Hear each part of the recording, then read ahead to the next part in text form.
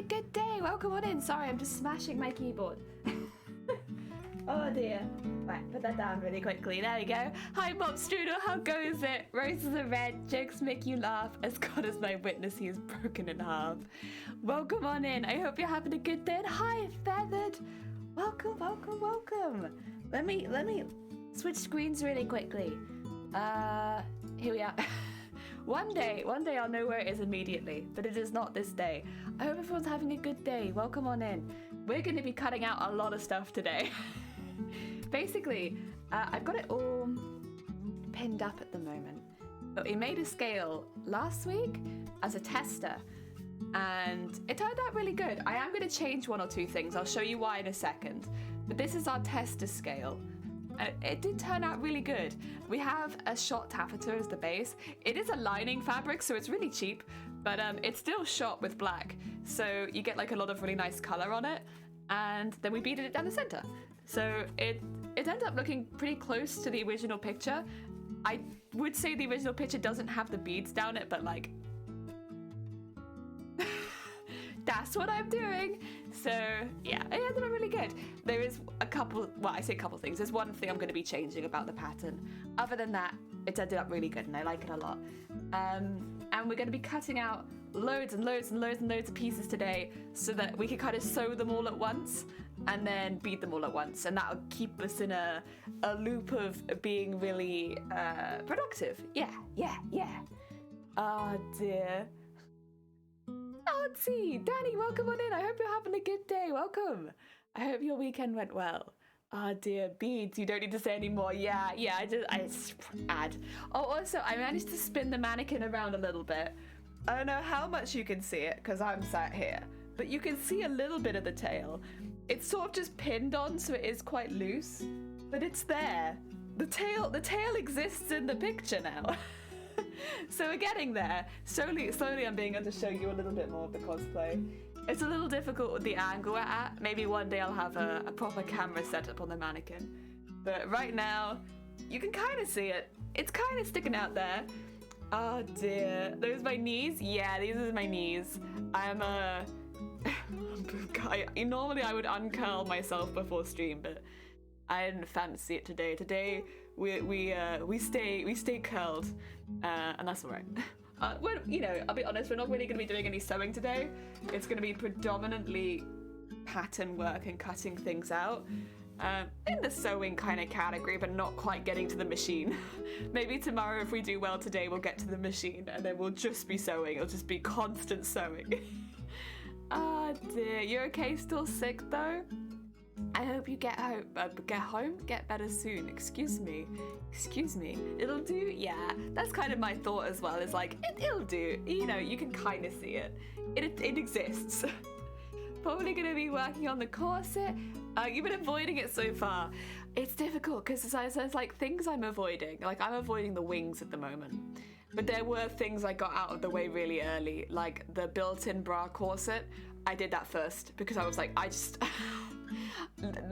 am not going to want to do that later on in the cosplay. That's gonna like, I've done them before, so it's not that there are things that are first times for me with this costume, but this one wasn't one of them. But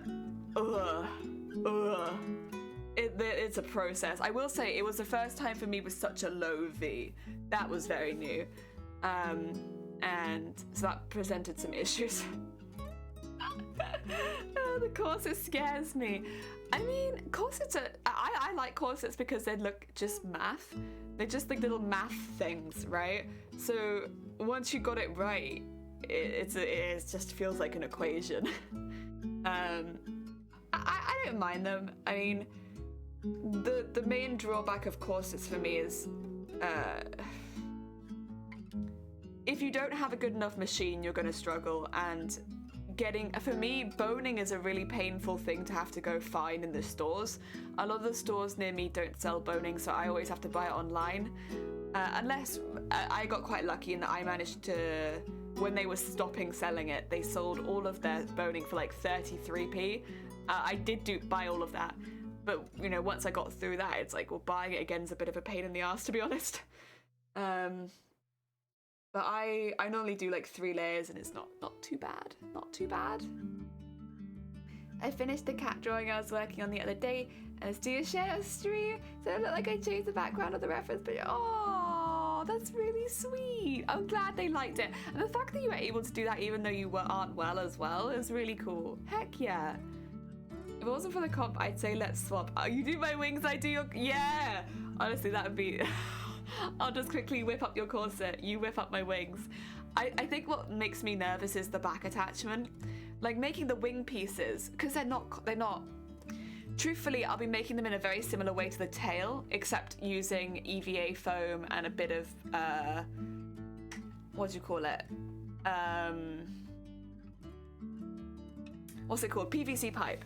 I'll be using some PVC pipe down the center, but predominantly it's just EVA foam for any of the sticky out bits and PVC pipe. So it's not really that complicated of a shape. What I'm nervous about is the back attachment. I hate wing harnesses. They there is a real gap in the market for a proper wing harness tutorial, to be honest. I think it's because a lot of the time people sell them, but they are a pain. And I'm already wearing 2 harnesses, and so this will be the 3rd one. Or not 2 harnesses, 2 corsets. This will be the 3rd one. That's because I'm making everything out of fabric, so it's just like everything's a corset. And so not only am I not looking forward to how to put it, I'm not looking forward to making it, I think it's going to be reasonably uncomfortable. Ah dear, I'm really proud of you shared it in every Discord yet, and yeah, I saw it. I thought it was really heckin' cute. Oh dear, when I first saw it I was like, it should have been in the pets one, and then I was like, wait a minute, no, it's picture. Oh dear. But yeah, I've been putting off doing my wings. I shouldn't really. I should get them done soon. I should get them done before I sew the embroidery onto the bodice. So I'll get them done pretty soon, probably, at least the base of them, if not the details. But do you want to see the reference I used? Have I not seen the reference? Am I being silly?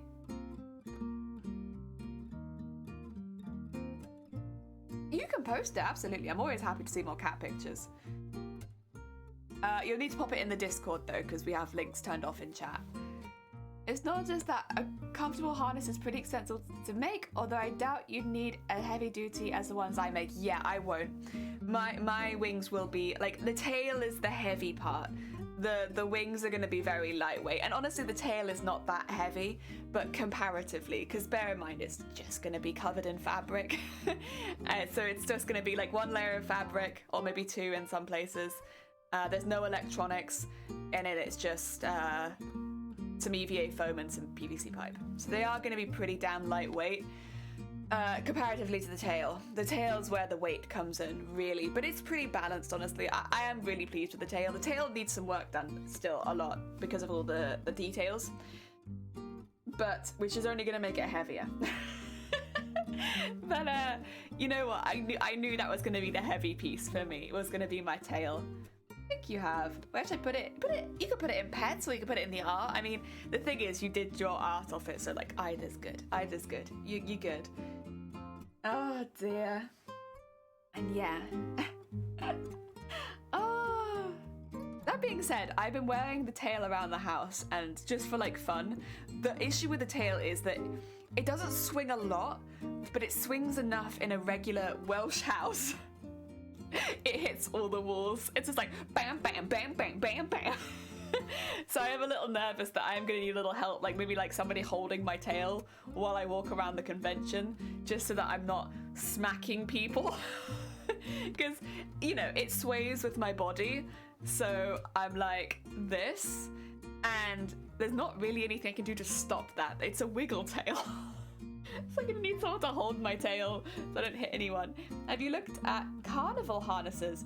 They mount some incredible things off what look like flimsy harnesses. I have not. Do you mind if I just quickly spend a moment and put that in my to look at after stream bar? Oh dear. Let me wiggle up here. And beep, beep, beep, beep, beep. Get out my keyboard. Car.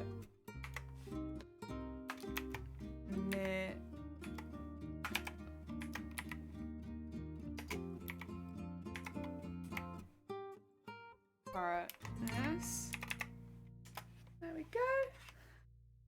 Ah, with the legs.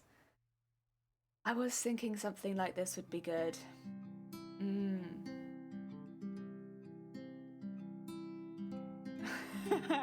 I'm getting a lot of very pretty harnesses as well. There you go. Like, leave that there. I come back to that after stream. I need some proper research in there.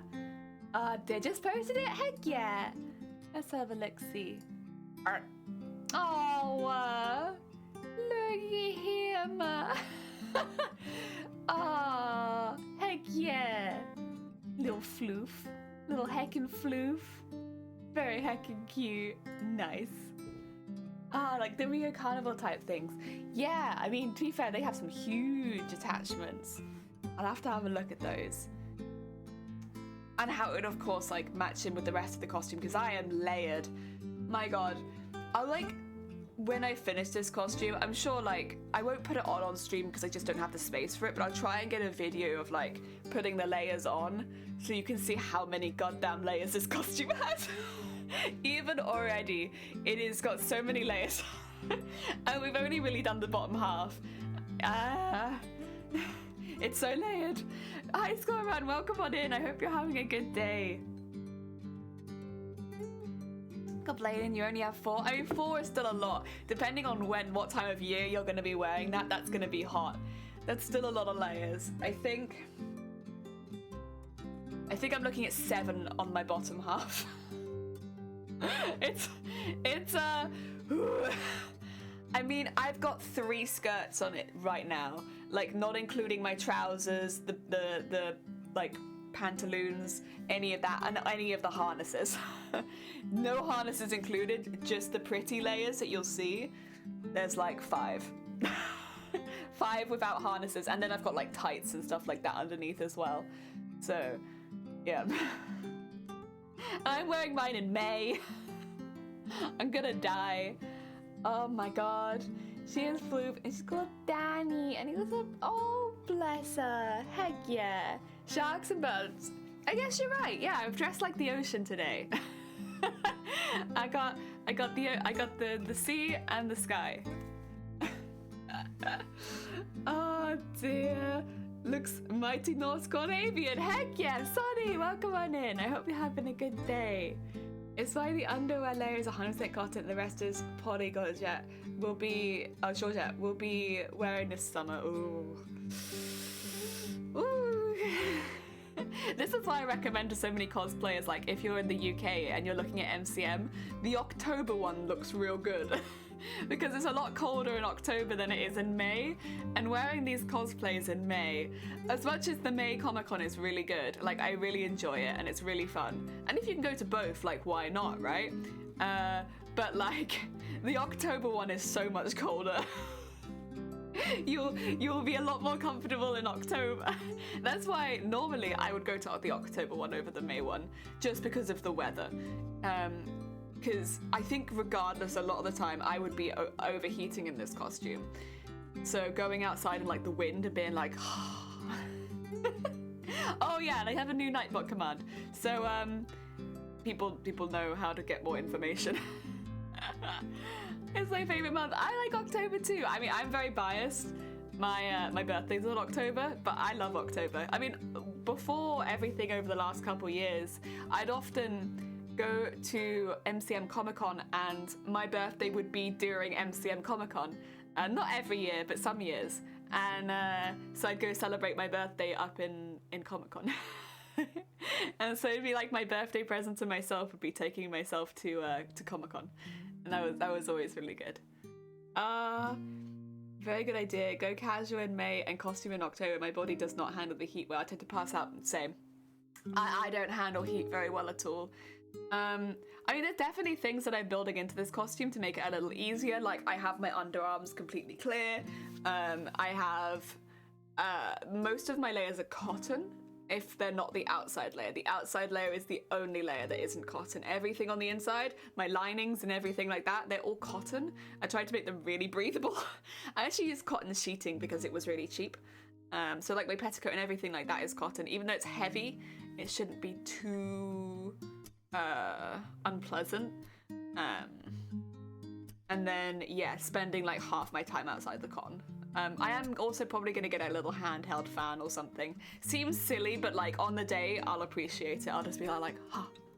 Fan. Same September. September is good, but it's a little cooler, but it's still, you have some hot days in September. Birthday month 20th, yeah! October birthday month! I'd assume that sometimes, like maybe not quite so often, but the MCM would fall on your birthday too. Because your birthday's just before mine. I like 15 to 23 and September can be both ends. Oh yeah, then it's perfect for you. Heck yeah, because you can get some hot days in September. You never know which way that month is going to go. It's either going to be a little warmer or a little cooler. But it's never normally heat wave territory. So it's a nice one. I don't mind September. And then October is then colder again. Get some proper wind in October. Which is why it's good for cosplay, because like, how to put it, like 23 is nice in like regular clothing, but in cosplay,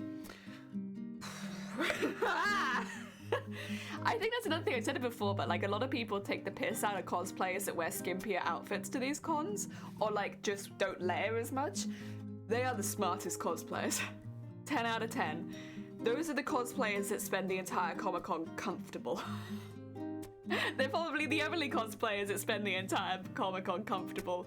All of us that are layering up like 8 layers, we're all dying.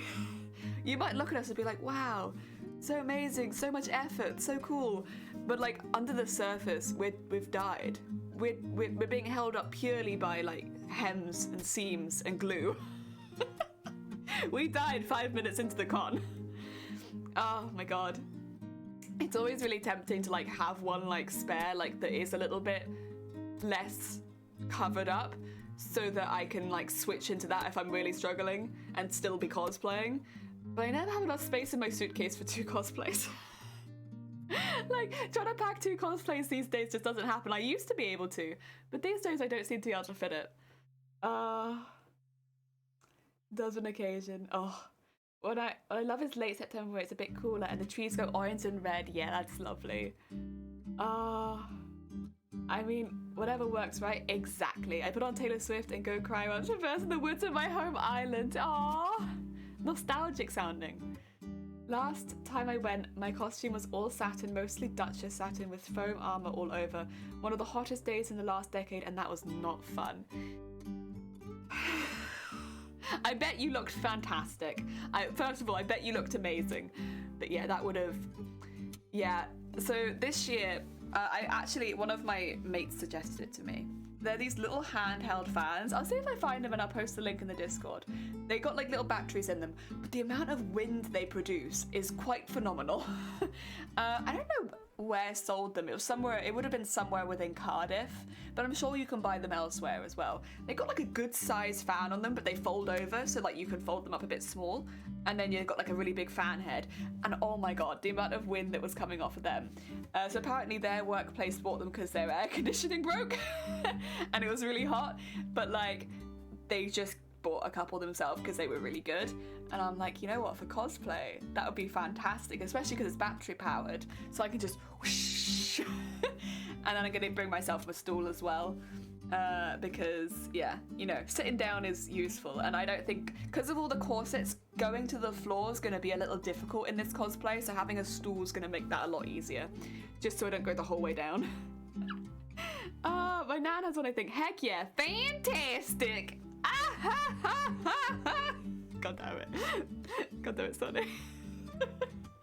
Yeah, so I'm probably gonna purchase some of those this year. Just so I can fan myself. Oh dear, I don't want to get too sweaty. I probably will get a bit sweaty, but I won't get too sweaty. And then I need to look into... God, you know when you remember something midway through stream, you're like, oh yeah, I need to look into that. I'll remember, it's fine. That sounds like a good idea. Now I can figure out how to attach it to my legs. Yeah, imagine. Yeah, just have like one on each leg pointing up your skirts. You just go whoosh. Honestly though, that sounds perfect. I'd like one on each leg, and honestly like one going up each arm and one up the back of my neck. That'd be great.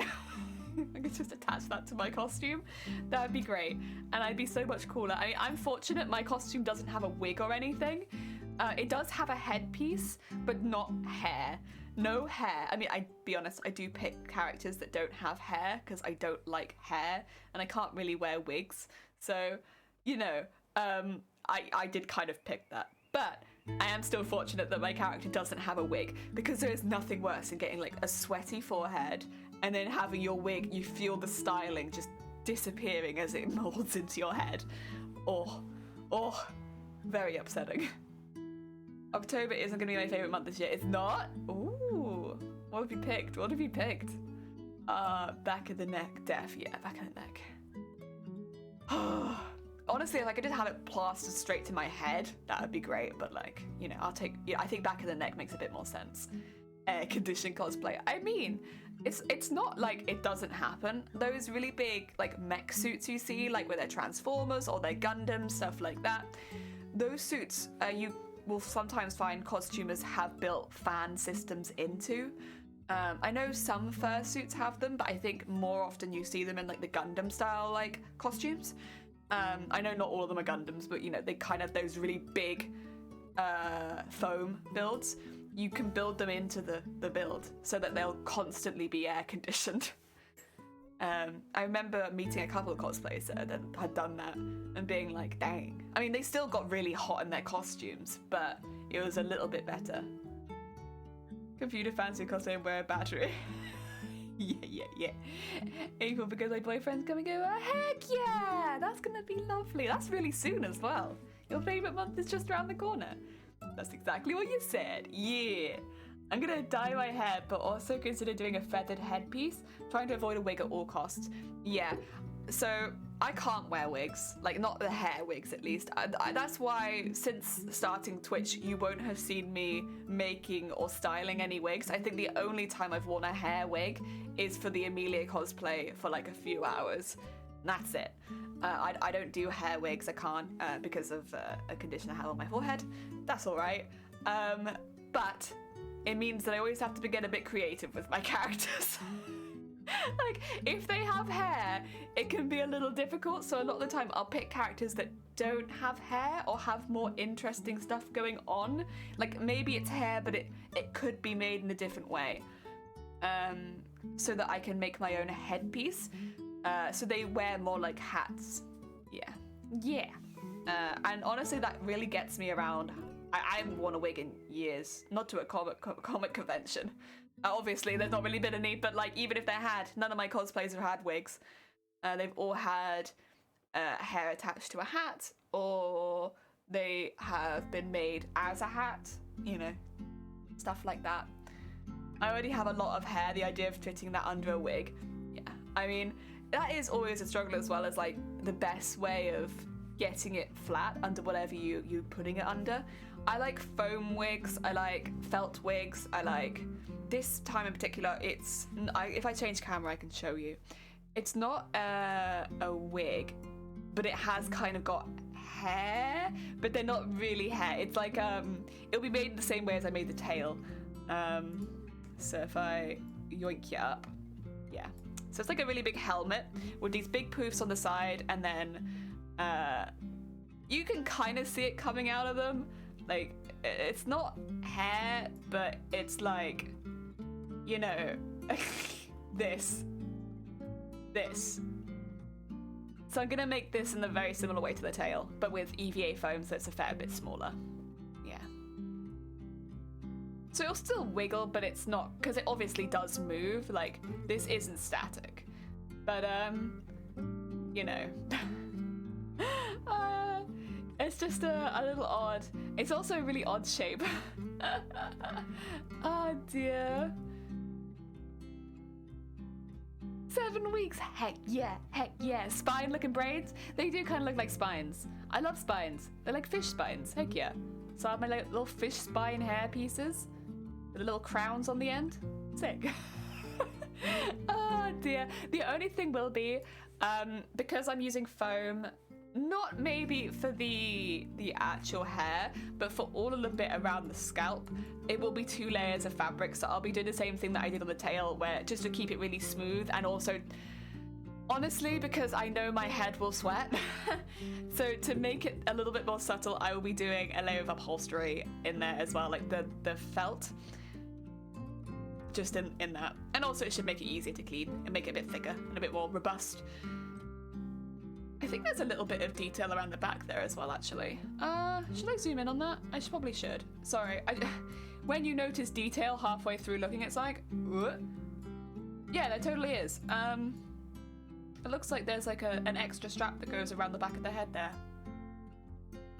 God damn it, cosplay. I swear, only having one cosplay picture, a bane of my life for this costume. Like, the rest of this I think is just the neck details, and then of course this is the big visor. But that there, that's an extra piece that goes around the back. I didn't see that before. That's okay. I mean, that's not too difficult to add. I can add that pretty easily. I just didn't know that it was there. Would have been nice, cosplay, to know that that existed. God damn it. Oh dear. No, I'm actually really looking forward to this costume. The nice thing about this costume will be, even if I have a migraine this day, the bright lights of the con won't affect me because I'm effectively blind in this costume. I will be always in darkness. So yeah, it's pretty well built around me, I'd say. Honestly, this costume's like perfect for me in so many ways. It's great. Oh, you should be able to fit a small computer fan at the top. That's true. Just blast it down. There'll be like a constant hum in the background. How will you see? No, I refuse to see. I'm gonna be blind. I probably will have the visor, like, so that how to explain. There will be two hooks on the inside of the visor with a piece of elastic on the helmet. Depending on which one I hook it into, it'll either be over my eyes or it'll have it lifted above my eyes. So it'll be like this. So that when I'm not having photographs taken of it, I can hook it onto the higher one and have it just lifted a little bit above my eyes. But then whenever photographs are being taken and stuff like that, I can unhook it, hook it onto the one above and just have it go down. Yeah. See-through fabric? No see-through fabric. Because the fabric's going to be the same as I use for the rest of the costume, I want it to be like coherent with everything else, and this is the same fabric I've used for everything else, so it will be the same fabric. It's just that I'll have a little mechanism that mean I can push it up and down, so that when I'm taking photos I won't be able to see, but the rest of the con I will. The other thing is, bear in mind, I'll always be able to see straight down to where my feet are. It's just, you know, so even when I'm having photos being taken, I'll still be able to see like where my feet are and make sure that I'm not immediately tripping over anything. It's just going to be a wider range of vision I won't have. Yeah. My nose sticks out a fair amount, so like whenever I have visors, I can see a fair amount. I will always be in darkness. Same. I try to get hold of the artist. Sometimes they're willing to send close-up photos of the details. I got the original 3D render of Valkyrie I did last year. He was so sweet and helpful. Damn, I never even thought of that. Oh my god, that would have been something to think about, huh? Whereas here I've been struggling for like 8 months, like I have one reference image. God help me, help. That makes sense, yeah. I mean, it'll just be like a really, really small mechanism, but it means I can just shoop, shoop, shoop, shoop, shoop. Otherwise I'll be a hindrance with my big old tail and then not being able to see anything. It would be like a bull in a china shop. Zay, I hope you're having a good day. And Amazonian, welcome on in. I hope you're having a good day. Welcome on in. We are going to be cutting out loads and loads of fabric today. So we're not actually really going to be sewing today. I should show you what I'm going to be changing. So I said I was going to make a small change. This is why. So the way that these are going to lay is actually more like this. So they're going to be flat at the top. I'm going to have a tape that goes the whole way around them. But then they're going to be sewn down in like a bent shape so that they have that nice arch of like the scale. Because of that, it's a little bit wider at the top than it is at the bottom. Now that's going to be an issue on all of the scales if I keep it like that. I'll still keep this scale, like I'm sure I can use it somewhere, but I need it to actually be smaller at the top than it is at the bottom, because most of my tails are put on a surface, my scales are put on a surface where they need to be angled upwards. So what I'll be doing is changing the pattern for this just a little bit, so that when this, bends up, that this bit is a little bit smaller. So I'll probably just be taking about 1.5 centimeters, 2 centimeters off each side, so that I can do that shaping with it. That way when I'm attaching them, they look nice. Yes. I always want to tag the original art in the photos. See, I'd be happy to do that, but I always feel awkward tagging anyone before I've finished it, because I'm like, it's not done yet. Don't look, it's not finished. Don't look, I haven't finished it yet. I've still got lots of things to do. But that's just me probably being an awkward bean, because it's one of those same things where you'd never hold anyone else to the same standard. But for me, I'm like, let me just be an awkward bean and not do that. So I think I probably need to take about... I know doing it by eye is no good, but honestly, it's about that much. That's how much I need. I've been looking at like this for the whole weekend, so... I just wanted to do it on stream so that you guys kind of had an idea why I changed the pattern. It's just because right now it would look a little weird when we had them all sewn next to each other. I'm going to sew the top of these all onto one strip of bias tape. That way when I'm sewing them all on originally, they'll all be sewn on with that tape. And then I'll go back in and make sure they're all individually attached. But getting them all sewn on the bias tape should mean that they all look really good together. So that's how I'm going to be doing that. Yes.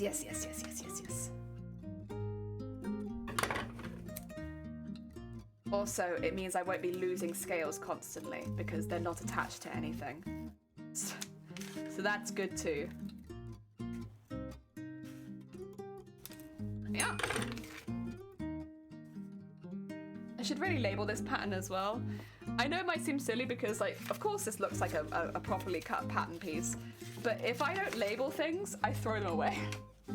So I shall call this scale pattern. Then I'll put FFTAM. There you go.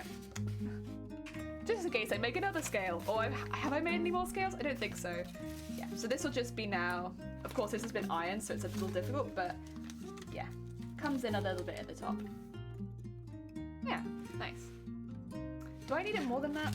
Is that enough? I think it's enough. I think if I... Yeah, basically it just makes it look like a kind of more of a straight line. Yeah. Okay, so now what we have to do, I'm gonna put this to one side. Probably all the way up here, because I really don't want to damage it while we're doing the rest of the work today. Oh, actually, can I show you one other thing I've done? I'll be honest, I did splurge a little bit on this. I haven't really splurged on anything on this cosplay. I've been really good, but I did splurge a little bit on this. Which is, for the, oh, that timer's going really quickly. I'll fix that. That's happening too often. Sorry about that. For the cape, I've been really umming and ahhing about what I want to embroider the cape details into, whether I want to do it into chiffon, or if I want to do it into another lace. And the other day, I got a little inspired. I didn't go fabric shopping. I went fabric inspiration shopping. I just kind of went and looked at a lot of fabrics, and I went and looked at a lot of lace fabrics, and I saw these laces, which I recognize the lace underneath. I'm sure a lot of people that craft will recognize this lace. It's the same lace you see everywhere that's like, you know, £8 a meter. It comes in a fair few different colors. It's that lace. It's got the same pattern on it. It's like vaguely floral, but like with big flowers. And I see it everywhere. Whenever I see lace in a fabric store, it's that lace to start with, and then there are more expensive ones, but it's that one. And there was a fabric which had used, you call it daisy lace? Yeah, literally, you see it everywhere. It's like that one lace. But it was that lace, and someone had taken it and embroidered into it. So with an embroidery machine, taken it and done their pattern over the top of that lace in a different color. And can I just say, it looked fantastic. Like, it completely changed. It made that, like, cheap lace look like $1 million. It looked so good. And that's clever, right? It's really clever. And that's probably what I'm going to do for the cape now. I'll still have to dip dye my cape so that it's blue with white just in some areas. And then I'm going to be embroidering over it in white. And I think it's going to make it look like seafoam. Right? It technically isn't 100% on design, but I think it's gonna look really good. So what I ended up doing was I ended up buying my embroidery threads all in white. I was gonna do that anyway because all of the embroidery would always have been in white, and I bought them in a pack because it was cheaper. But what I did buy, which was what I splurged on, was this. So this is pre-wound bobbins.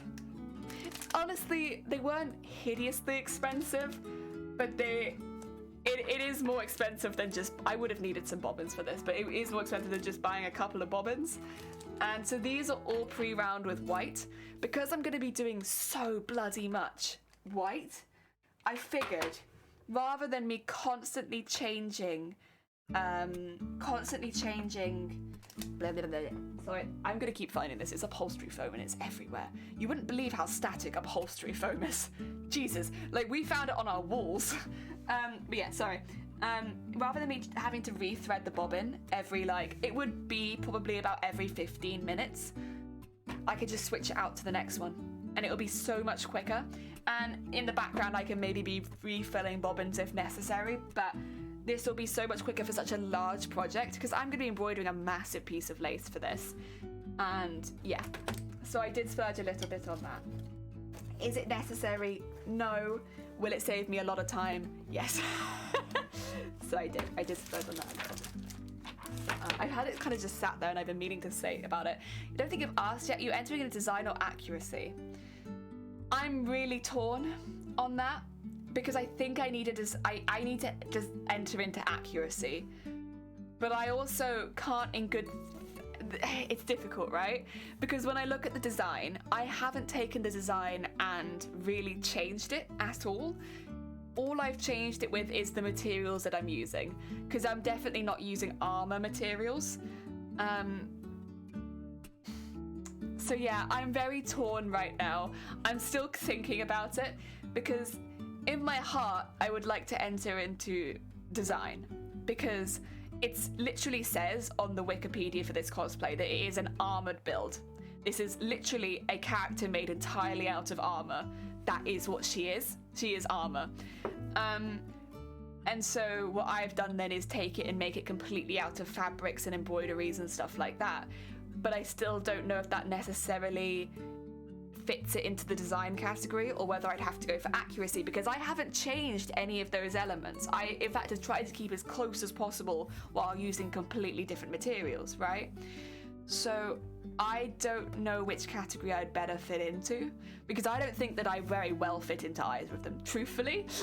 That's on me. That's what I decide. That's how I decided to take this costume. I wanted to do it like this. You know, I had a statement I wanted to make and that's my statement, but it doesn't well fit me into the categories. I bought 2 boxes of bobbin thread with 100 bobbins in each, one white, one black. Yes, smart, really smart, because winding the bobbins does take a lot of time out of it. And to be honest, when I'm streaming and stuff like that, I don't mind spending that time to do it. But you know, outside of streaming, I prefer a little bit more. How to put it? Just going and going and going. And since most of that will be off stream, I prefer just to get it done. I mean, it's an animated image, so that would be really up for interpretation with material choice, so that's true. It's the description I was really going off of, which 2 seconds, it's gonna be really hard. I'll just. Because I guess you're right in that armor historically has, like, obviously because you have like leather armor and hide armor and stuff like that. Like there is historical fabric armor. Armored female warrior, not an armor with a goddess as a living shield. Yeah, because all the other depictions of Mateus, it is like a massive piece of armor with a living shield goddess. Yeah.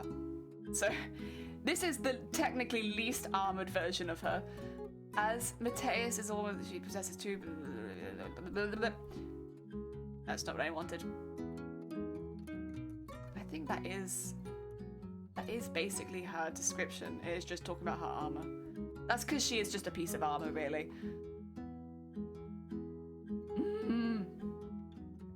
If I look at the other Totema, oh, they're all so pretty. They're all so pretty. I love it. I love it.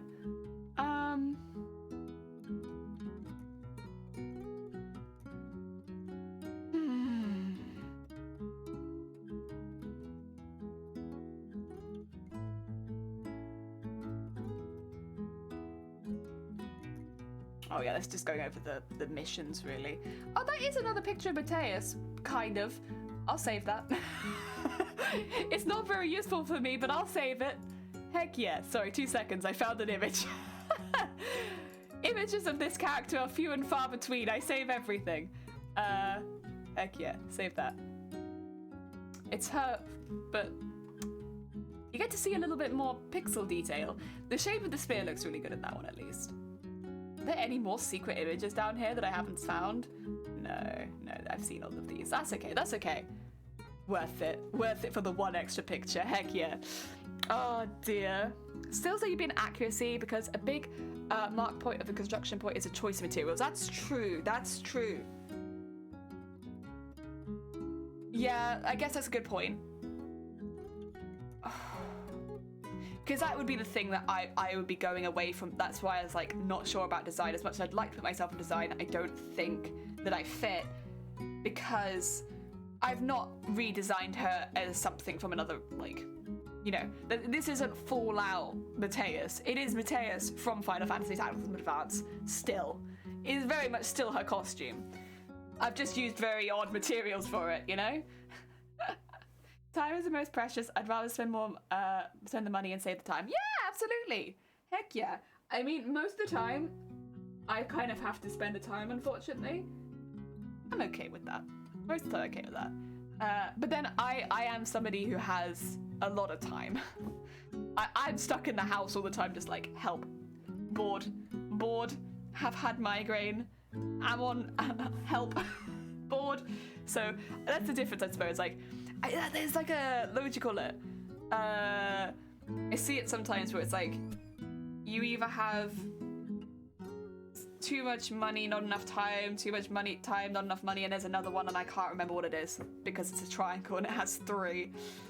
But I have time. Oh dear. Right. Should we, how long have I been streaming? I've been streaming like 50 minutes and I haven't cut out a single goddamn thing. I think I should maybe start cutting some stuff out. maybe start doing some heckin' work. Oh dear, right, I'm gonna use some of the scraps first because I can love using scraps. These ones will take a little longer because, you know, use the whole scrap. Is there a way of getting these in there a bit better? Like that? I want to try and fit 2 in here if possible. Ah, dear. Triangle of cheap. That's what I like the most of it. Hey, I'm lazy. No, you're good. And also, I wouldn't describe you as lazy, Feather. I've seen the projects you take on. Those are not lazy people projects. Ah, dear. Deary me. And not only that, you stream them. There is nothing. There's. God damn it, Feathered. What are you talking about? You take on these massive projects and you stream them. That's not lazy. That's heckin' not lazy. Oh, did it fast. more important than good, and you can only pick 2 max with cosplay. Yeah, actually, Amazonia, did you post something about that recently? Or was it a different cosplayer? Someone posted it, and I was like, yeah. Oh dear, I'm cheap. I'm a cheap lady. Everyone knows I'm a cheap lady. But because of that, I have to spend a lot of time making each piece of fabric look not cheap. But that's what it comes down to, isn't it? Like, you know, I'm not gonna say if I didn't have like ridiculous disposable income, would I do the same thing? God no. But like, at the end of the day, I enjoy making cosplay, so I'm okay spending the time on it, you know. I'm okay sitting here in my room. The other thing, like, what else would I be doing? That's just, what would I honestly be doing?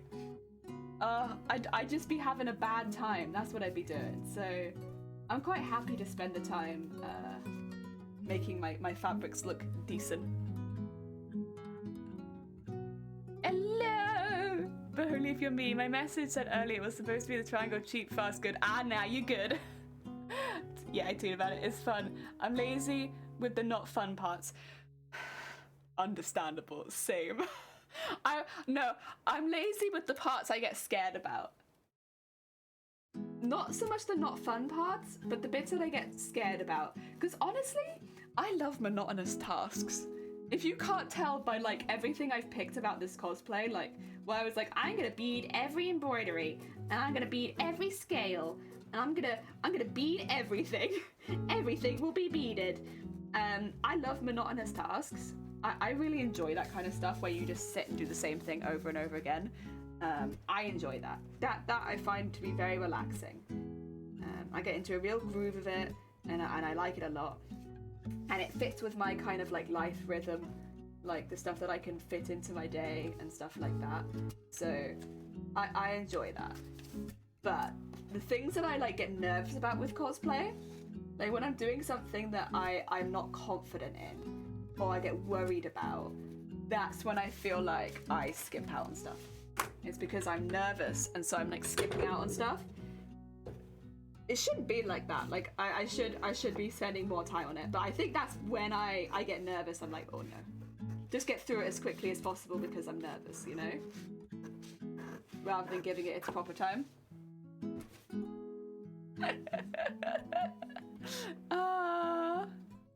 Sansa is not cheap or fast. I was gonna say. Yeah. You were like, I'm gonna spend a lot of money making this look beautiful with all of the perfect fabrics. And then also, I'm gonna spend years embroidering it. Bless you, it's beautiful though. Like, it looks fantastic. Really, really good. Like, it couldn't have looked more picture perfect. But, oh, oh, dear. Oh, Dragonfly, thank you for the look. Look what work, heck yeah. It depends with me. I hate cutting multiples of something out. However, I will sit for hours and hand place rhinestones or sew feathers individually. Yeah, I can kind of get that. But then I guess that's just, I like cutting things out. I don't like cutting large things out very much. I get quite overwhelmed with big pieces of fabric, which is annoying because I like making ball gowns. But then, you know, all of the big skirt pieces and then the layering and stuff, I get overwhelmed with large pieces of fabric. And so, yeah, I'm not keen on that so much. But like cutting out small things like this, there's just something kind of therapeutic about it, you know? It's not complicated. It's not difficult. My scissors are sharp. It's nice. It's just, yeah, it's nice.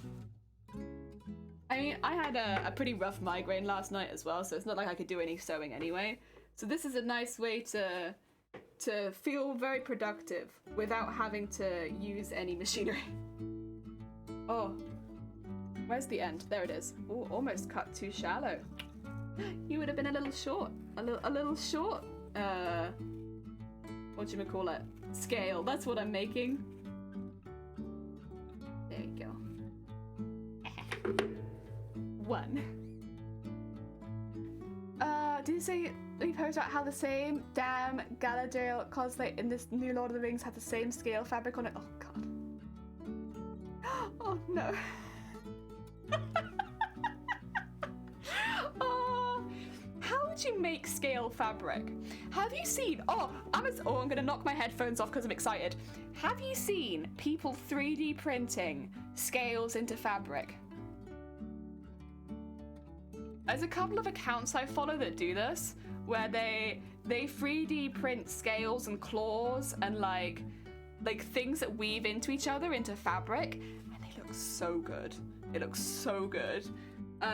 Like I don't have any intentions of buying a 3D printer because like, where's it gonna go? But it made me want to get one because I was like, wow, that looks so good. Oh. This is why I've used the Creek Up My Scales of Sansa. I think there's a room somewhere where the designers sit and try to come up with ideas to piss off cosplay. Oh, you know what? I can imagine that. Yeah, I can imagine that. That sounds spot on. Oh dear. Honestly, it's a design woven fabric. The direction of the weave makes the scale pattern look 3D. It's awesome. Oh. Yes, see, personally, like, obviously it's not a fabric that I'm gonna buy. The 1 meter of that fabric is like the same cost of my cosplay so far. But I love looking at fabrics like that and being like, oh hell yeah. That's so cool. I mean, that's kind of what I did last week when I was looking at all the lace fabrics. Like, most of those were like wedding dress fabrics, to be honest. Like, they're very expensive laces. But it's definitely really good inspiration fuel. Where I'm like, I could maybe do this, mimic this like this, try this. Oh yeah, yeah.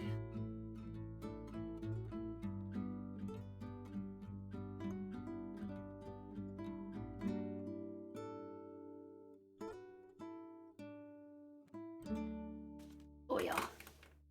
Yes, I've seen it. So cool. I love it. I think it was Vile Mods that showed me it originally because they followed some people that were making scales on like 3D printed, and I was like, oh, I just think it's so cool. That's not gonna fit a scale, is it? No. I love how I finished my first OST and I've barely started streaming. There you go. No, that definitely looks really cool. I mean, there's a few maker studios in my area. I think that's what they're called. That's not what they call themselves, but that is what they are. I think on the online making sphere, they're called like maker studios, right? Basically, you go in, you get like a little licensee thingy, and you can use any of their machinery. And they have 3D printers and laser cutters. It's been a long time since I used a laser cutter.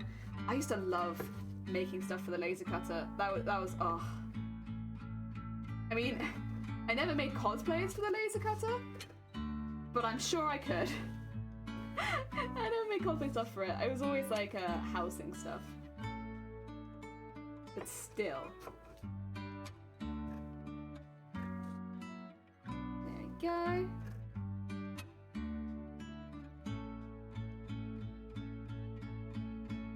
Oh. Another one. Oh yeah. Next question for you. What software do you use to create laser files? I'm currently struggling. So whenever I did it, I used the files that were present at the center, or like where I studied. So it would have been Autodesk. I would have made all of my laser cutting files in AutoCAD. Yeah, which is quite an expensive software to get if you're not getting it through something. And it is a bit of a complicated one to pick up, but I would say Autodesk is fantastic. It's a really good one to learn because you can use it for 3D printing as well. So, yeah. Ew. Sorry. Oh yeah. If there's a way you can get it free, I know some places like Maker Studios will let you just come in and use it. Because otherwise it's a bare few £100, I think, for the program, and it is a complicated one to pick up.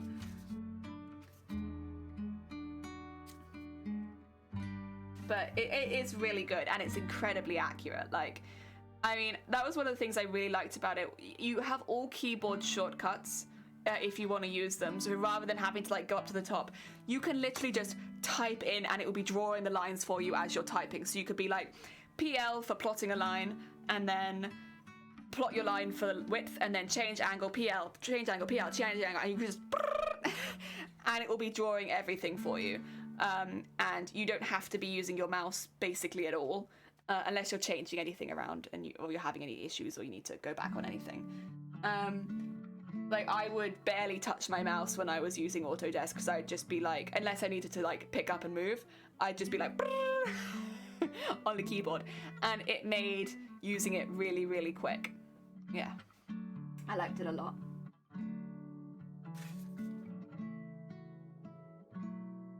I think there are some freer versions though. I'm not sure if people used Inkscape or SketchUp. I think SketchUp is more specifically for houses, but yeah. They were either cheaper or they were free, but I don't have any experience with them personally, so I can't tell you what they're like, but I think some people did bring their own stuff in and use that.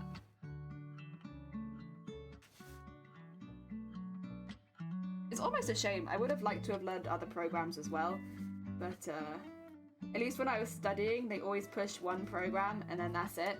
Like, you're editing files, it's Photoshop. That's the only one you use. And you're building houses. You're doing layouts.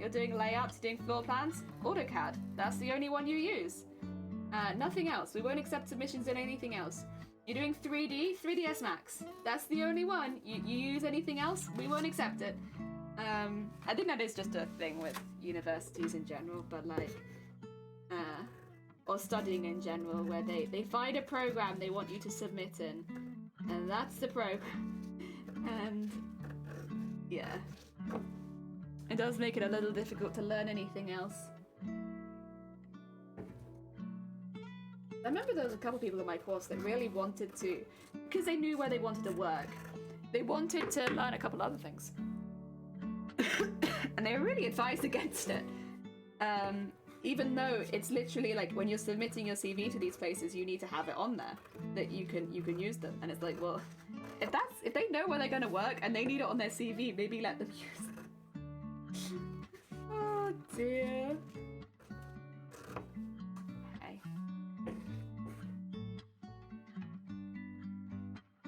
It do be like that sometimes. Whip. Over there.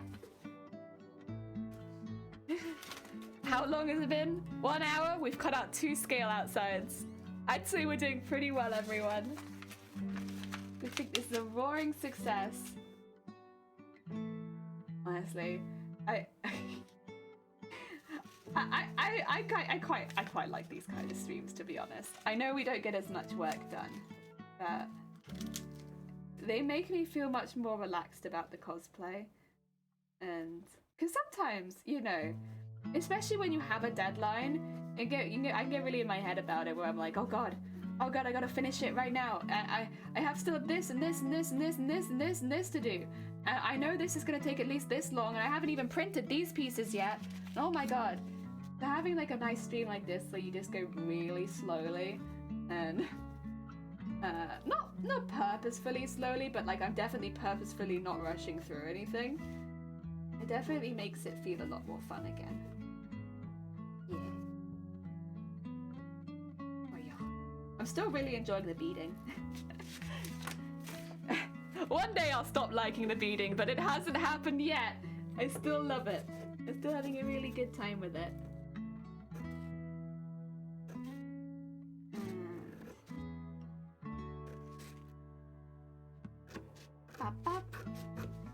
Go.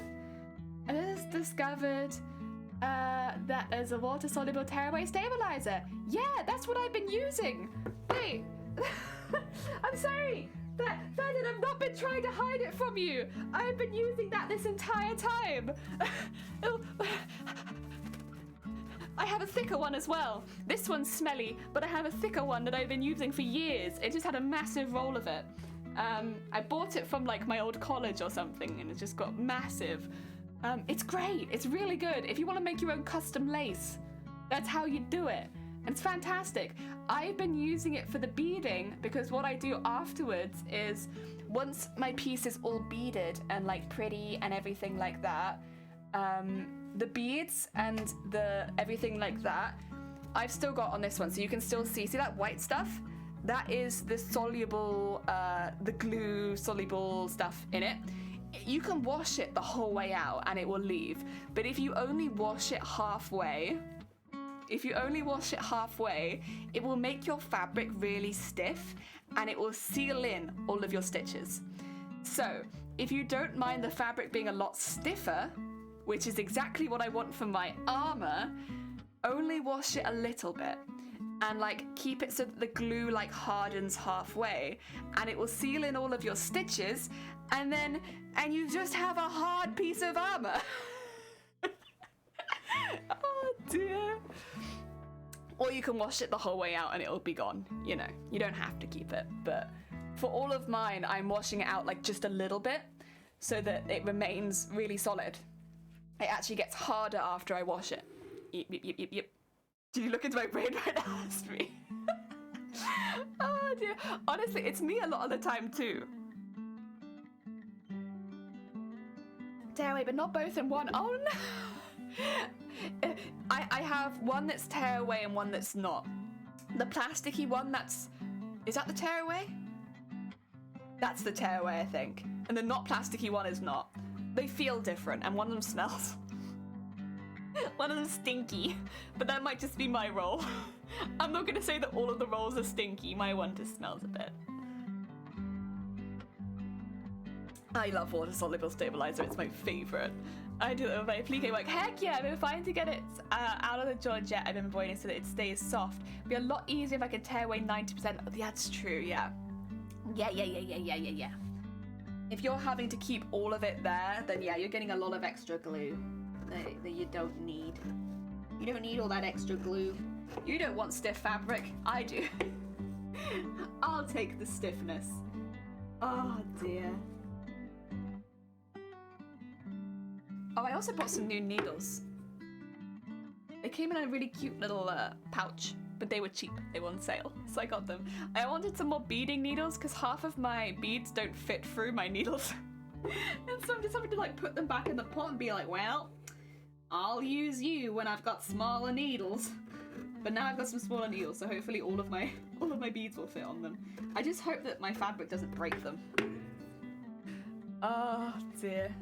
Another one. Ooh, a hair. I need to oh wait, no, that's not a hair. That's a thread? A really thin thread. I'd be worried if that was my hair. That'd be weird feeling. There we go. I need to re-dye my hair at some point. My roots are getting out of control. I just haven't really been in the mood to do it. You know, a mood will come over me and I'll be like, and I'm doing it right now. I have had everything in my house to re-dye my hair for like a month now, I think. It's just after Christmas. But the mood has not struck me to do it. And I know that I should, because if I leave my roots for too long, I'll get like a line on them. Yeah, fun fact, a strand of hair works great as a needle threader. I don't know if I've ever used a needle threader. You're probably right. At some point, I think, I don't know, because I have shaky hands and everyone's like, oh, you must use needle threaders. No, I don't think I ever have. Maybe when I was very young. But I remember seeing them around the house, but they were never in my sewing kit.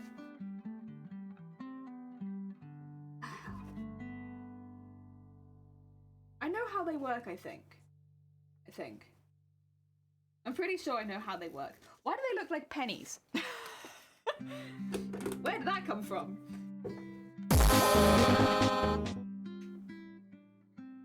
Pesky kids and your horns. Oi, oi! Shifty, welcome on in. I hope you're having a good day. Welcome. We are cutting out lots of things today. We're taking it really chill. Honestly, I could have just put myself in the just chatting category because like that's about as chill as we're taking it today. But I'm not going to, because you know what? Crafts. This is part of crafts. Part of crafts doing nothing. I never use them, but when using beading needles, the hole is thinner and the thread is so... And normal threaders are too thick too.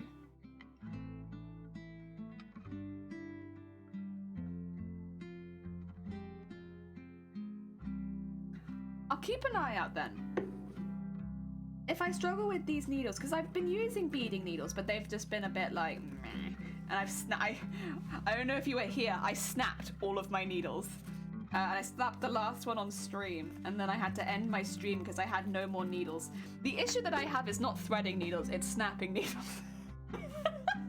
With my exceptionally strong hands.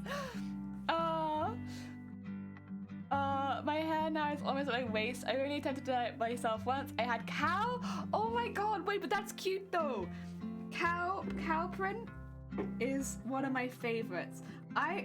Doing Boobtober, I so badly wanted to make a cow print set, but I had no reason to make it, and it would have been purely for selfish reasons of wanting a cow print set.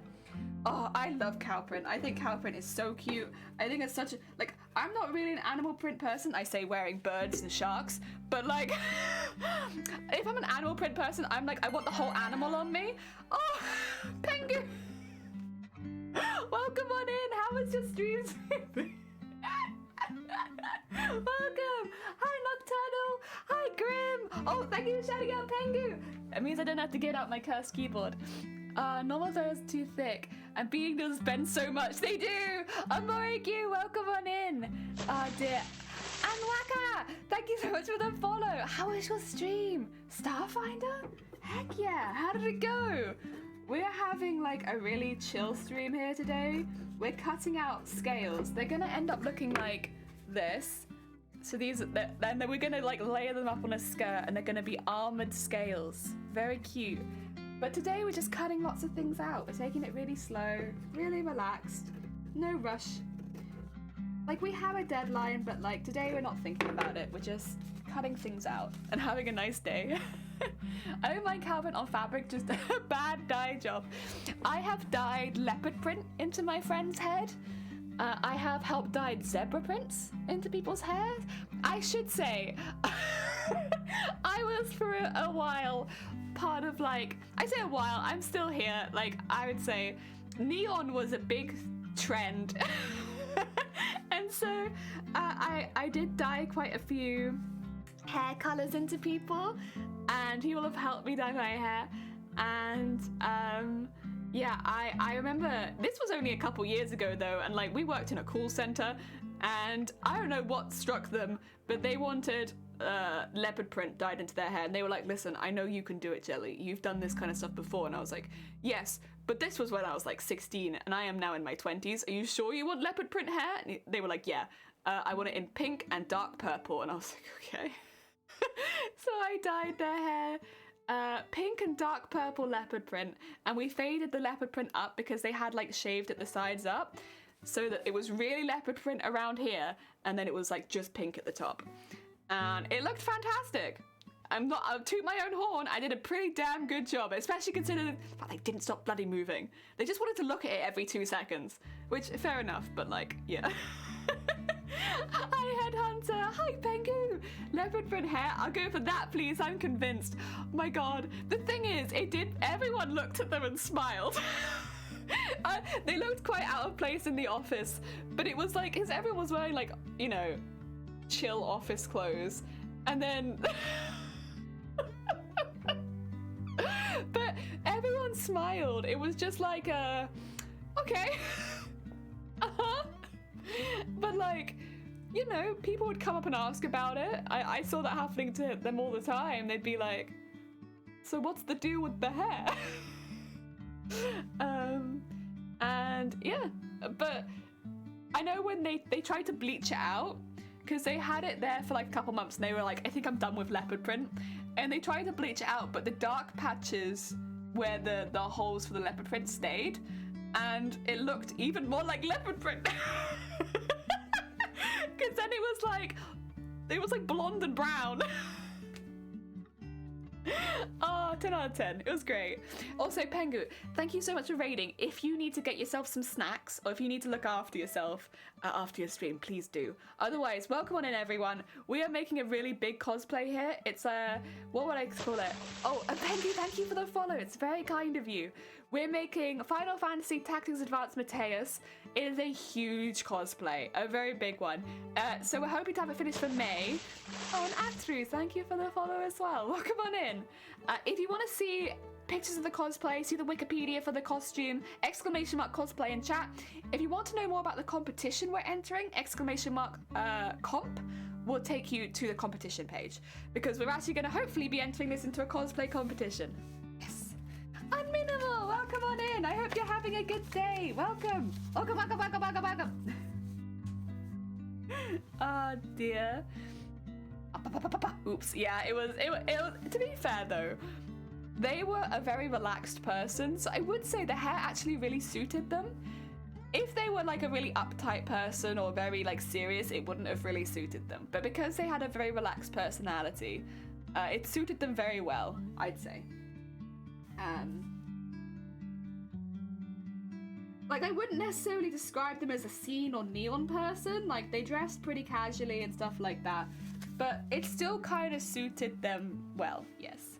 I'm not brave enough yet to enter an imp. Oh, Feathered, you know the only reason you're not entering is because you know you'd swipe the competition. You'd be like, whoop. You're just doing us all a favor and not entering. That's what it is. You humble bean. You'd be just fine in one of those big competitions. You put so many hours of work, and you're a very heckin' talented cosplayer. But at the end of the day, you have to enjoy it as well. If you're not going to enjoy it yet, if it's going to be a bit much, hold off and then enter when you're up for it. But when you do enter, you'll be fine. You'll be fine. Even if you don't win, you'll be at toe-to-toe with everyone else. Easily.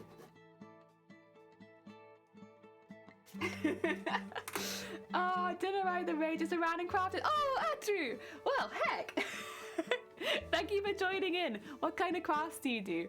I will sit properly at some point, but not yet. I'm just, you know, this is peak crafting position. Yeah, Andrew used to cosplay mostly Madame Red or Samantha from Saw with the bear trap. Yeah! Amazing. Oh, heck yeah, another cosplayer? Another heckin' cosplayer?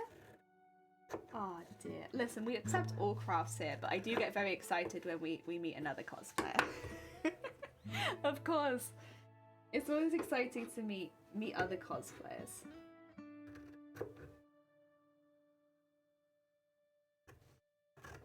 Oh yeah. I get this one out. Honestly, these scissors are so nice. So these are the ones I got for Christmas as a gift, and because they lie flat a little bit more, it just, even on like little things like this, they just cut really nicely. It's really nice, and they're very sharp. I'm very much enjoying cutting things out with them. Another one. All right, let's get some more scraps. Oh, actually, is this a scrap? I don't think that is. Oh well, we can grab it anyway. It might not be a scrap, however, this bit at the end sure is looking scrappy. So let's cut that bit off maybe, and we'll work on that. I think we'll get quite a few scales out of it, to be honest.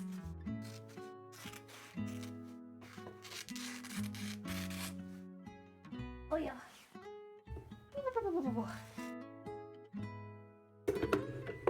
Resin crafts and a few tiny bits of wood craft from time to time. I love wood and resin. Wood and resin together looks so pretty. Heck yeah, heck yeah. Mostly pagan and geeky themes gearing up for... Oh, you're doing LFCC? Oh my god. I was meant to go to LFCC back in 2020. And of course everything happened, so I wasn't able to. Oh my god. Oh my god. Welcome on in. Oh, you're gonna maybe do MCM as well? If you do, I'll be there. And I can keep an eye out for you. Hi Sola, how goes it? I hope you're having a good day. Oh dear. Create, praise the sun, and Gev Mew. Hi Gev, incoming. Comment, how goes it? 2 seconds, I need to shout out Sola. How was your stream, Sweet Bean? How did it go? I hope it went well. I did. If you haven't checked out Solar Run, there another heckin' creative bean on Twitch. I know a lot of people here are always searching out for more creative beans to follow, so just nip in quickly, nip in, have a little look at the VOD, check them out, send them some love. Oh, Jojo and Peraz, how goes it? I hope you had a good stream. Time to make stuff. Thank you for the lurk. Good luck. I hope the making stuff goes well, and hell, maybe I see you at MCM. Oh dear. Sorry to follow and run. No, you're good, Comment. Have a good rest of your day. Thank you for the follow. Take care of yourself. Thank you for shout out. No, you're good.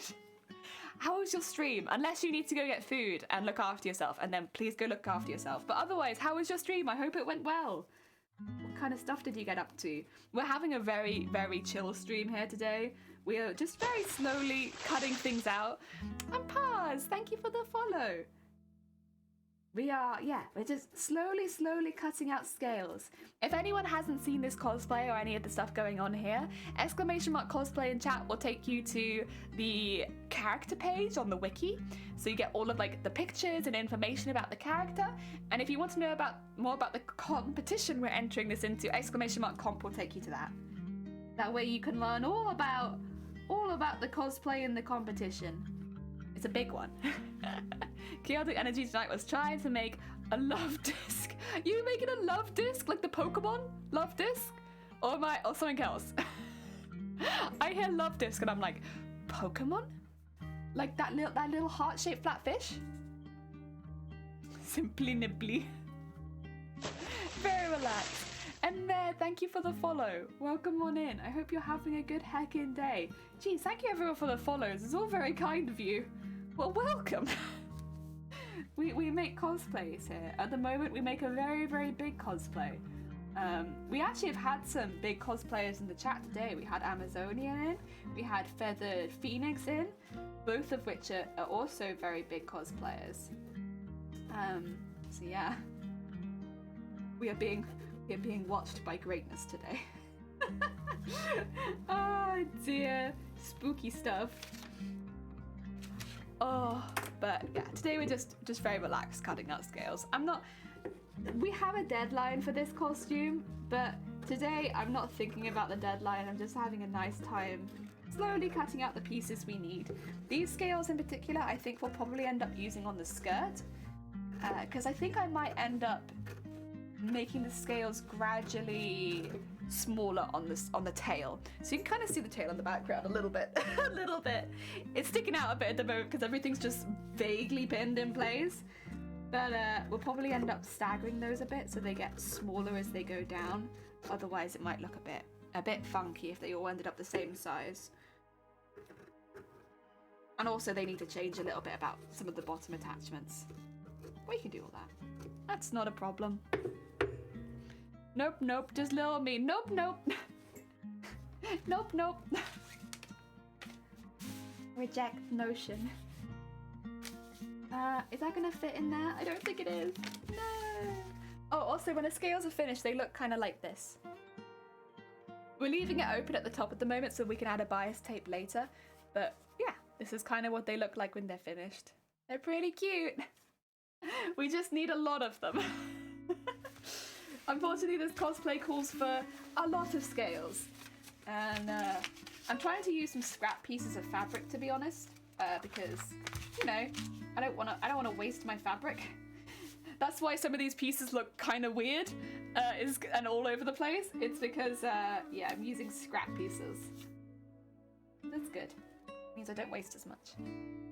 How's Jelly Day doing? George, welcome on in. I hope you're having a good day. And Build, do you know exactly how much you'll be needing? No. And I did try and calculate this the other day. And Naughty, thank you for the follow. Welcome on in. I don't have a clue. I tried having a look, and then like measuring around the tail and stuff like that. But if the tail scales are getting smaller, then I'll need more as I go down, right? But then they're smaller, so they'll be using less fabric. The ones on the skirt are a little easier to work out, but because I don't know exactly how big the front embroidery is or how much I'm cutting out for the tail just yet, it's a little difficult to work out exactly how much I need. So for now, I'll just make a lot. I think I'll probably need at least 100. Probably more like 200. But some of them will be a lot smaller. So they won't all be this is the biggest ones. Because also, with there being scales, it's like a nice idea to maybe have some extra scales here and there, like as extra details. Like I might end up putting a couple on the assless chaps, just to kind of tie it into the rest of the costume a little bit. So I might make some smaller ones that go for the tail, and then a couple of extra smaller ones that I'll end up putting on the assless chaps, just to help tie it in a little bit, like maybe for around the back. Basically, I just want them all to speak to each other. I want my costume pieces to speak to each other. Zero waste scales? Heck yeah! Zero waste scales! How goes it, Grobbit? I hope you're having a good day. Honestly, we're not wasting very much with this costume. Other than the embroidery machine stuff, that bit, that's annoying because it does feel like I waste stuff with it, but there's also not very much I can do about it. I'm trying to waste as little as possible with the embroidery machine, but because you need a certain size to fit into the hoop, it does waste some. Unfortunately. I'm well having a chill day. Heck yeah! So many scales, right? Has anyone seen my glasses? I can't unpick without them. The irony of looking for glasses because I can't see. I haven't seen your glasses. Maybe this is a sign that you need to do your unpicking later and you need to do a more fun job right now. It's a sign from the heavens to do a more fun job. They're like, Feathered, you have been doing all of the scary jobs and you're worried about your corset and you got all this stuff going on, so maybe unpicking right now is not the good for you. maybe you need a more fun job for a little while, and then you'll find your glasses and you can keep unpicking in a bit. Oh no, you found them, god damn it! No, world, why did you give them back to Feathered? Now they're gonna keep unpicking. It's not a fun job. There's another scale. I think I'm gonna have to cut that bit off because I think that's a little bit small. What is this? Oh, it's my pattern. What is this random thing under here that I'm consistently using? That's my pattern. Jelly, that's my pattern. We need that. Don't get rid of it. I'm trying to waste as little as possible because it is a big costume and throwing away big pieces of fabric doesn't fit well with me. I use spray and stay to hold the fabric onto the stabilizer. It has to sit inside the hoop. Worked well for me so far. Heck yeah, I have some spray and stay. I don't know where it's gone. I don't use it at the moment because it's not necessary, but for the parts where I'll be using the purple fabric underneath, I probably will be using it. Right now, I don't use it because the embroidery is initially so intense that, like, good luck bloody moving after that. You're not going anywhere. But I have used it before. I do recommend it for a lot of things.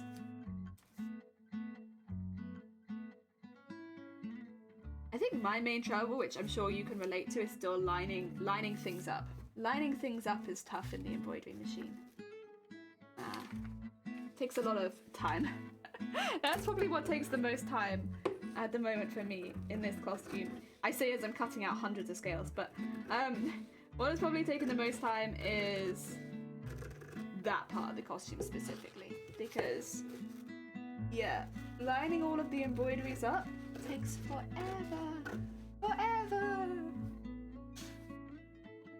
I embroidered the bottom of the cotton pants I was making. Heck yeah, the one I use isn't permanent. No. It's like the stuff they sometimes have on iron-on stuff, where it's like, sew this as well, but you can iron it on initially. It's like that. And then you can just boop, boop, boop, boop, boop. But because the cans themselves are expensive, that's why I don't use it all the time. Is so that I don't waste it.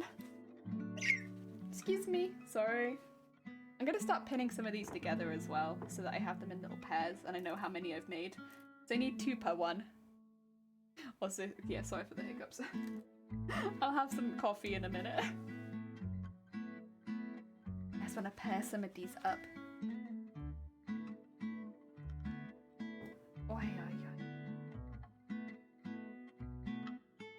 Oh, that's one.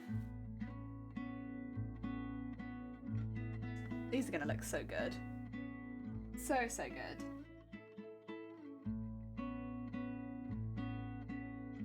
Honestly, because the scales are quite big as well, they shouldn't take too long to bead. I'm used to beading things for hours and hours and hours, but I don't think these will take that long. I think these will be relatively short to bead. And 1 and 2. There we go.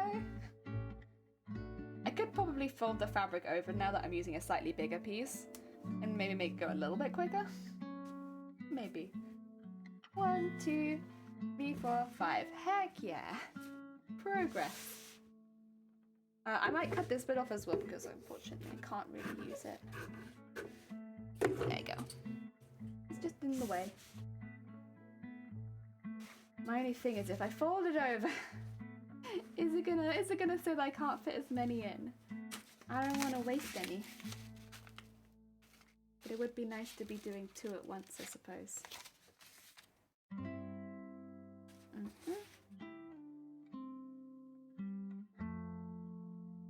There we go.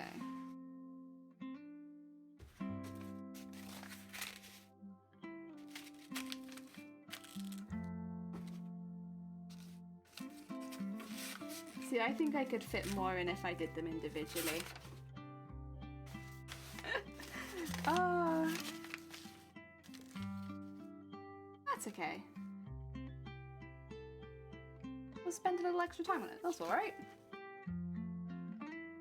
I would draw more of them and then cut them all out at once, but I end up forgetting where I've drawn the lines and then not knowing where to look for them because they are quite subtle. I would use chalk, but the chalk bleeds into this fabric, so. I do have more traditional chalk that wouldn't bleed in, to be fair, but I don't like that chalk very much. Go. And maybe do 2 at once. Maybe I can do 2 at once. Ooh.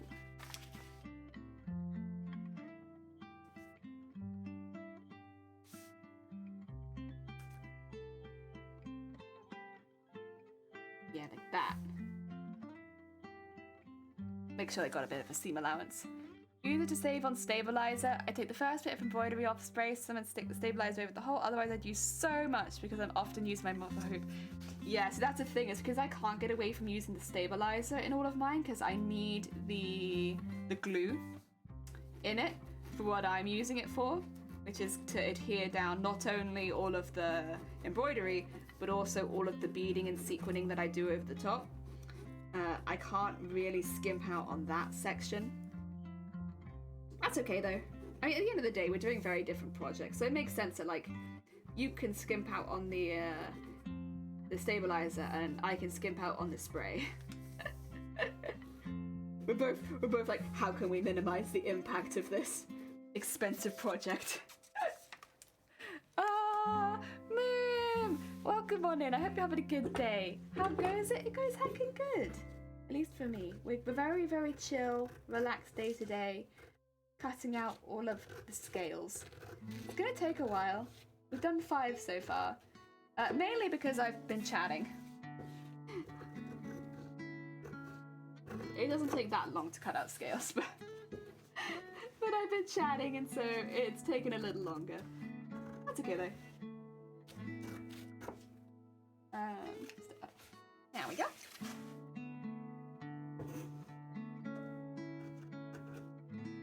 And then tomorrow we can spend some time turning all of these into actual scales. Putting some, I'll have to in a minute at some point I suppose, change over and start cutting out the curtain fabric that's going to go in the middle of these. Because yeah, these all need curtain fabric up the middle. But I need a lot less curtain fabric than I do the purple fabric, because I only need one piece of curtain fabric. Here you go. One. A little ways as possible. Heck yeah, valid. Low crafting days are my vibes. I can't do con crunching. That's something that I can't really do. Which is probably a good thing, because I don't think it's necessarily the best, like, most healthy way of cosplaying. But for me, if I con crunch, I'll have a migraine. And so, con crunching up until, like, right up until I travel, I won't be able to travel. So there's no point. I'll just be ill during the event. So, the better just to take it relaxed and not be ill during the event. I've got tickets for it though now. So I have my weekend ticket and I have my hotel booked. And so I'm kind of all ready to go, except for making sure that I can get there. Like I need to work out how I'm traveling, but honestly that's the easiest bit. Like we'll probably, if I'm honest, we'll probably end up getting a taxi to a station, going to London, and then getting a taxi to the hotel. because we're gonna have so many bags, going on the underground isn't really feasible, and neither are taking buses. So at least not like the small buses in the area. So I think that's probably what will end up happening. But yeah, we're getting there. See, now I need deadlines. It's the only thing that motivates me. That's fair. That's very fair. I think because, well, we all have different things that, like, motivate us in cosplay, but also, I don't know, at least for streaming, cosplay is definitely half of it, but that's it, I suppose it's half of it. The other half is very chatty. I like talking to people. There we go. So I don't mind if cosplay takes a lot longer. And also there is the downside of if I do, I'll just have a migraine, what's the point? Like, maybe if I didn't get migraines, I would be more somebody who would, like, crunch and do, like, a lot more. I did, technically. I don't want to say I con crunched, but I made a costume in 2 weeks. Really, really quickly. And it was, like, quite an in-depth costume. It's the costume I still have as my Instagram profile, the Sylvari costume. I need to change that at some point, because I've made a lot of costumes since then.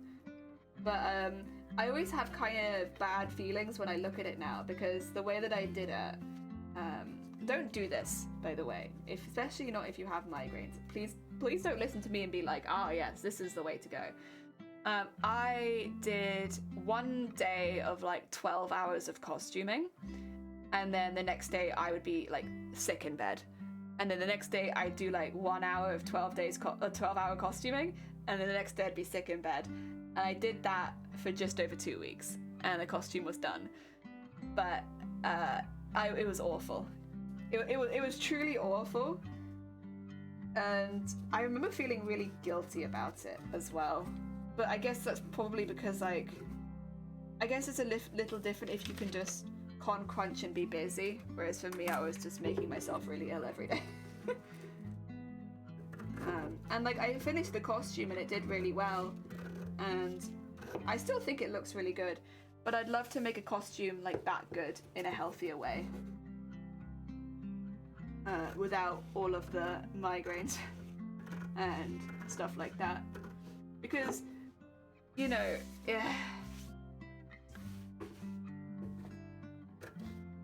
yeah, I think there's a lot of the con I just felt kind of like, I felt like I'd done something wrong.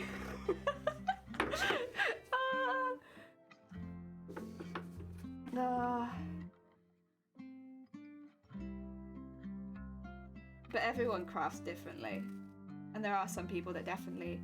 I do think is I can kind of get it though, because like I like working under pressure, and I like, you know, that kind of stuff. But I guess also you have to know your own limits, and that was just me not knowing my own limits and refusing to abide by them. You know? I guess that's a little different. It's like, it's not enjoying working under pressure at that point. It's purposefully avoiding your own limits. I did a set of wings in a week. I would not recommend. The last day was 36 hours long. Did not enjoy the event. Yeah. But like, there are definitely people that maybe, like, that's an extreme. What I did was an extreme. Like, wouldn't take it to that same extreme and would still have a really good day. But generally, I think con crunching is...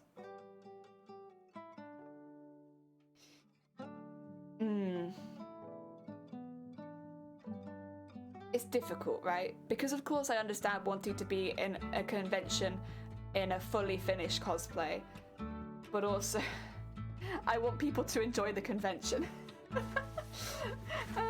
And like, having experienced con crunching and not enjoying the convention, like I had to have, when I went to, and this was like a local con for me at the time, like I was very close by, I had to have someone there caring, basically being a carer for me the entire con, and I could only go to one day. And that was because of how I treated myself. I mean, at the end of the day, I have chronic migraines. So like, yes, I'm gonna have a lot of them, but like in that particular case, I could look back and be like, I did this to myself. Like, you know, there are some things that it's like, it's unavoidable. Like, you know, I can't blame myself for this. But in that particular case, I could blame myself for that. I could be like, this was my fault. I knew what this would do, and I did it anyway. And I consistently did it the entire making process of this costume. And now I need someone to be with me the entire con because I'm really unwell. And yeah, it's not healthy, really. No. It's not. And even if you are someone with good physical health, like, definitely look out for yourself, because you don't want to make yourself ill over a Comic-Con. And you wanna have a good time and meet lots of people and have a really amazing time. And if it's the difference between having a fully finished costume and a costume that's missing a couple pieces but you enjoy the con, like, do that. I'd say it's only advice, and like, you don't have to take it, but I would suggest, if it means being healthy and having a really good time at the con, yeah, to just, people won't mind if your costume is 100% finished or not. They'll just enjoy seeing you there. Oh dear, I also got con crud on the second day too, probably because I was so tired and worn out. Is that the con flu? Yeah.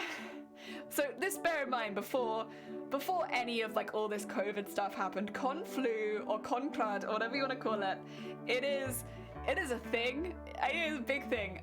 So many people get sick after Comic-Con. It's just, a lot of people get ill after Comic-Con. So yeah, if you can set yourself up to have a good, strong immune system before you go. A lot of people do get like full-on flu as well. Like, con flu, yes, but like full-on flu also. Yeah, a lot of people get really ill after Comic-Con. They have like one of the worst colds of the year, or they get full-on flu, or yeah, it's just a thing that happens. I'm going to my first convention in 7 years with a bunch of friends, and they promised not to leave me alone, thank God, because I have narcolepsy, or just because I have to regularly pass out. Yeah. No stamina for big events. Regularly passed out my first convention, and the last time I passed out on the floor and woke up to my friends being gone, and oh my God. I mean, yeah, obviously it's difficult if you don't have someone with you all the time. Like, I'm very fortunate in that I have Shiny, who really does just act like a carer a lot of the time when I'm at cons. I'm very fortunate to have that. If you don't have someone who knows your condition inside out and knows what you need and can basically just, you know, quickly give you your timers, stuff like that, it can be quite rough. But that's not how it should be. I mean, at big events at the very least, at big events, how to put it, there is con staff. Someone should have seen that happen. Even if they didn't see it happen, they would have found you pretty quickly, I would have hoped, and taken you to first aid. Like, I'm shocked that a janitor woke you up. That should never have been how it is. Even if they're the one that woke you up, I suppose they could have taken you to first aid, but like, it should have been like that, really. The thing is, a lot of people do collapse at Comic-Cons, whether it be because they have a pre-existing condition or because of the heat. It is very hot in some of these convention centers, and if you are not drinking water, which a lot of people forget to do, they get so excited and they forget to eat and they forget to drink, a lot of people will collapse because they've not drunk enough water and they've not stayed hydrated and they've not fed themselves. That's a big thing that happens at conventions, is people forget to eat and drink, and so people collapse at these conventions because it just doesn't happen. Like, there's so much going on that they just forget. And understandable, honestly, because I am someone who does get in my head about that, where I'm just like, oh my god, so much is going on. But I always keep a bottle of water on me at the very least, so I can always hydrate. These days, yes. Let's face it, hygiene isn't some folks' top priority. No, but it is better than it used to be. Like, I know there's a big meme around conventions and like nobody showers and it's like really nasty. These days, it is better. Like, there will be people that have not showered. There will be. Like, in the same way that at festivals, there are people that don't shower or don't wear deodorant or anything. But most people are a lot better than they used to be. Like, it's a meme, and there are still people, like, please do shower and wear deodorant, especially if you're a cosplayer. Like, if you're a cosplayer and you're not showering, like, the thing is, I don't want to shame anyone for not showering because I feel it. There are many days where I can't because of migraines and stuff like that, and I totally get it. But at a convention hall where you are surrounded by other people, if you are well enough to go, ideally just take a quick shower before you go out. Yeah, because that's the thing for me, at least. If I am not well enough to shower, I am also not well enough to go to the convention that day. Yeah. Yeah, it was a local con, but still it was very disturbing because I had to borrow the janitor's phone to call my mum because my friend was meant to be my ride and he left. The con that I'm going to is in late May and drafting up shifts, so I won't be alone. Good. No, that's perfect. And honestly, I get the feeling once you get there, probably you guys won't want to go off alone. I mean, a lot of the time, cons are more... Like, you can go to a Comic-Con alone and have an amazing time because you'll meet lots of people. But if you're going with friends, it's an amazing experience to share with your friends. I think there are two really different ways to experience the con. And if you're going with people, you'll have so much fun with the people you go with. Yeah. Like, I've been to cons and I've been on my own, not for a while, but like in the past I've been on my own. And I've talked to lots of people and I've met lots of people. And that's been really fun. But when you go with the people that you already know, it can be a really just fun holiday experience almost. Yeah. No, wouldn't blame you. I think, yeah. In the whole time where I've been like sick and I've needed some level of assistance, I will be fair, like in my case, I do have someone who can help me out. But there's been cases where I've been unwell in public, I've been unwell at work and stuff like that, and I have never had someone bail on me. Like, not once has anyone bailed on me, like actually. And like a lot of the time I'm barely able to form sentences when I get to that level of ill where I actually need assistance. And so I can't speak for myself properly and I need assistance, I need help. And people have always, like even colleagues that I don't know so well, like, you know, have driven me home, have made sure that like someone's gone to catch the public transport with me that day and stuff like that. There's always been someone. And it's just like a human decency thing.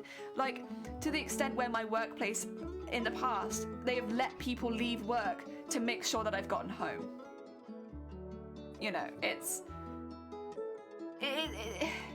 not difficult to see when someone's struggling. Like, it's not. If someone's legitimately struggling and they're not at home, they're in public, and it could be a little bit more dangerous to them, it's not difficult to tell most of the time. Like, of course, there'll be cases where it is very hidden, but like most of the time, they'll let you know, or it's obvious. If they're not letting you know, it's obvious. And it doesn't take a lot to just be there. I don't know, especially if you know them already.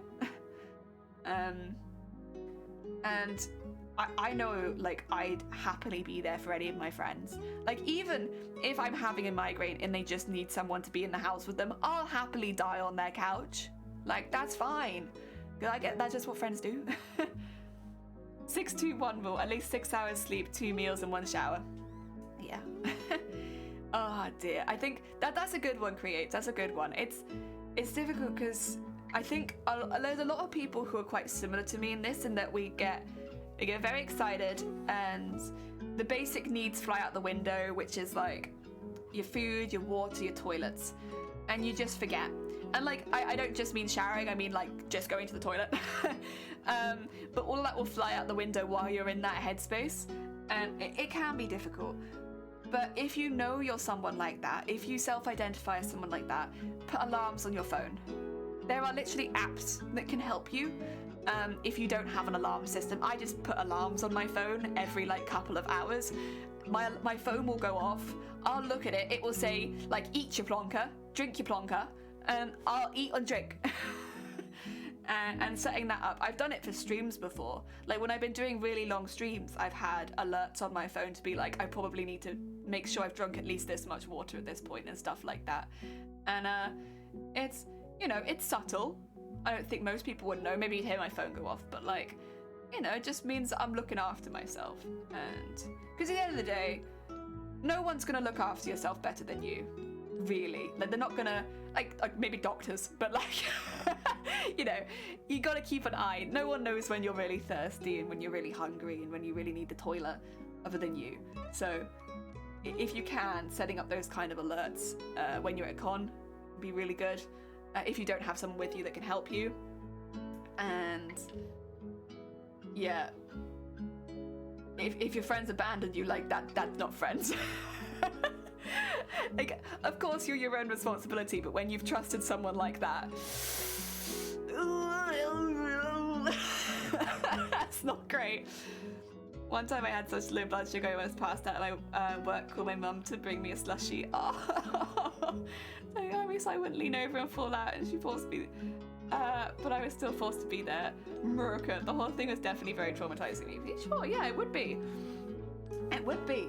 Like, I've been very lucky. I haven't full on gone down at a con yet. I've been close, but I've not full on gone down. And I've still had people, like staff, come over and check if I'm okay. Again, I stand by that you can kind of tell when someone's struggling with a migraine, at least. You can kind of tell. Like, you know, technically it's an invisible illness, but like, I don't know, you see someone projectile vomiting in the corner and like, it's an invisible illness, but like, something's wrong. That's the thing with migraines. I'm not really a sicky person. My eyes will go bright red half the time, where I'll just be like, it's an invisible illness, but like, there are signs that maybe something is not quite right. Could it be the lack of speaking? Could it be they can't form full sentences? Could it be they can't walk in a straight line? Could it be the projectile vomiting in the corner? I don't know, but something's not right with that person. Yeah, the pain is very visible. Yeah, I'd say so. And I'd say it's both like lucky and unlucky. Like, it's unlucky in that you do leave yourself quite vulnerable. I'm sure you feel the same, and that, you know, it is a visible thing when you're going down. But like, it leaves yourself vulnerable, but it's positive in the fact that people acknowledge your pain much easier if they can see something. Shouldn't be the case, but it is. When they can see that something is like, something's wrong, they'll be like, oh yeah, clearly. Clearly something is wrong with that person. Oh dear. Yeah. But yeah, I hope your next con experience is much better. I assume that it will be. It sounds like a good plan is in place.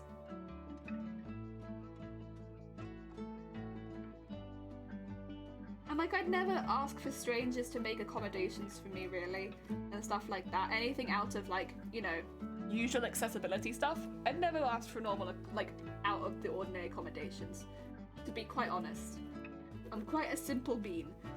But like, you know, if I'm dizzy, asking to lean on a friend if I don't have any extra support. I think, you know, most of the time, people are quite okay with it.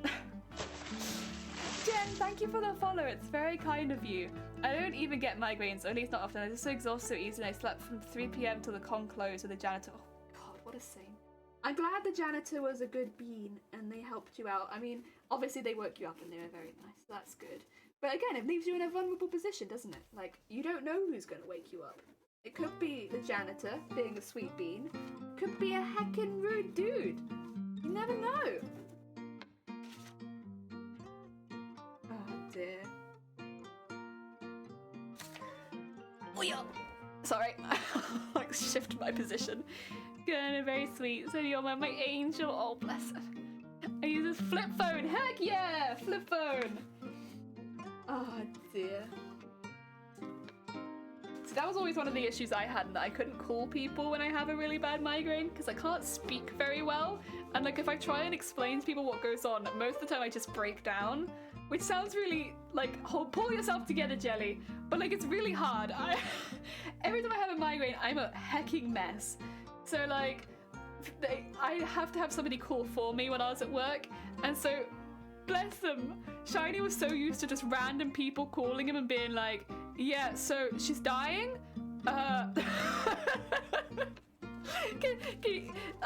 She's dying. Can you fix this? He'd be like, right, let me just leave work quickly and I'll come get her. Take her back to the house. And I'd be in the back like,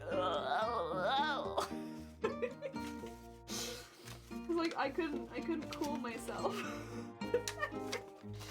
I mean, when my migraines aren't that bad, when they're like on their way in, or like they haven't fully started yet, or they're on their way out, like they are today, it's not too bad. Like, you know, as far as anyone could see, I'm a regular human being and I have no symptoms and I'm all good.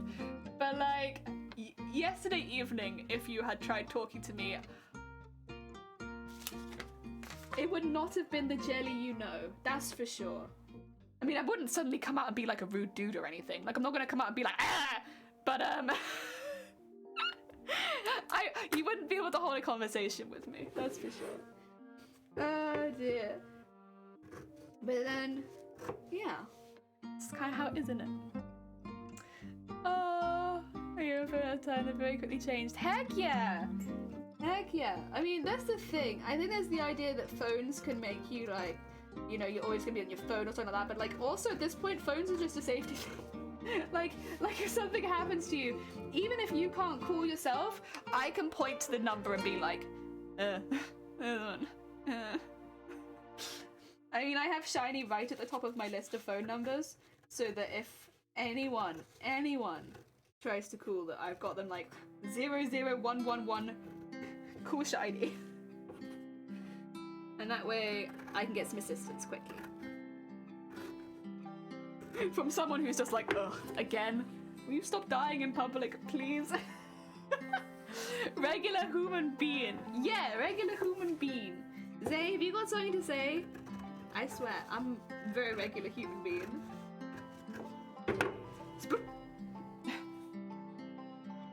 My joints hate me, so I consider buying a walker on wheels of the chair so I could sit down, but goddamn, I think I'd do more harm than good hauling it between where I need to. Yeah, I mean,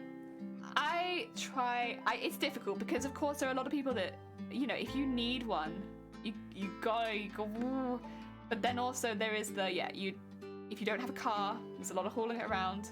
And then also, there's always the thought in the back of my mind of like, would anything get worse? Like, I find I walk a lot if I can. I can't really do any lifting with my upper body because that will give me a migraine very quickly. But I can do a lot of walking and I can do a lot of simple exercises like that. I wish I had stronger arms. Every time I think about my arms, I'm like, dang. I wish you guys were stronger. Nightbot, thanks! I need to set that to be slower because that's too quick. I'm also gonna grab a pretzel, excuse me.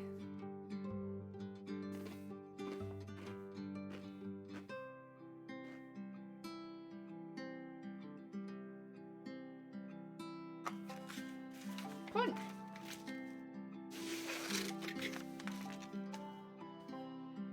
Very nice.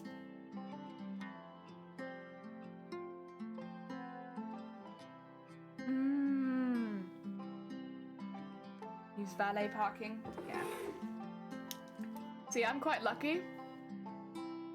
I always try and get a hotel very much within walking distance of the con. Like, we're talking like, you know, 0.1, 0.2 miles from con. Like a 2 to 10 minute walk, no longer. And I book them before they announce the con dates. Now, I can't in my right mind recommend to do this because it's a risky practice. But once they announce the Comic-Con dates, all of the hotels like triple in price for that weekend. And I booked my hotel before that happened. So I got regular hotel prices for my Comic-Con stay. Because I booked them well before they announced the dates. But it's a risky practice because you just don't know if you're going to get the right dates. Like, what if they change the dates, especially at the moment, because everything's a bit turbulent, everything's a bit different. But yeah, that's how I do it. And yeah, it saved me quite a bit of money. Like, I see the prices of the hotels right now, and we are still months away from the con, and I see the prices of the hotels right now. They are the same amount of money per night as I've got for 3 or 4 nights. 4 nights, I think? Because we're going up early and leaving late. Yeah, so I think it's 4 nights. Per night as we've paid for 4 nights. It's crazy. It's crazy. Yeah. Oh dear. I booked some nights to house my car, but I don't want to have access. Oh my god. The hotel's 10 minutes away because the hotel's out to the con was very expensive. Yeah, I'm not surprised. That's like how it is. It's always so expensive to stay near the con, especially once they've announced the dates. My brother is coming with me because I couldn't afford to go without him, so I'll be staying with him. Heck yeah, nice. If you know someone in the area, that's a really good way of getting around those costs. That's why it's important to check if you can cancel for free. Yeah, so we could cancel for free. I think you had to pay like an extra 15 quid to have that, but it was worth it in case we got the wrong dates. So we paid that, and we got the right dates, luckily, so that's fine. We still have the free cancellation in case anything happens, because you still never know. But yeah, we have that, and yeah, it is crazy, like how expensive all of these hotels just bump it up to. I know it's pretty common knowledge, at least in London, because this Comic-Con's in London, right? So it is like the biggest one in the UK, but yeah, it is so expensive. Like, we are looking at like 200 quid a night, and it's a 3-day event. So you're looking at, like, even if you only went for the Friday night and the Saturday night, you're looking at 400 quid for 2 nights if you want to stay in the area. It's so expensive. Not just London, that's everywhere. Yeah, I'm sure. I know for some of the smaller cons in our area, it's not like that, but for the big events, it's definitely bad. But yeah. I'm surprised the EU isn't legislating it. Like, yeah, you can't just triple your hotel prices overnight anymore. That's not good. We see what you're doing. But yeah, I mean, we booked well in advance, so there's a positive and a negative to booking in advance, because sometimes booking in advance can mean the hotels are a little bit more expensive. But then so that's kind of the negative, but the positive is you don't get con prices for hotels. When booking TrekCon, the yacht was cheaper than the... Oh my god. Crazy how high it gets. Yeah, that is crazy. Yeah, I mean, I think we got away very good with our hotel where we're staying. Yeah, it's... You stayed in the yacht. Heck yeah, I bet it was lovely though. I bet you had a lovely time in the yacht. I bet it was very fancy. Very heckin' fancy. Can I use all of this? I think so. I won't use all of it right now because, you know. We'll use some of it right now.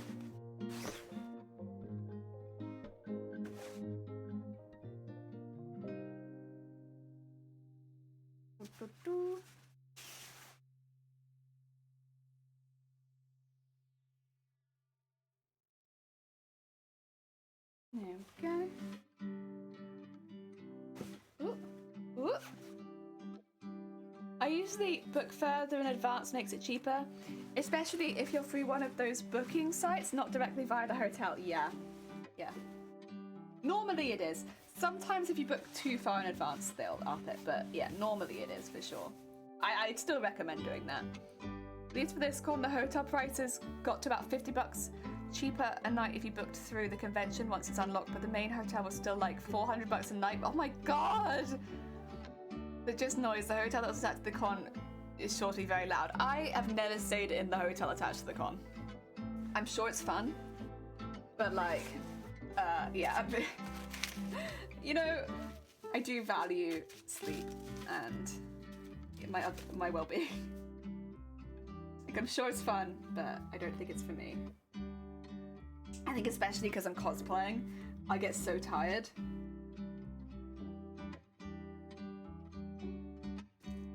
And hot, also very hot.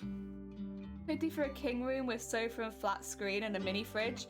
Basic Dublin Nova Hotel. Yeah, exactly. Kidda came to and loved staying on the boat. Exactly. Honestly, that's kind of crazy that you were able to do that. But also, I believe it. Like, I believe it. Thank you for the snack break. Oh yeah, I'll bring them closer, but I'm gonna finish drawing around this and then I'll eat some more pretzels. I was just thinking I was getting a little peckish, to be honest. Peckish for pretzels. There we go. Oh, did I not draw that line? Whoops, daisy.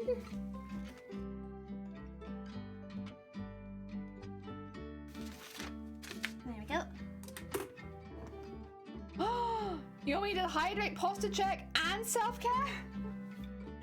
Maybe I should check my posture. I mean, I am sitting like a gremlin. but I don't know why I like sitting like a gremlin. I'll think about it. I'll think about the posture check. I'm gonna refill my drink personally because I just woke up. Heck yeah, get yourself some water. Have a little burb. Okay, let's put my legs under the desk for a bit. Oh yeah. There we go. Ooh, got some pretzels. Although my lesson booking a hotel via con after TwitchCon San Jose, the hotels were so far away we had to take the tram. There are actually hotels connected to the con hall. Oh my god.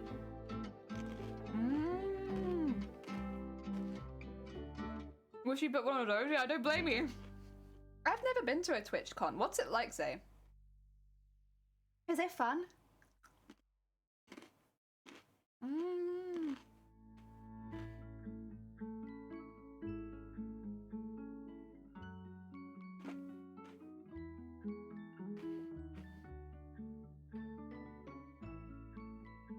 What kind of stuff do they do there?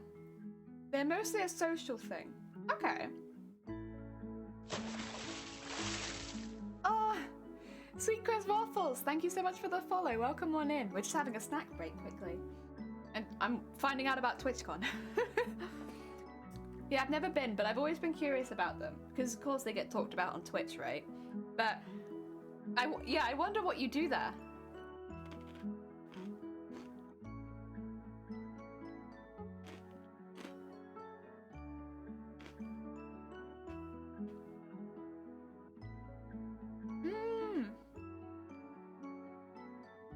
If you come for things on the floor, you only need a day, but meeting streamers, viewers is awesome. That's true, I suppose. Yeah, there'd be streamers there. Duh, obviously. I just didn't think of that. I was like, yeah, it's gonna be like Twitch. Talking about Twitch. Like, what is that? No, I guess, yeah, there'd be streamers there and stuff. That'd be kind of cool.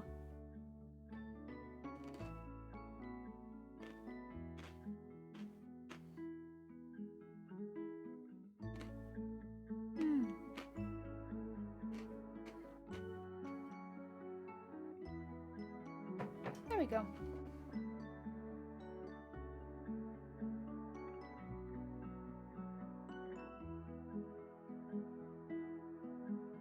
I can imagine it being pretty fun. I don't know.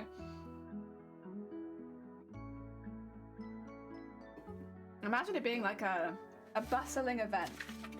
If everyone's like trying to meet everyone. I imagine there's like a lot of energy. A lot of like bustling energy of like, now meet this person, then meet this person, then meet this person. But I bet it's fun. Yeah, and I guess as far as like streaming goes, that would be like one of the main ways you could meet streamers, because streamers don't often get invited to at least the cons that I go to. You don't see a lot from Twitch. You sometimes get like a YouTuber area, but I don't feel like you really see a lot of Twitch at the conventions I go to. Which is a shame, honestly, because I feel like a lot of Twitch streamers, I don't know, would do really well at these conventions. I'm sure a lot of people would love to come out and meet them.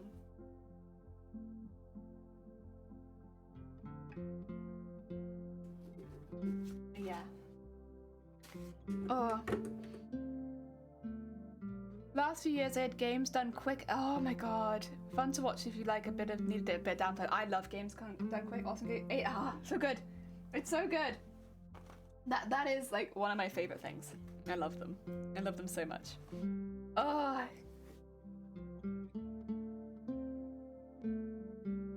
I don't even know if I'd go watch them for downtime. I'd probably just go watch them.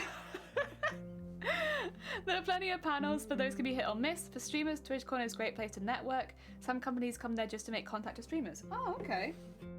So you... oh god, a content network app? I can't imagine doing... I guess it's just because of the types of cons I've been to. I cannot imagine networking at a con.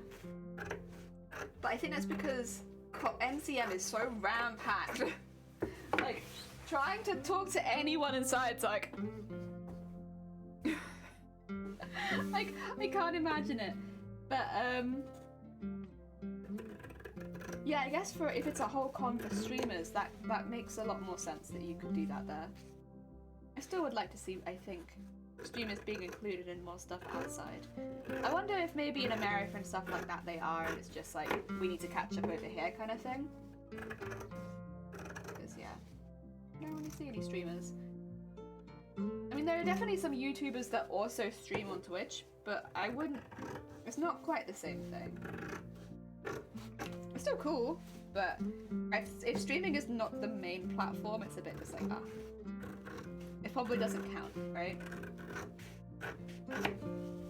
Although it's still very heckin' cool.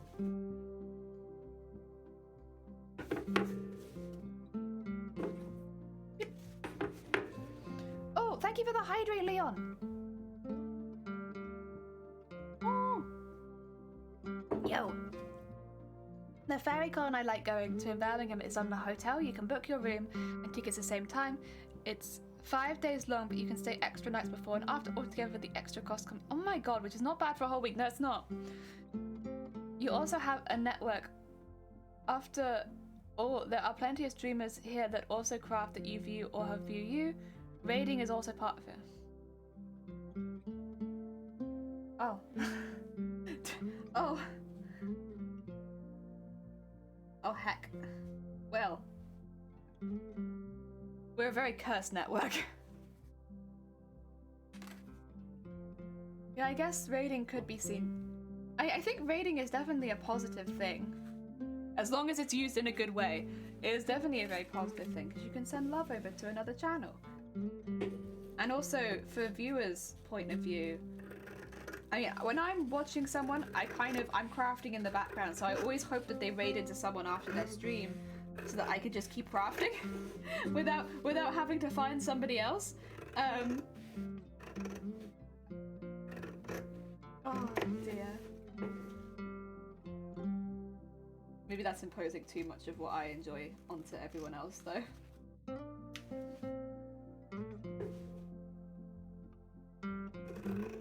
yeah. Yeah, I like raiding. Raiding is good. Oh yeah.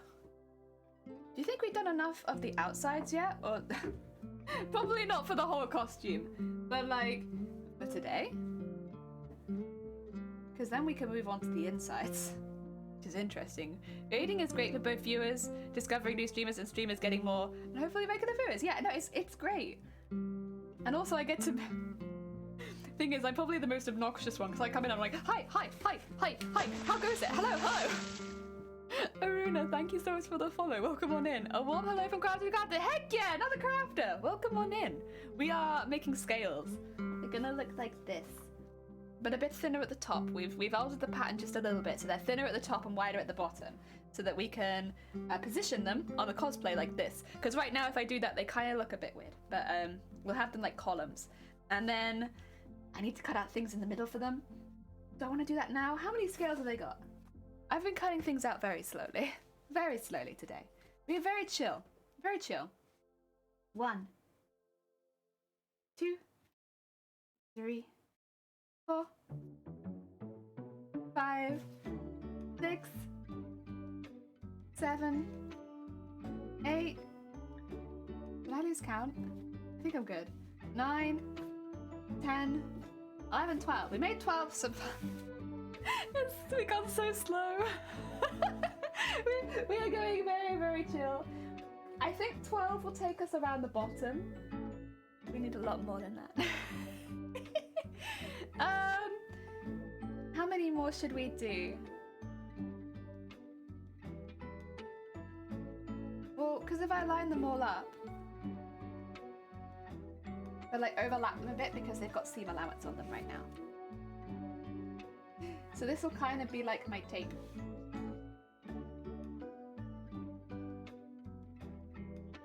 Although they'll all be a little bit bent. So they do end up being quite big. See this? They're huge. That is just 5. And it's massive. So they do end up being quite large. I might go around half of the bottom, I think. Oh, you love shiny fabrics? Heck yeah! This is a shot taffeta, but it's like a lining fabric, so it's a shot taffeta lining fabric. So it's really cheap, but it looks lovely, and it goes between purple and black. Heck yeah. You'd love the Makers and Crafting Alley at TwitchCon. Dozens of crafters offering their crafted wares for sale. I would love that. That would be lovely. I didn't even know there was a Makers and Crafters Alley. That's really cool. Hubba Bubba, welcome on in. I hope you're having a good day. Shiny isn't a fabric. Have you got any proof of that? Have you got any proof that I'm not just dating fabric? I mean, it'd be in character for me, right? Like, you know, this whole time I've been telling you me and Shiny are together, but really it's just me and Shiny fabric, but don't tell anyone that. It's a secret. I date my fabric. Honestly, I kind of do date my fabric. The amount of time I spend with my fabric. I spent Valentine's Day beading. So I basically do date my fabric. He isn't silent enough to be fabric. Yeah, the fabric's just like knock, knock, knock on the door. Pretty good. How have you? Have you had any Hubba Bubba lately? No, but I've been talking to everyone about Hubba Bubba. I've been spreading the word of Hubba Bubba. So I've not had any, but I've been spreading the good word of our Lord and Savior Hubba Bubba. I should probably cut out more purple. I'll just keep cutting out purple. You know what? I'm in a good groove with it. I'll just keep going. Well, the groove is good. I'll keep on going. Only bubble yum. Which reactions have you got from that? Like, oh, I haven't seen that for ages. Or I think my corner store might still stock some of that. Mainly. I mean, all of us are around the same age. So we all kind of remember like the same sort of like, we have the same sort of stories where it's like we got it in our Christmas stockings, or you know, we'd go buy it at Woolworths or something like that, which is, Woolies is not a store over here anymore. So it closed down. So it's, that is like a bit of an older. Yeah. It's the same kind of stories. We're all just like, oh, yeah. But it does still exist, we just don't really see it. It's not so visible. And then the conversation normally turns about talking to others about other food.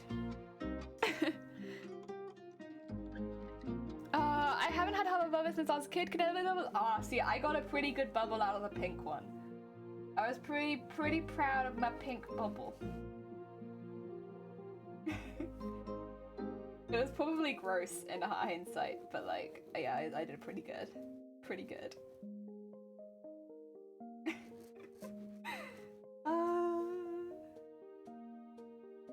Oh dear. All the way up. Whip, whip, whip, whip, whip, whip, whip, whip, whip, whip, whip, whip, whip, whip, whip, whip, and all the way down.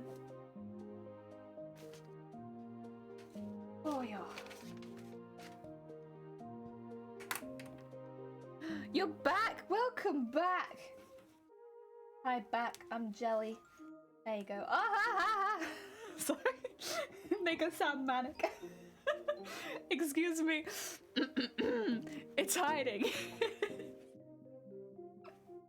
Oh dear. I'm sorry. I'm in a bit of a manic mood today, if you can't tell. Can't tell by just the crazy laughing. I lied. I didn't get water. I got sweet tea mixed with lemonade. Ooh. Ooh. I want to get better at making drinks for the house and stuff like that. I drink a lot of tea, and I like other tea that we have. But yeah. Oh!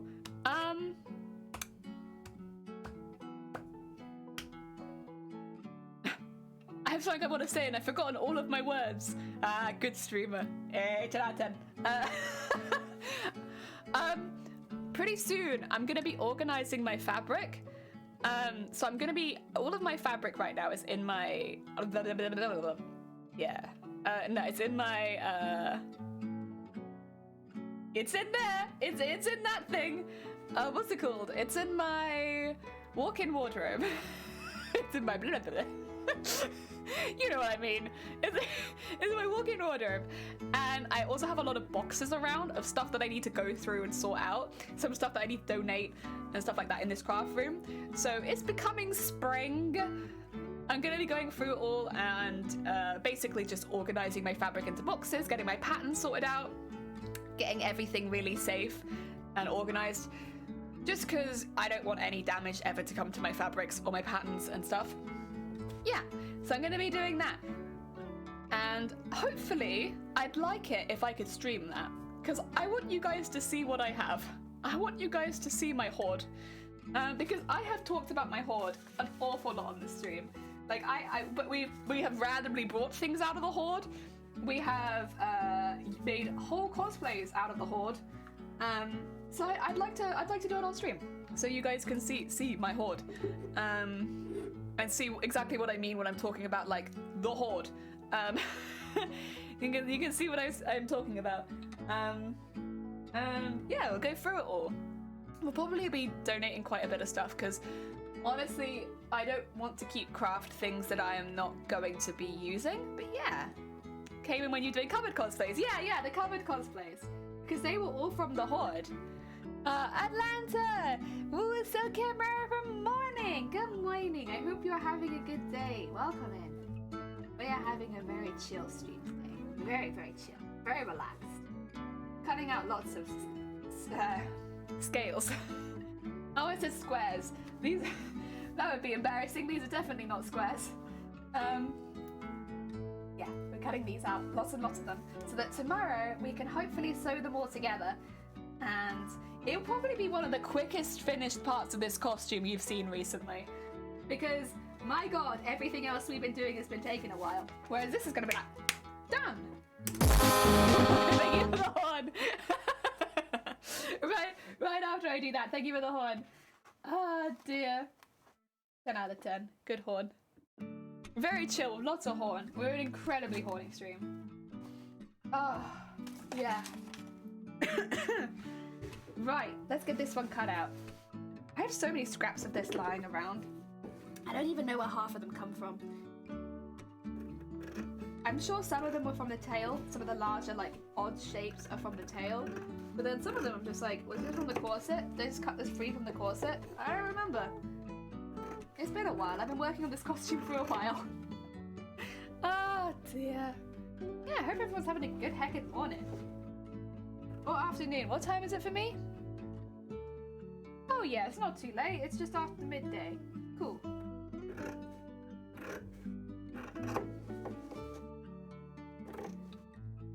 Oh. There we go. And I made myself soup yesterday as well, so I have a nice lunch. Although I did get some help with the making. But I would still like to say that I was the one that made the soup. I did all the spicing. So I did all the spices and I cooked all the vegetables. So I didn't blend it and I didn't pour it around, but all of the hard work I did. Yes, that was me. So I'm gonna still say I made the soup. Oh dear.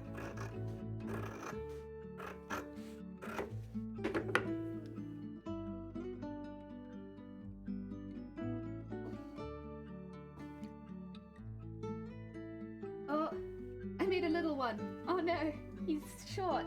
That's okay. He'll be fine. He'll be fine. He's a little short, but he's okay. I stayed at the hotel I work at because staff stays before or after shifts are free for us, and some random people were still. Oh my god. Doing something nice myself. Good! Heck yeah! Gotta do nice things for yourself. I hope you maybe treat yourself to a nice breakfast. A nice breakfast. That'd be lovely. I'm trying to think, what do I do for self-care? Ah, you know what I do actually? And I've been doing this since last month now. I have got myself hand masks. They're like face masks, or like the moisturizing face masks, but for your hands. And so they're like these gloves full of like moisturizing liquid, and you put your hands in them and they like strap on here, and I just wear them.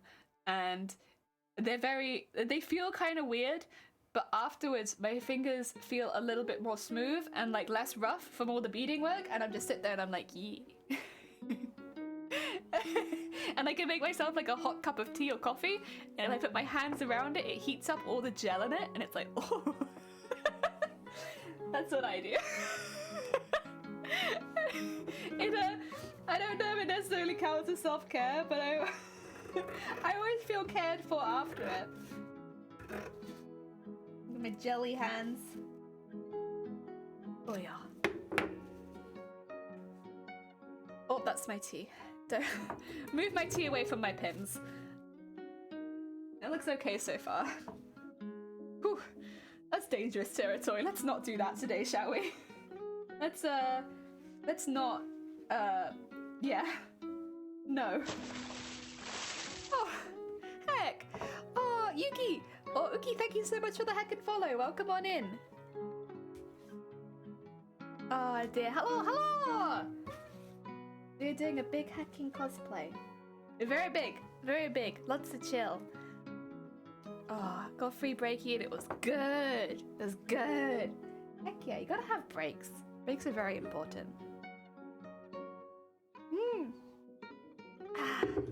I'm worried that I've put a pin in my teeth. I don't think I have. I'll sift them with my teeth, but I think it's fine. I gotta get better at this and like not leave my mug next to my pin cushion. Because absent-minded me will just beep, beep, beep into my mug if I'm not careful. You know what? Life is all about improving, right? My improvement from myself to myself can be stop putting your pin cushion next to your tea. Breaks vase. Doesn't feel good. Why would you break your vase? Zay! Why? What have you done? Oh dear. Oh, because you had free breaks. You said breaks are good. Yeah! Breaks from work. For breaking your glass.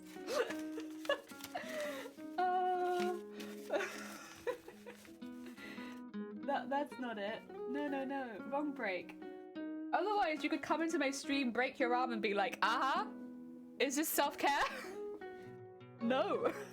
Actually, I am not a licensed professional, but I would say breaking your arm is not self-care. Although, Zay, aren't there rooms you can go in with like a baseball bat and like just smash the room, and you can like pay to do that? I think I've seen videos of them. I've never seen one in real life though. I've only seen videos of people that do that. I don't think I'd be very good at it because I don't really like loud noises. Says the girl with the horn. But no, I'm not massively keen on loud noises, so I don't think I'd be massively good at it. But yeah, I'm pretty sure that's something you can go do. I just don't know if I don't know. Maybe you get headphones. Are there? Yeah. So if you just look up like I guess rooms where you break things, you can go in and they'll have like television sets and like you know, I guess like things that won't hurt you too much if you smash them. Smash rooms, yeah. And they give you a baseball bat, a visor, probably headphones to be honest. And you just go in and you just go bah! smash. And yeah, you smash the room and then you pay. And you can smash as much as you like. And yeah. I don't know.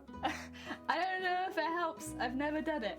But it sounds maybe not as stress relief for me at least, but it sounds kind of like a fun day out. I don't think I could do it as stress relief. I think it would probably stress me out more than it would relieve any stress from me. But for a fun day out, maybe. I always did the orange juice and tooth. Grim. The room smash. Yeah, sounds like a Japan thing. I think you have them in America, but I don't know if you have them anywhere else in the world. Probably Japan as well. I wouldn't be surprised because they have a lot of interesting rooms like that. So I wouldn't be surprised, but I'm pretty sure 100% actually that you do have them in America.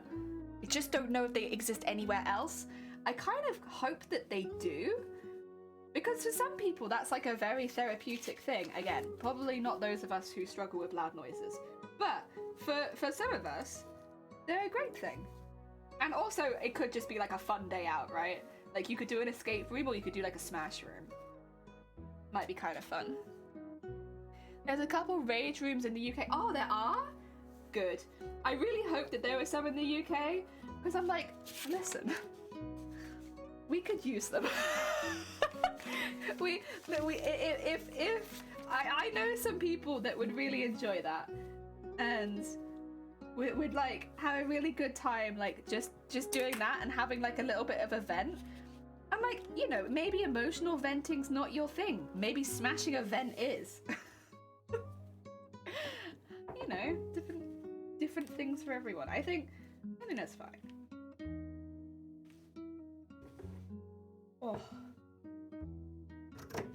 No, I'm glad we have them here too. At the end of the day, the more stress relief options, the better. Life's stressful. Oh yeah. I guess I'd have to look rage rooms then. Yeah, I didn't really know what you'd search, but yeah, that's a good name for it. Rage rooms or smash rooms or anything like that feels like a pretty apt name. Yeah, they all feel about right.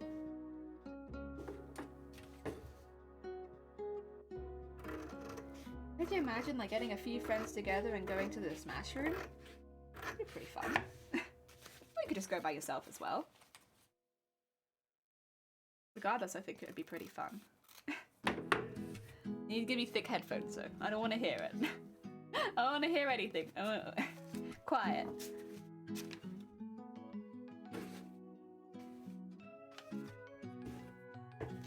Oh yeah. I think I'd be interested in smashing a computer. I just kind of would want to see what it looked like when it came apart though. But yeah, I wouldn't want to smash things like mirrors or like glass or anything like that. I think that would be a bit spooky. But like I'd give a go to something with a bit of girth to it, you know? Which I don't think is gonna just like fly off in all directions. Maybe a watermelon actually. No, I changed my mind. I would smash a watermelon. Yeah. That sounds fun. If you put a watermelon in the smash room, I would give that one a go. But then also I would just be sat in the smash room eating the watermelon. So I don't know if they'd let me do that. I want one in Bristol called demolition therapy, where you smash computers. Oh, I thought a computer would be a really fun one to smash. Like, that felt like a good one. I think I need to put one right now. I just broke my brain trying to remember how to properly laser corset. I think I've got it right. Well, this is like it, right? When you're having like a bit of a rough day, if you could just nip down smash room and smash computer. Yeah, computers is a good one. I think, yeah, smart, good one. I would, I'd smash a computer. Oh, that's so cool. A demolition therapy, that's kind of a cool name. Yeah. Matrix, welcome on in. We're just talking about smash rooms. Like where you go in and they give you objects and you get like a baseball bat and you just like smash them up. We're talking about that. Not like a hotel. Just to be real clear. Like the physically smashing things up. Oh dear. Oh, yeah, that's really, really cool. Really, really heckin' cool. I'm gonna use all this to make the big ones if I'm not careful.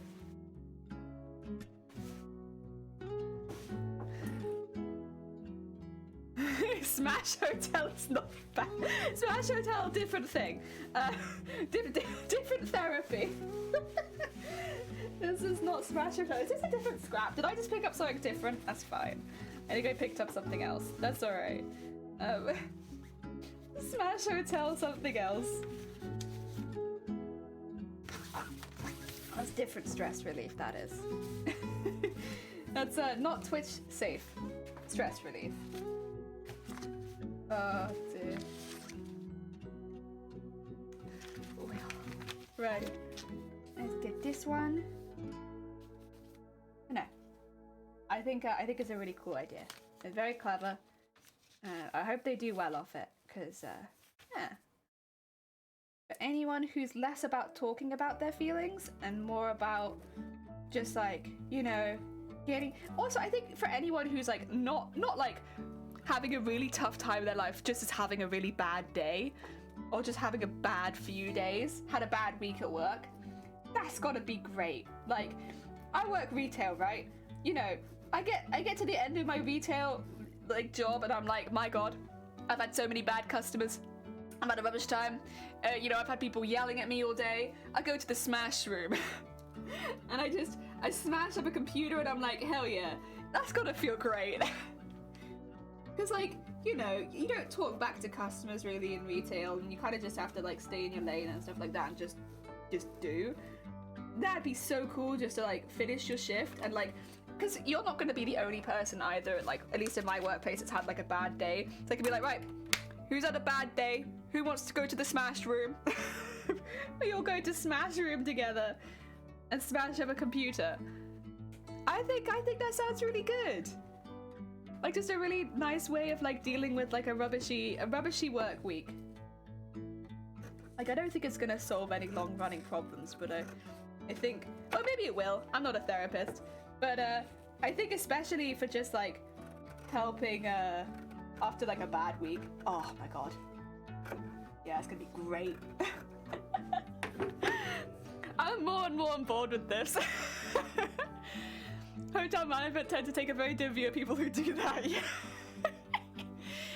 You around, Brum. You can bring your own stuff and play your own music. Sounds great. Oh my god, really? That's a good way of doing it, actually, if you wanted to bring your own stuff. Because not only would it be more tailored for you, but also, you know, if it costs them less.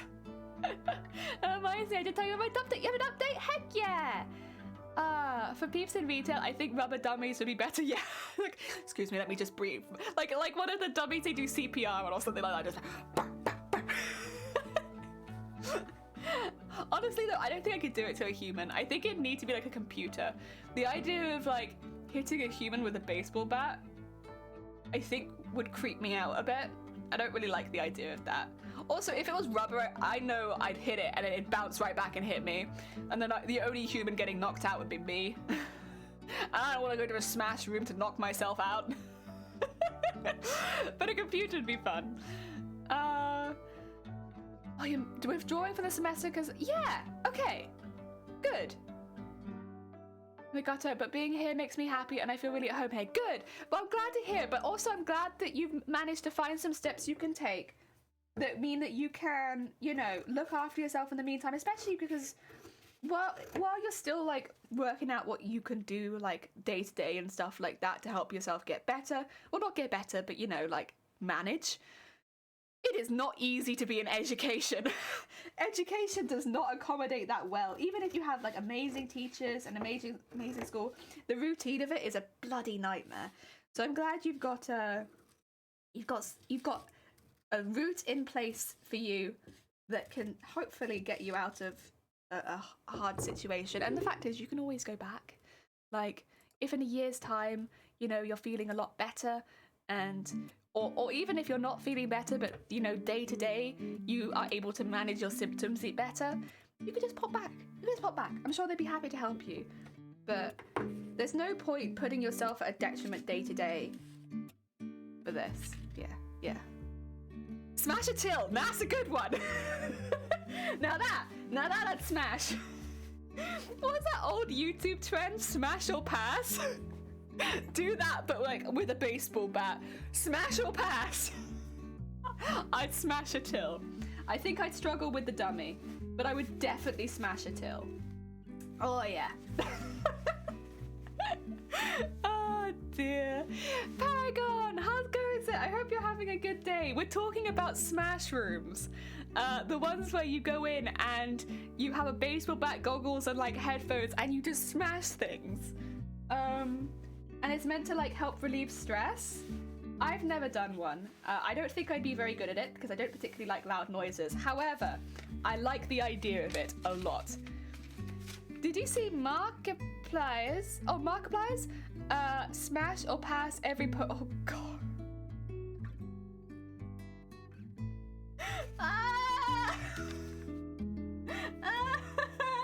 No, I've not seen it.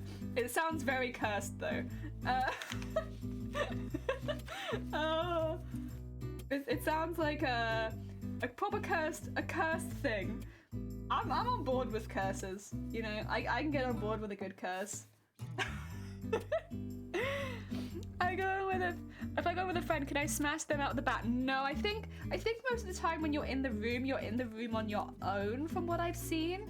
Maybe that's just the videos I've seen for like health and safety reasons, just so that you don't accidentally hit each other. Most of the time I've seen people they go in on their own, and so you would be in like separate rooms. But I don't think that's necessarily a bad thing. It just means you can focus on smashing the things that you want to smash.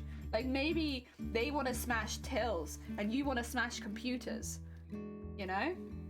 So like, you can just focus on smashing the things you want to smash rather than having to compromise on your smashing. Oh dear, it's most certainly cursed. Yes, sounds it. It's most certainly cursed. Oh, we did a car. Oh, you did a car smash? That's a big smash. What if I want to smash up my friend? That's something you're going to need personal counseling for, I think. Or maybe... Listen. This is all the time my friends piss me off, but like never to the point of wanting to hit them with a baseball bat. If it's getting to that point, are they friends? Are they friends? Because I never want to hit my friends with a baseball bat. Even if they annoy me, I'm like, I'd never want to legitimately hurt you. You're a good bean. I need a warehouse with a bit of everything. I have a few decades of rage trampled out. We didn't take the whole of chat to a smash place. Like, right, let's just get a list. And like, what's everyone looking to smash today, alright? I'm looking for tills. Oh my god, I could smash some tills. Tills have been the bane of my life for years. The ping. Oh, and some card reader machines. Card reader machines. Can I smash some card reader machines? Like those little pesky buggers next to the till. I want to smash some of those. The little, but nightmare. I'll smash some of those. Oh dear. Hope they aren't friends, that's family. Oh god. Oh, see, maybe it's just me then. I don't want to smash anyone with a baseball bat. I'm just like, no, not people. People good, people human. good friend. So doesn't understand things, thinking about smashing him with a bat. No, it's not gonna fix him. You know what? He might end up getting chronic migraines like me, and then you know what you're gonna have? You're gonna have a friend who doesn't understand things even more than regular, because now they have chronic migraines and they can't. They'll have brain fog all the time. It's not a good idea.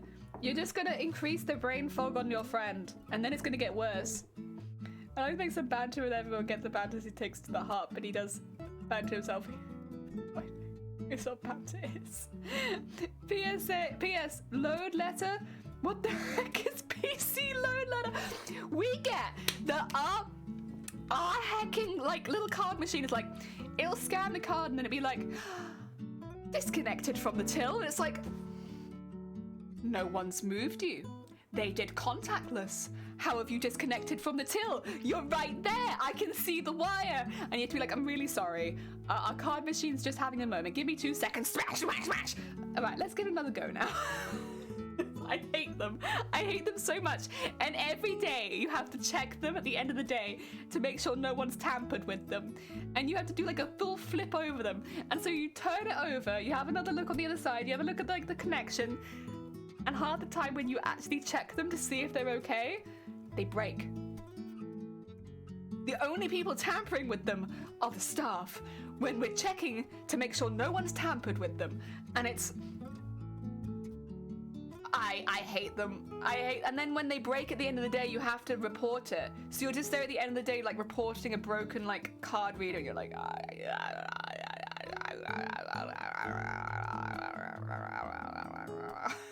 hate it. I hate him. I would smash those. I would smash those. Get them out of my life. Batty when it's till cards, but it's literally got 4 signs and say cards, and people paying with cash are always like, why do you pay? Yeah. We get that a lot. Like, if it's a small sign, then I can kind of understand. But, like, especially over the last couple years, we had to go for a period of only taking card. And people be like, well, where can I spend my cash? And it's like, somewhere else? Not here? They literally ask us, be like, but I've got all this cash. Where am I going to spend it? That's not my problem. Do your groceries. I don't know. Like, not with us. Like, why are you asking me how to spend your money? I just...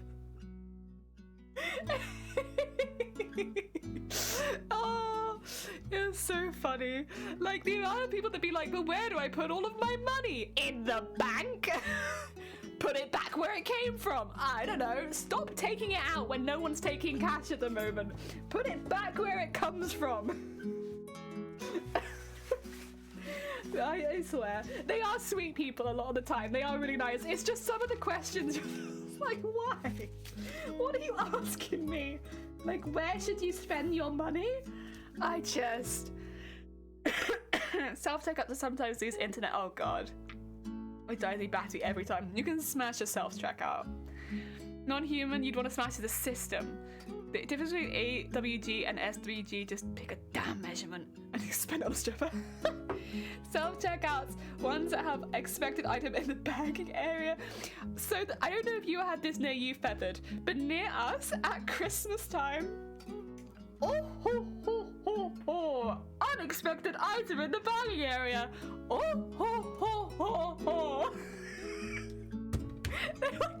Like, I don't know whose idea it is to add the Christmas noises to the self-checkout. It's so patronizing, and you'll go in and you'll be like, why is my machine laughing at me? I just want to buy my coffee and go. Why? It'll just be there like, unexpected item in the bagging area. And it's like, oh God, I swear. My staff entirely self-checkouts now and severe coin sorters, and none of the staff checkouts would take cash. A lot of people that still don't even have banks. Oh, that's hard. That is hard. If there's no banks in the area, that's difficult. We have a bank around the corner, so it's always a bit like, just go around the corner. Excuse me. A lot of people near my... Oh, sorry. No. Oh my god, yes. I was probably ready to kill someone the last time I left. They're poor staff. Yeah, right? These staff have to constantly listen to these machines laughing and giggling, and it's like... Ah! I'm lucky. We don't have that. No self-checkouts. But my god. Oh. The Christmas self-checkouts are a curse. It's very funny, but also I feel so bad for the staff. And I wouldn't blame them if they needed to smash a few self-checkouts, that's for sure. Because yeah, they're bad. They're really bad. Oh. There we go. Oh dear. There are banks around the area, but in a low-income area where buses don't go near the banks, a lot of people aren't willing to walk 30 minutes to the bank. Yeah, that's fair. That's fair. See, we have it where it's like literally like, not quite next door, but like, it's very close. It's very, very close. So, yeah, a bit different. But that's because it's a big city. And then they had Xmas music on repeat. Yeah, anywhere that plays Xmas music, like, I'm sorry. I've had to work somewhere that did, but we had like the country version of Xmas music, so it wasn't quite Xmas music, but it was close. And it was hell. It was hell. It was just hell. No one enjoys it after a while. We did have a lot of customers come in and be like, I hope you're managing okay with that in the background, and you'd be like, thanks. But oh my god, it was bad. It was bad. How to make a murderer. Alternatively, smashing a room, put robots in a room that act like customers. See, that's what I said I couldn't do. Like, I wouldn't be able to do that. Like, as upset as I get at customers sometimes, I can't do that. That's not, I don't know, it's just not in my personality particularly. Like, I will smash the heck out of machinery. But the idea that it's like mimicking a person, I think I find a bit creepy. I don't like that. It doesn't jive well with me. You gotta smash something that jives well with you. Well, it doesn't jive. It doesn't jive. A lot of people in the area are paranoid about using banks for whatever reasons. Even people who do have cars, they still refuse to get a bank account. Okay, yeah, that's a little different from here. I don't know very many people that don't have a bank account. Like, a lot of people have bank accounts from like when they can walk. Like, very young. Like, everyone has a bank account. I guess that's just a cultural difference thing, I suppose. Yeah. Very level-headed. I wish no one put anyone until someone who's just finished training gets yelled at for something that's not their fault and they have no control over. Yeah, I mean, I've said this before, like, we have a very good management system and we have really lovely employees. So our employees and our management are really, really good. So it's never really from that side. And also, there are areas of the shop we don't put new employees in. We just don't, because we know that's immediately where angry customers beeline to. And having a new employee there just isn't really fair, because it puts them to have to answer a lot of difficult questions very quickly. Maybe have them nearby so they can listen in, but we don't have them on it. I think a lot of shops have those areas. A lot of the shops that I've worked in, at least, there's like, if you are on this shift in this store, this is where the angry customers come in, and you will have to, you might only have a couple, but you'll have to deal with them probably. And it is just the same every time. But, you know, if you don't put the really new members of staff on it, I think that's kind of like one of the better ways of handling it. First of all, because you're going to scare off your staff, but also, you know, it's just not really fair to put someone who still doesn't know the ins and out of the shop somewhere where they now have to discuss it in depth. It makes it really difficult. Whereas if you put someone like me there, someone who's been there for like 4 years, it's like I can come in and, you know, even if I can't fix your problem, I know what I'm talking about, and you'll feel like you're talking to someone who knows what they're talking about, which tends to put the anger level down initially. Like, as soon as people come in and they talk to someone who's like on it, anger level tends to come down. Those my buttons supporting murder. I don't care about strangers to allow them to annoy me that much. Yeah, see, I thought the same, Feathered. Feathered, did you hear about what happened to me in retail the other day? did you hear my retail story? We had a pretty intense one. I thought the same until this happened. It was pretty intense. I want to throw hands and he has restraint, so just direct the eye onto me. Oh gosh. And Lan has done the Elvis voice on the self. No.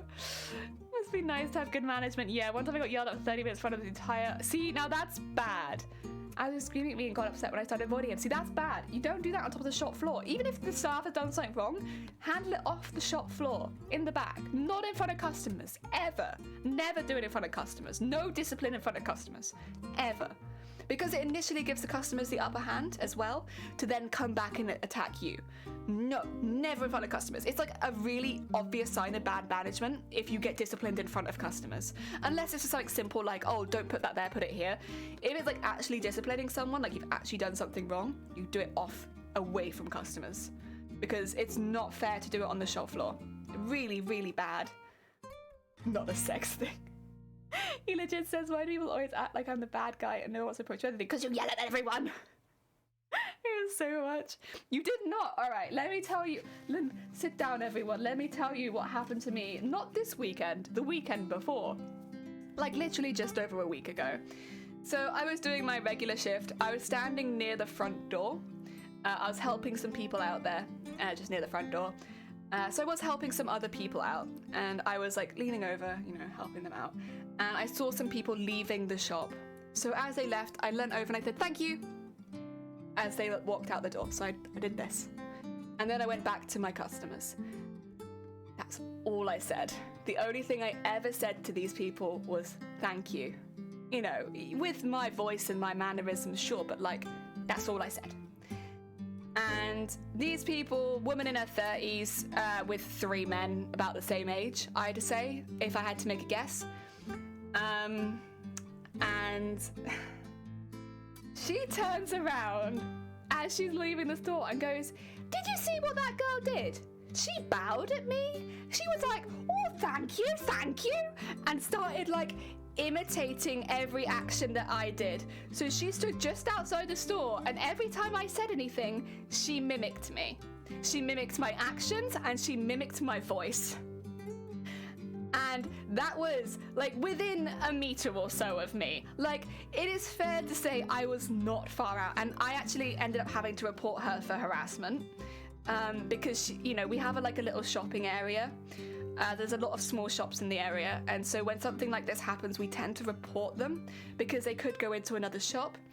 Even if it's not necessarily breaking the law, it is like pretty extreme harassment. And so we had to look up on CCTV. She was so close to me. You can see me just staring at her, like, and she was bowing. She was mimicking my voice, mimicking my movements and the things I was doing that just is like just my mannerisms. And she did that as she was stood there. She did that as she was leaving the store, loud enough, obviously, so that I could hear, but also loud enough so that every customer that entered the store could hear too. And she did it just outside of our shop. And I was genuinely shocked because, you know, how do you react to that? Like, it came out of completely the blue. I have never had an experience like that working in retail where someone was quite, and again, this wasn't a child, just to be really clear. This woman was well older than me. She was in her 30s, maybe 40s. And so she was old enough to know not to do that. And we none of us think she was drunk because her 3 friends that were with her were definitely sober because they looked so awkward and so uncomfortable with what she was doing. Like, she was clearly trying to make a joke of it, but no one was laughing. And it was just like making a spectacle of me and the things I was doing.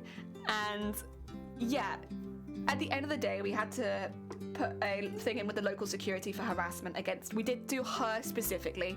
We didn't think it was really fair to mention. We mentioned that there were 3 men with her, but not that they had done anything, because although they were there, they really didn't add anything to it.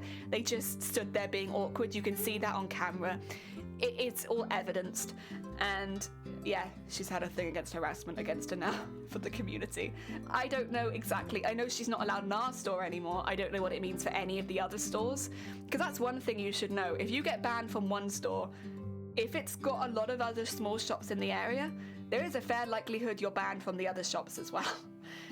Because we talk, especially when things like this happen. And yeah, so that happened. And until then, I was like, I wouldn't get that annoyed at a customer. But when she was doing that, I wasn't annoyed initially. I was just flabbergasted. I was just like, oh my God, like, what do I even do? But when I look back at like what she was doing, like, yeah, it like really got to me. I was like, my God, that is just mimicking every single thing that I do. And like, obviously, we have people come in here and say, British, bottle of water, stuff like that. But it's all in good fun. And it's like, it is in good taste. It's not like somebody coming in, clipping every action I do with my body, putting it in like a look at this idiot kind of like format, and then mimicking my voice. It's like very different.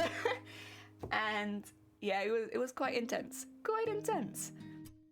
Oh dear. Copy story time. Heck yeah. Did it again. Have a power trip and like to gas. Like, yeah, some managers are bad. I've had one really bad manager, but the rest of them have all been really good. I've been very lucky.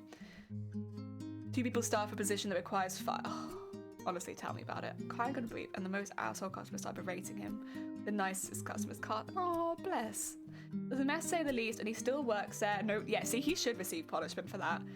I work at a Walmart, and let me tell you, it's a miserable situation. I've worked there for 5 years, and one time a customer threw things at me. Yeah. See, we're in a position, I guess, because again, it's a bit close-knit.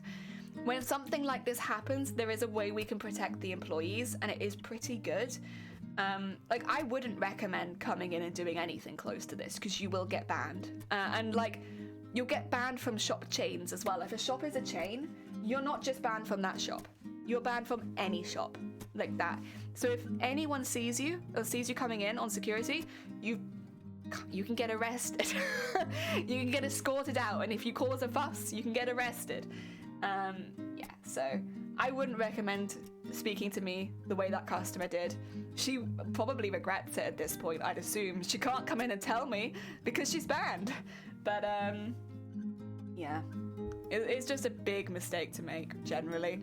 Like, the idea that we can't do anything in customer service to protect ourselves, at this point is becoming outdated, because we can. And when people come in and direct harassment at us like that, if management is good, and if the security in the area is okay, there normally is something in place where people can protect themselves, even though technically no crime was committed. Because there wasn't a crime committed against me that day. You could still do something. Oh dear. We used to have this very old, creepy old man loiterer outside our shop. It's a very gothic corsets, floofy skirts and so on, and they were always leering because they never came to the shopping centre security. See, now that's what's different about ours.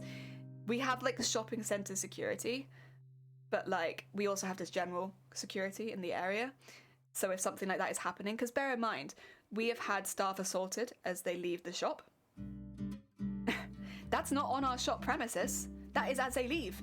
And we are not obviously the only shop that's had that. A lot of shops in the area have had that same experience where staff leave for the day and are immediately assaulted. Like, that's it. And so what they do now is they have the walk to, basically, this is going to sound awful, but because it makes it sound like we work in a really dangerous area. I don't. But because of what's been happening, a lot of people who are seen at higher risk or generally are not able to protect themselves if this happened. It tends to be female employees, to be quite honest. If you're leaving late at night, if you're leaving after it goes dark, you can apply to have someone walk you to the train station or walk you to the bus station. And they do it. They walk people because we had quite a few in a row at one point where people were waiting outside the store. That's what it is. It's randomly happening. It's people are waiting outside the store to get the stuff. And it has put people off doing it. We don't have it happening as much anymore.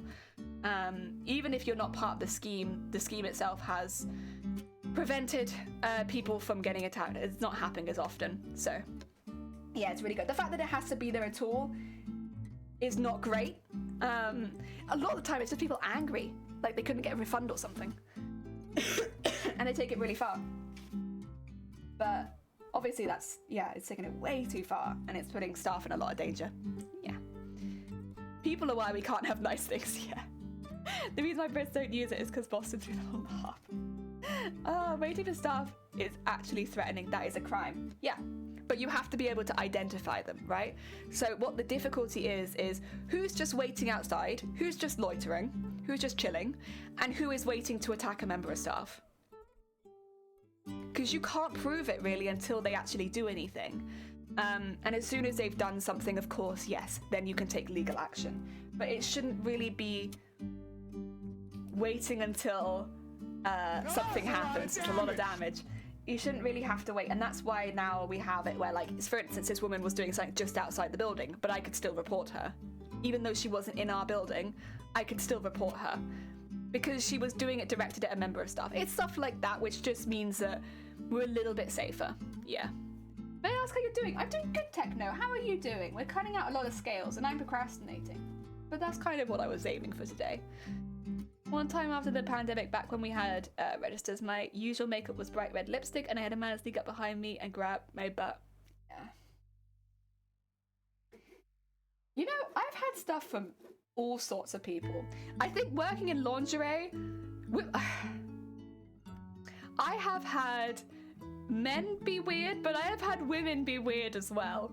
I've had all sorts of things happen to me in lingerie. One of my favourite ones, which is not actually my favourite, I don't like it at all. I think anyone with a tattoo can kind of probably, what do you call it? What's the word? Oh, thank you, I'll be there. Or do you need me right now? All right, 2 seconds, I'll pop outside just in case. I'll talk to you about the tattoo incident in a second, just in case I need to come out immediately. It might be soup, but it might be important. 2 seconds.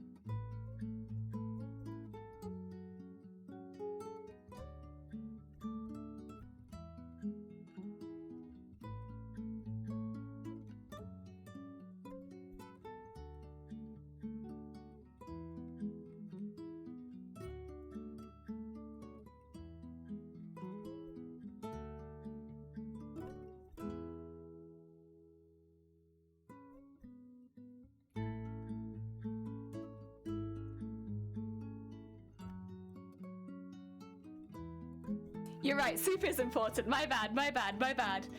Ah, dear, I've broken a man's jaw to scream everyone in front of me.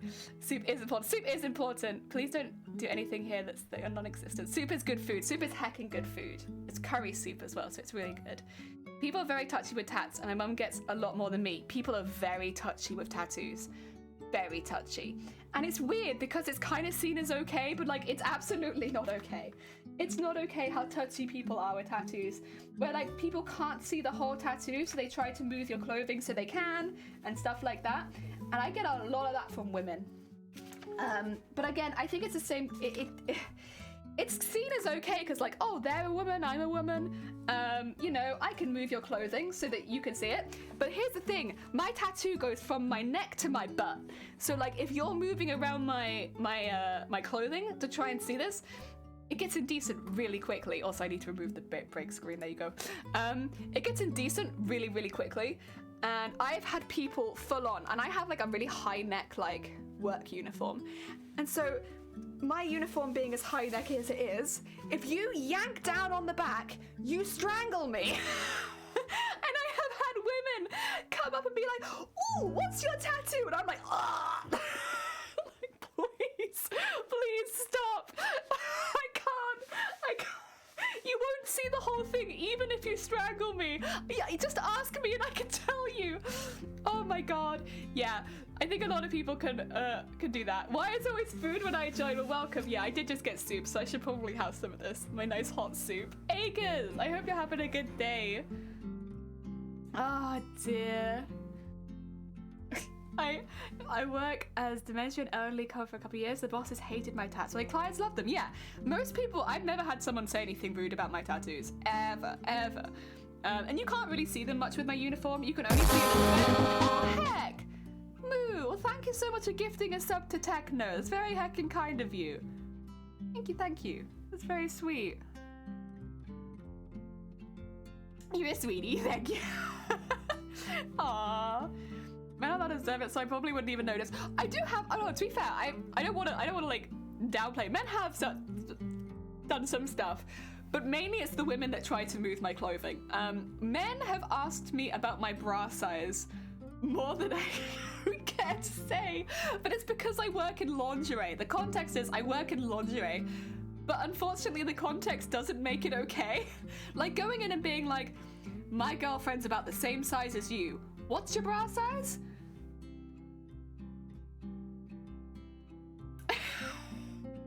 It's a weird question.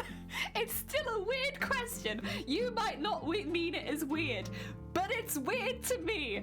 And it's weird to me when women try and move my clothing to see more of my tattoos. It's like, oh my God. Yeah, it's different. What women do comparatively to what men do is different. Most women, they like moving my clothes around to try and see what I've got.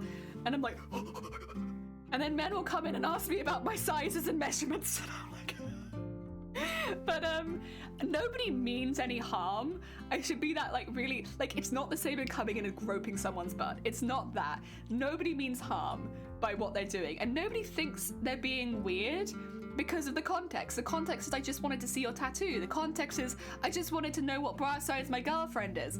You know, no one thinks they're being weird. But it's so weird. It's so weird and it makes me so uncomfy. I have looked at your breasts. They look really close to my girlfriend's. How big are they? Well, exactly. And also, they'll show me a picture of my girlfriend. They'll show me a picture of my girlfriend, and I'll be like, shoot, why do you have a picture of them? Excuse me, that's my secret girlfriend. Get out. But they'll show me a picture of their girlfriend, and they'll not have the same chest size as me half the time. I'll be like, I know we're not the same size, but I won't say that. I'll just say like, you know, it's best that you get the measurements before guessing because bras are very different. Or get something that comes in small, medium, large. Like sexy pajamas or something. So I've just scheduled my first tattoo appointment for the 22nd. I'm very excited, if nervous about the pain, but terrified people start touching me without consent. Draw a line when anyone tries to be like, No touchy. You can ask, but don't touch. Most people are alright. In lingerie, people are a lot more touchy-feely than regular, and it's because I work in lingerie, people are so touchy-feely, I think. When we had the shop, we sold corsets. Oddly, no one wanted Miss Atru to put them on. We had to advertise days when I was in. It was really odd. Not thinking it's weird isn't an excuse. No, you're right. It's not an excuse.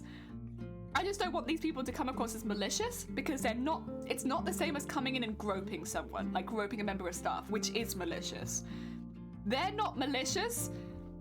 They're just idiots.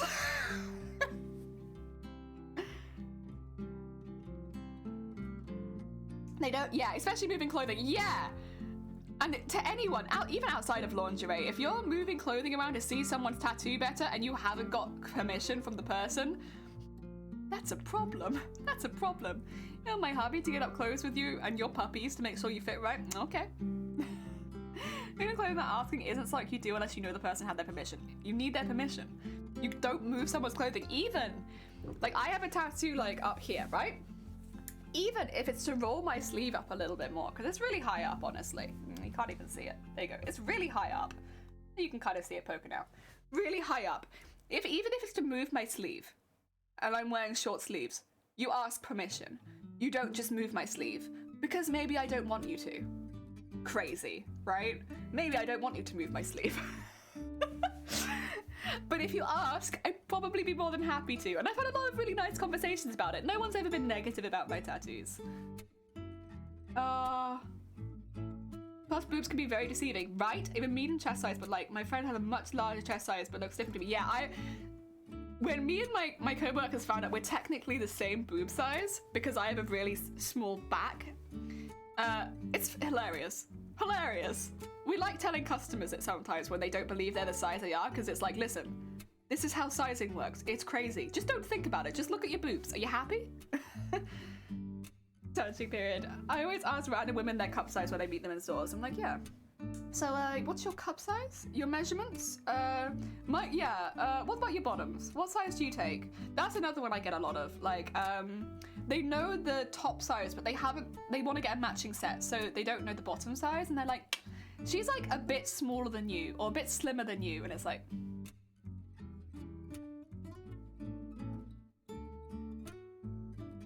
is she now?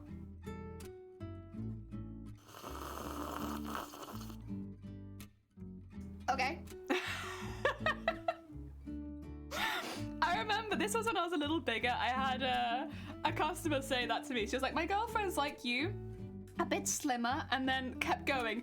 And one of my colleagues was behind them pissing themselves because I was just there like, you wanna keep going?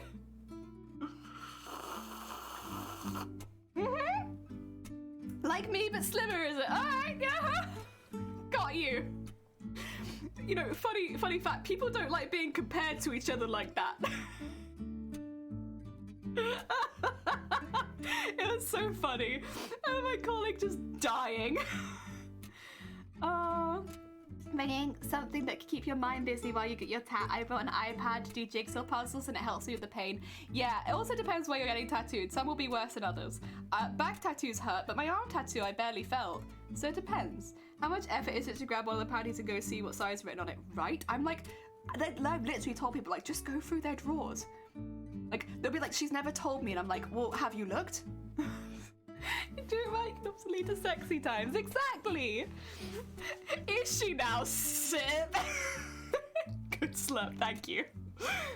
It's smaller than you. Do you really want to go in that direction, Mr. Customer? Oh my god. Again, they're just trying to get the information out, but oh, it's awful. Anyone because of the pandemic, so oh, you misread that. So sorry. Yeah. Slurpy jelly. Definitely bringing entertainment for sure. My arm wasn't too bad. Outer arm. Oh, you're gonna be fine. Outer arm's a really good place to start getting tattoos. You're gonna be good. Don't scared of needles? It's funny because it doesn't feel like a needle. It doesn't feel like a needle at all. Like I listen here now, I know needles. It doesn't feel like a needle. I've had so many different kinds of needles go into me at this point as well. I've had big needles, small needles, permanent needles, accidental needles. It doesn't feel like a needle going in. It feels like someone's like scratching you like this.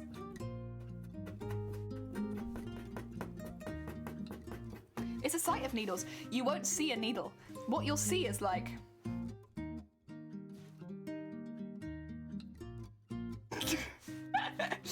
it'll look like a big old pen in a thing. It doesn't really look like a needle as such. It just looks like a really sharp pen. Feels like a cat scratch, yeah.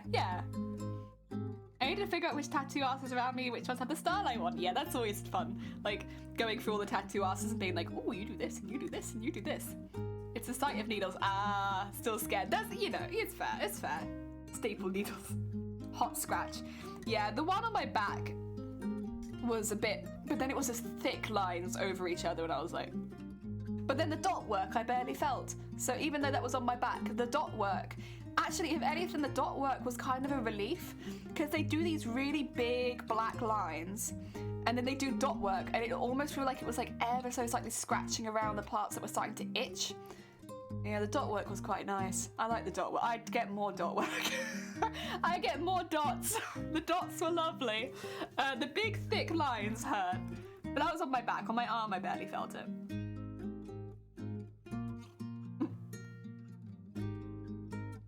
Techno is also afraid of pens. I've done 30-day tattoos before. They got sprayed on. Heck yeah, that sounds fun. Screams about needles, don't read this. Oh, I won't read it in case anybody is squeamish.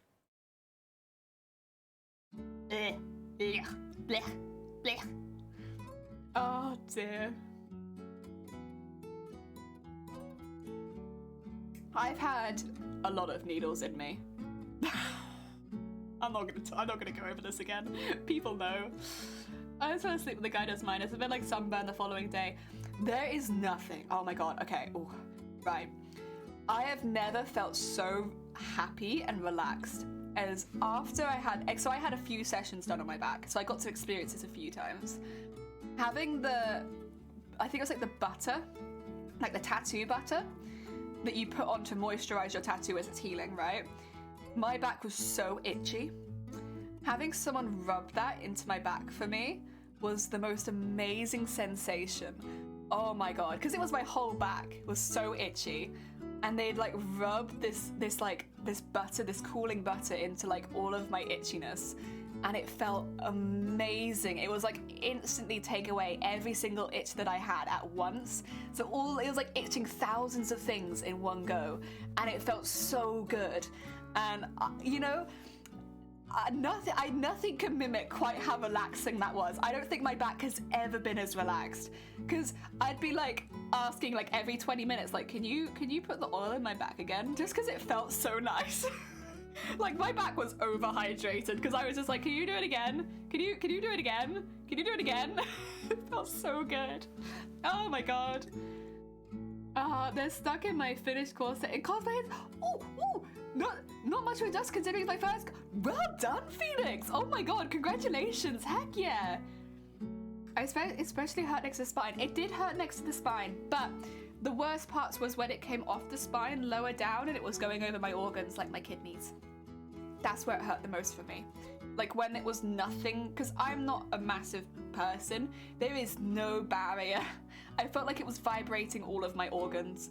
And the feeling of that with the pain on top of it was probably the worst. Yeah.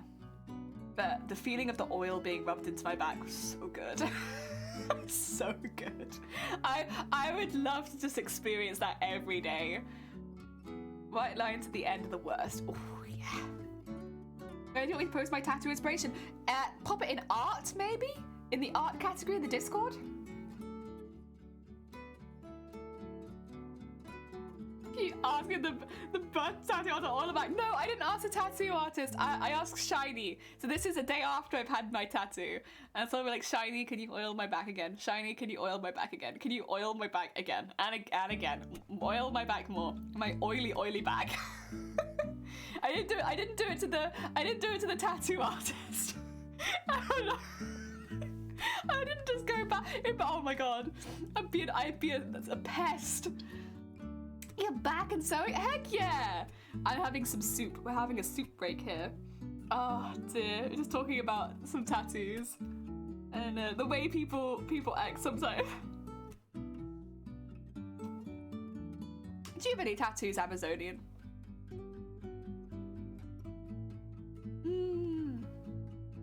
Ah, so nice. It's a little bit spicy. It warms me up on a nice cool day.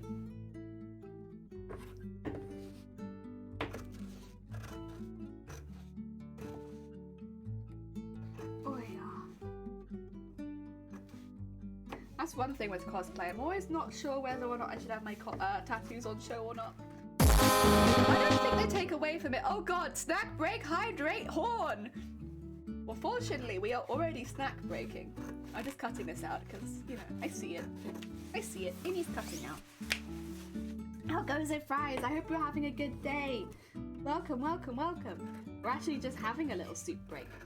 A little soup break. Although I want to cut this bit out because I don't want to forget where I've drawn it, you know? Once I've drawn it, there's a finite amount of time before I immediately forget where I've drawn it. There we go.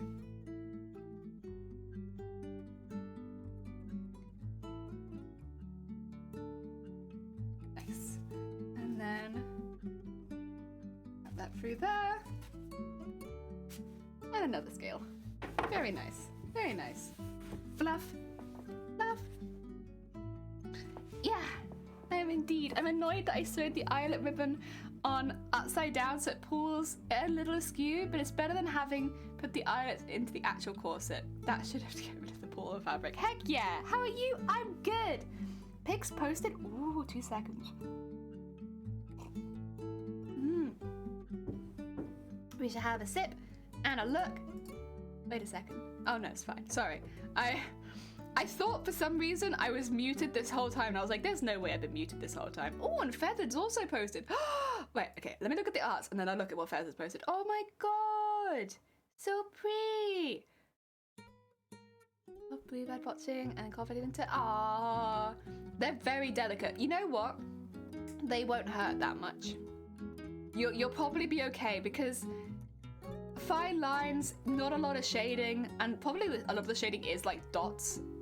I think you'll be quite good with those, Sleepy. I don't think you'll find those to be too painful. The black one might hurt a little bit more, the one with the black moon. This is the tattoo wanted for 5 years plus. Yeah, the black moon might hurt a little more, but the rest of it I think you'll be fine with. Oh dear. And what is Feathered posted? A corset? Oh my god, is that a whole heckin' corset? Wow. Wow, Feathered. Wow. Oh dear. Hi, dog. How goes it? I hope you're having a good day. That'd be a huge piece I'd want on my thigh, but I figured I should start small. Yeah, you could always get a little one, see how you deal with it. And then if you deal with the pain fine, then, you know, another one. Actually looks like a corset. It looks amazing. It looks very neat. I know you said it pulled funny, but it doesn't look like it does. A fam dinner? Heck yeah. Family dinner. Oh, lovely. That's going to be really nice. Very excited. Ah, so good. I'm having this is a family recipe soup. I've been having more of my family recipes. Because my family grew vegetables, a lot of the recipes from my family are very vegetarian. They're like, just vegetables, just lots of vegetables. I was like, at first I was like, why does all of my family's recipes vegetarian? I was like, I think I know why. So it's because these are the vegetables they grew. These are like a family recipe. And I'd love to one day be able to make it with my own courgettes or zucchini. Zucchini abroad, yeah. But, oh, it's so good. Cooking one of your faves. Family recipes are the best. You're gonna take a shower? Oh, take care, Sleepy. LED color changing light in my, oh my god. Wow, wow. That's gonna look so cool. Oh, I'd love to do something like that, but I'm I'm a noob with that kind of stuff, but that sounds really fun. Need food now. I had ramen for breakfast. Oh, I need to order some more. I've already eaten through the whole pack of noodles. It's because I was eating them like snacks, so. But I need to order some more. Pork patties, potatoes, broccoli and gravy. Heck yeah. I love gravy.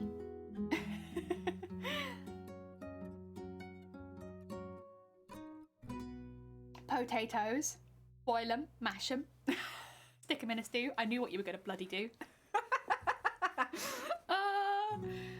Husband, you stole all my noodle pots. I had to make fresh ramen. How rude! Those are for crafters. Those are for crafters. You can't take them. We need them. Those are our fuel. Our snack fuel. Can't take that. Add a shadow roll! Stupid fat hobbits. Yeah. Oh, is it hobbitses? Hobbitses, yeah.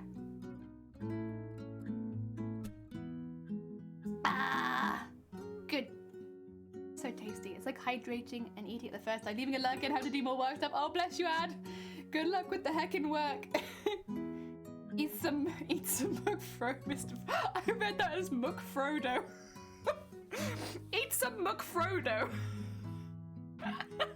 What the hell is a McFrodo? Pop in a few more times. Oh, bless you, Ad. Good luck with the work. I hope it goes well. And yeah, true. Take care of yourself. Thank you so much for popping by and staying for so long. Have a lovely rest of your day. I hope it goes well. They've been out of stock for a while now, which keeps reminding him about. Oh my god. You keep reminding him about? Yeah. They've been out of stock for me since forever, so I've been ordering them separately. So getting like the packs of 5. Yeah, that's what I've been doing. I'm McFrodo Baggins. It does kind of sound like it could be like an ice cream treat at McDonald's.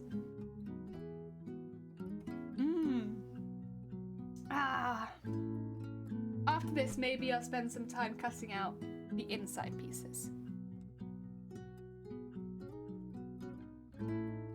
Does that sound good to all of you? I'll move the purple off the desk. And we'll start cutting out some insidey pieces. Yeah, yeah. Buy your Frodo in the bag. You bagging Frodo, man. Sorry about what? Sorry, what? Sorry, what? We need to do the insidey pieces. So we've been cutting out lots and lots of the outside of the scale, but we need to do the inside, which is the curtain fabric. Otherwise, they won't have the thickness we want. Ah, yes.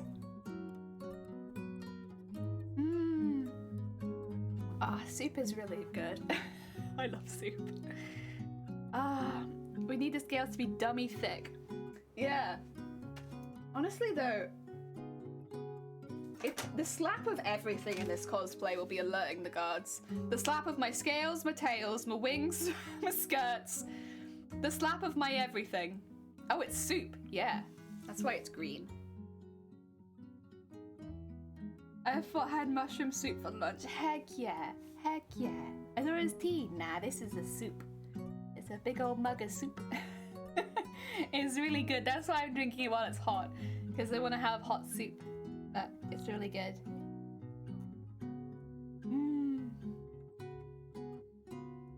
I mean, I am tooting my own horn because I made this. But, you know, it's good.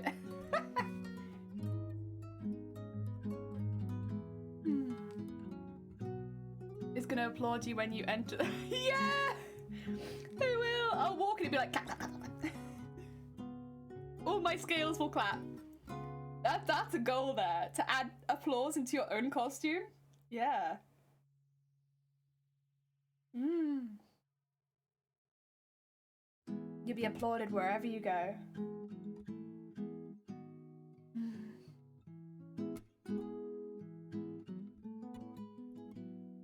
You can eat soup in any way. It's a really good one. I like that you can also put it in like a thermos and take it with you. So you can have like a hot meal on the go. I like that. Because it gets pretty cold here. So having a nice hot meal on the go, that's nice.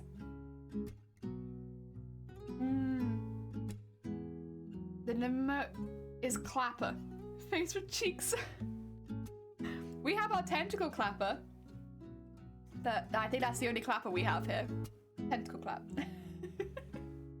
Which I still love, but it's stupid. It took me so long to do that as well. Carrie, welcome on in. What are you making? A really, really big costume. Right now I'm making my stomach full with soup, to be honest. But massive costume. Massive.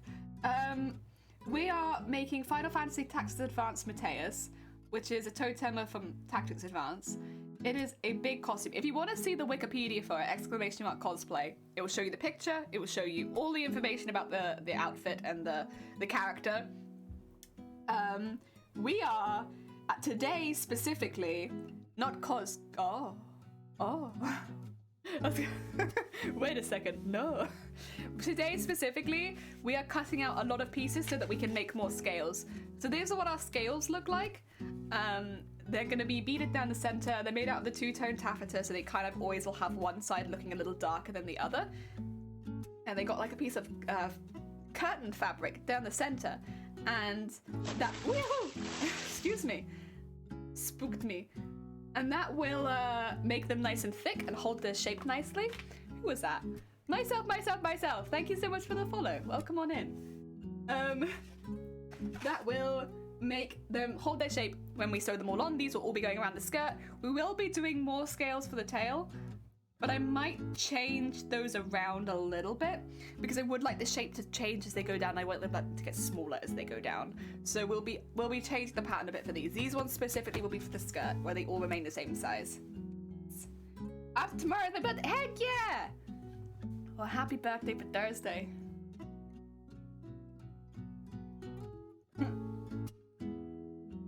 Time to run Star Card. 9 times? What are you looking for? Is it just money? Or is there like loot you're looking for?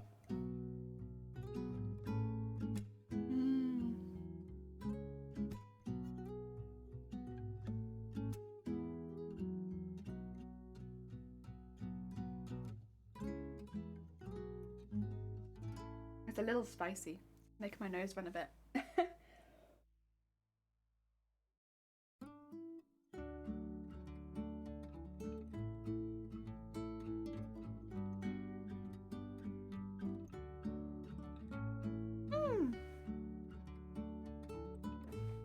Let me put my soup to one side now that it's finished. Oh, you just Googled? This is great. How long will this take? Oh, if you exclamation mark cosplay, Kerry.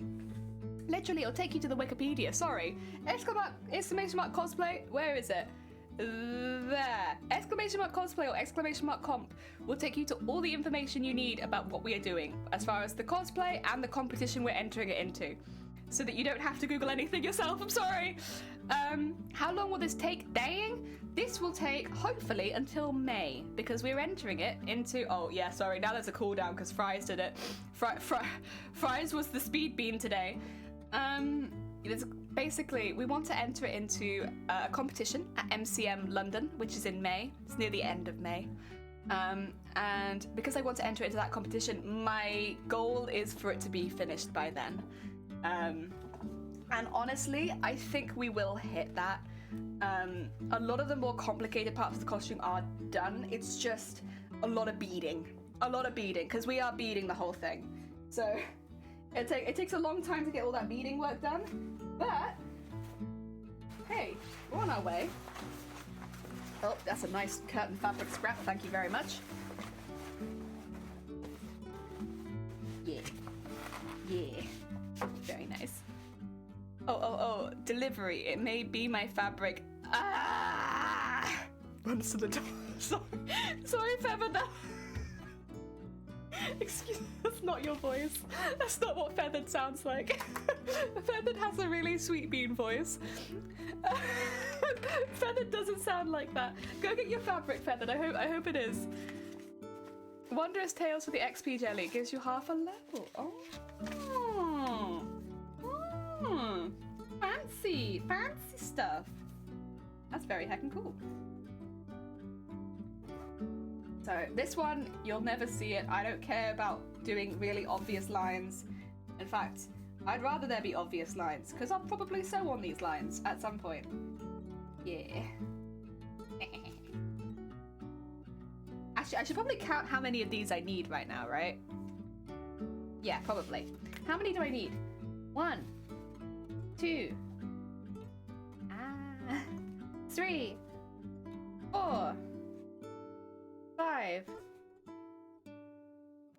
6, 7, 8, 9, 10, 11, 12, 13, 14, 15, 16, 17, 18, 19, 20, 21, 22, 23. I need 23, and then I'll have a total of 24 scales, which is a really good place to start, I think.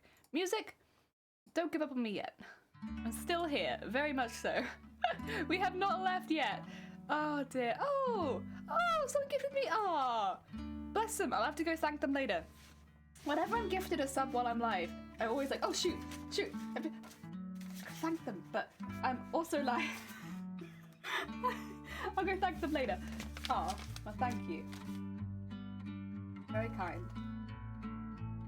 Oh yeah. Let's do around this one. So what we're going to end up doing with all of these scales is we're going to attach them to a tape, and then we're going to sew that tape on, and then we're individually going to sew all of the scales on.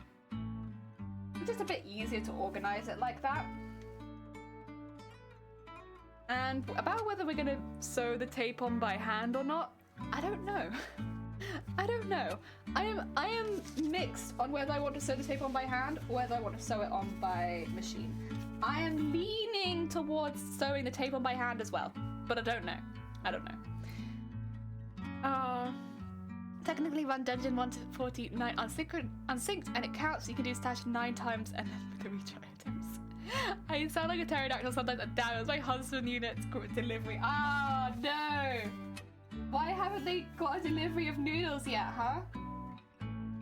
If they're eating all of the noodles, the craft noodles, specifically the craft noodles, that husband unit delivery should really be noodles by rights, right?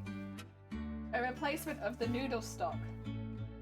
I'm telling you, if somebody eats my snacks, they replace my snacks. It's like one of the few things I refuse to compromise on. If you eat my snacks, you replace my snacks. You can eat them, but you will replace them. Like, that's how it goes in this household. You eat snacks, you replace the snacks. I need those. Asking, yeah, exactly. Oh, dear. Then again, most of the time people just don't eat my snacks. There's been 1 or 2 occasions where people have eaten my snacks. And they've been like, wait, that was your snack? And I'm like, yes.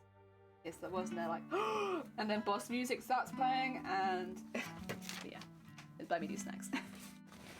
I need my snacks. I'll share nearly anything. But I need my snacks.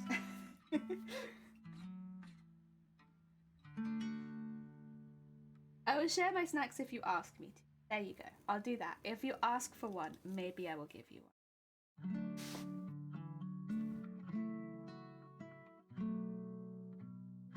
Otherwise, they're mine.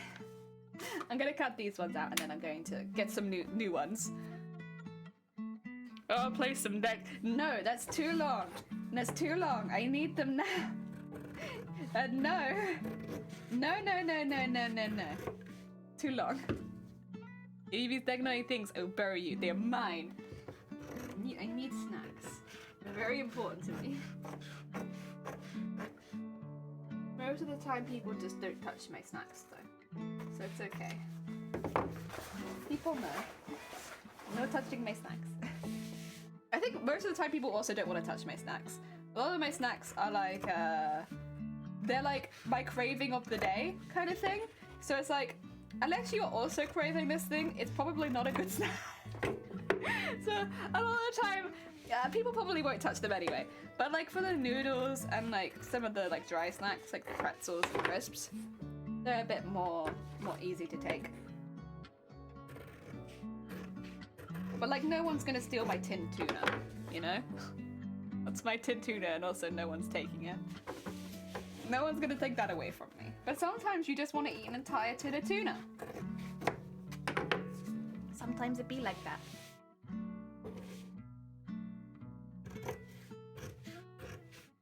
Or like all the pickles.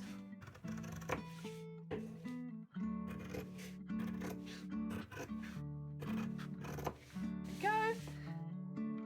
I can buy people their own snacks. That's fine. Just don't touch mine.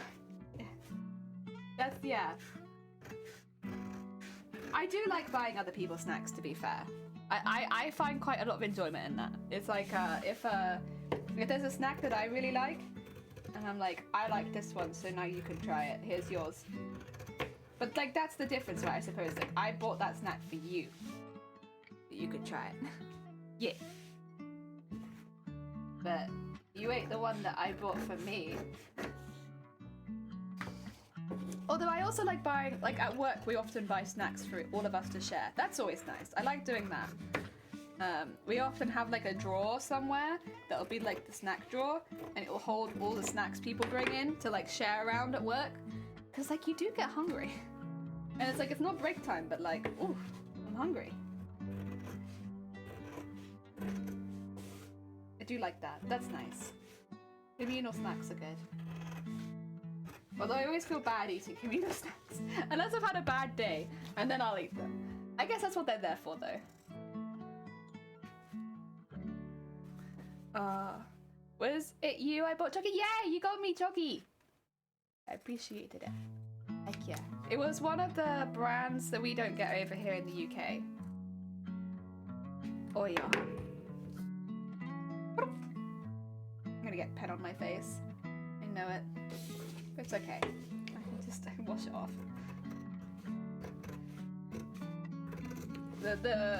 what do you call it? Ink doesn't really stick to this fabric, so it just comes straight off on my hands. I don't know if you can't really see it, to be fair. Well, if you can't see it, then it's okay. Probably won't see it on my face either.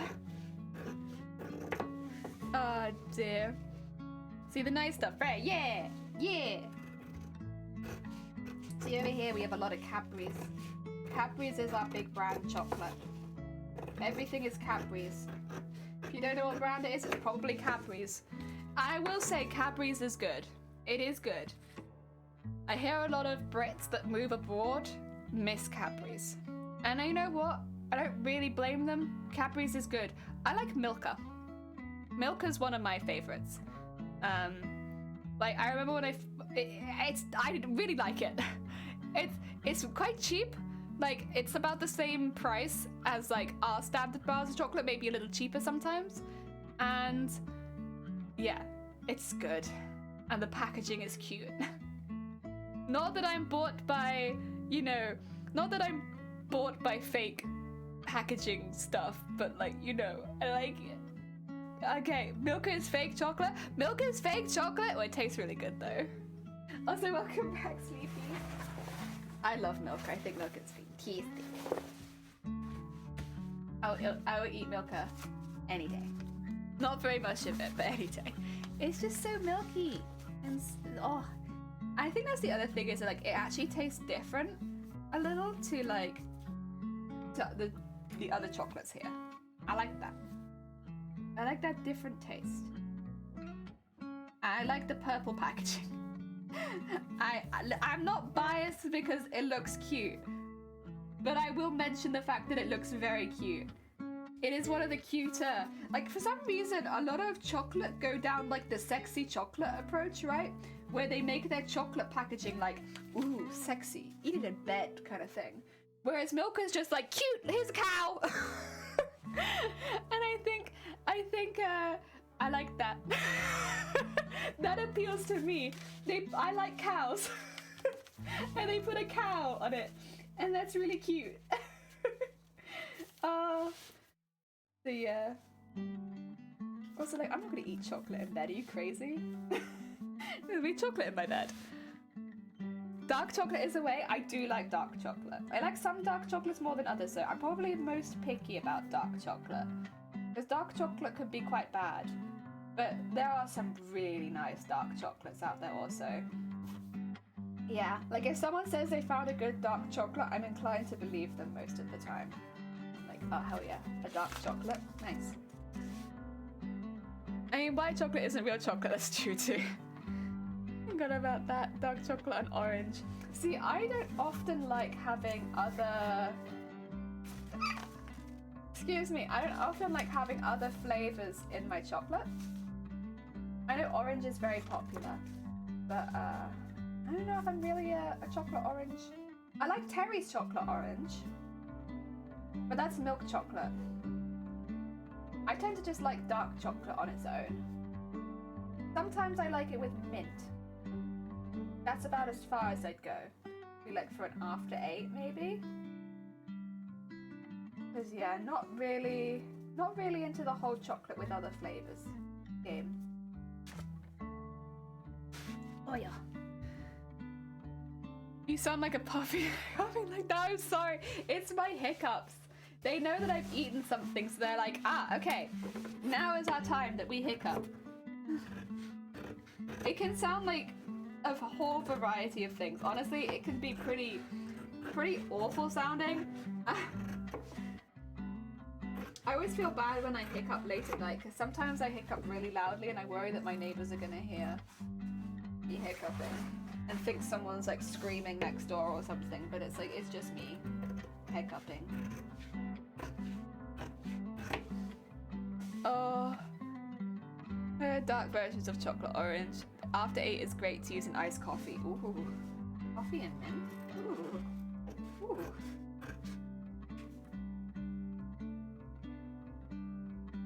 Very close to the edge on that one, but that's okay. Save fabric. Hiccup. My hiccups sound exactly like that. Happy. I can sound anywhere from a squeak to a seagull. One or the other. Recommend coffee and mint mixes beautifully. Heck yeah. Hiccup. There is no hiccup command, I'm sorry. We don't have one.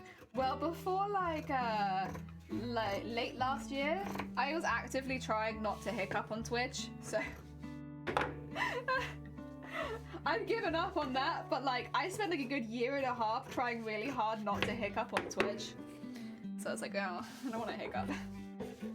Sounds like a pain in the ass kind of noise, and I don't want to submit stream to that. And I'm like, the light ones, the ones that are more like a squeak are not so bad, but when I go full seagull, it's kind of awful. Yeah. Just try and hide them. Has a hiccup command to count after hiccups too. It's cute.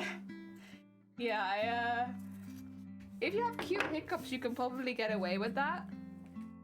And it would be like a really nice addition to the stream.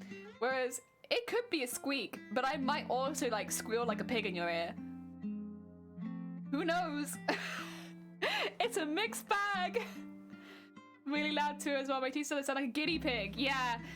I think it's like somewhere between a seagull and a pig, and like I just do one, and it's like, well, that's it. There's my one hiccup. Sorry. Like, it sounds like the kind of thing you'd get stuck doing, but I just do one hiccup, and then I'm like, there's my hiccup. I can feel it coming as well. I'm like, no hiccup. No hiccup. Not for me. But I had it happen when I was like, I had a really strong one happen when I was like a VTuber model, when I was using my VTuber model. And this was like right after I changed my setup. So I used to have the mic on this side, and so I went to like lean away from the mic, but I'd moved it to here, and so I ended up leaning into the mic and then screeching. And then someone clipped it, and yeah. So now I just now I just give it up. It's like if I hiccup, I hiccup, but.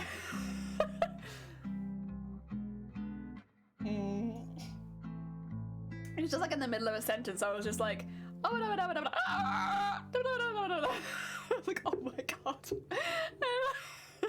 It was pretty awful.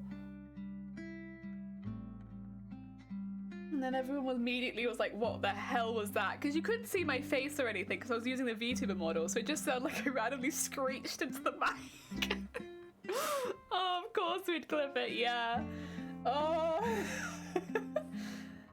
Oh, I totally relate, yeah. My Mama Jelly has the same hiccups that I do. I don't know if she still does, but she used to. When we were growing up, she'd like be wandering around the house and then randomly do like one really loud hiccup. So I'm pretty sure I just inherited it from her. Like, we were like, you're the reason I do these random one-off hiccups. Although I don't actually know if you can inherit something like that.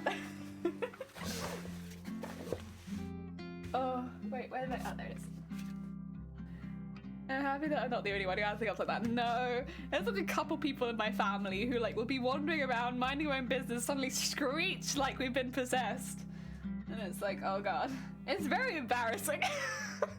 It's very embarrassing because like, you can kind of feel it coming, but like, yeah, I don't want to do it, and there's not really any way I can prevent it from happening. I don't know if it's gonna be like a little squeak or like a full-on screech. Last night I did a really loud hiccup, and that's when I was worried about my neighbors. And I did it, and it was on the stairs, so there was an echo to it, and it sounded like someone screaming. And I was like, oh no. Oh no, it's like 9 o'clock at night and I've just screamed in my stairwell. What do I do? Oh, I don't want anyone to worry about me or think that anything's happening next door. But like, yeah, it is really loud. I wouldn't be surprised if the hiccup thing could be inherited, as Jessie's is some kind of condition that she has a name for. Oh, really? Okay. Yeah, mine isn't, as far as I'm aware, it's like not linked to anything. It's just I one-off hiccup and it's very loud. Sometimes it's just a squeak, and then sometimes it's a scream.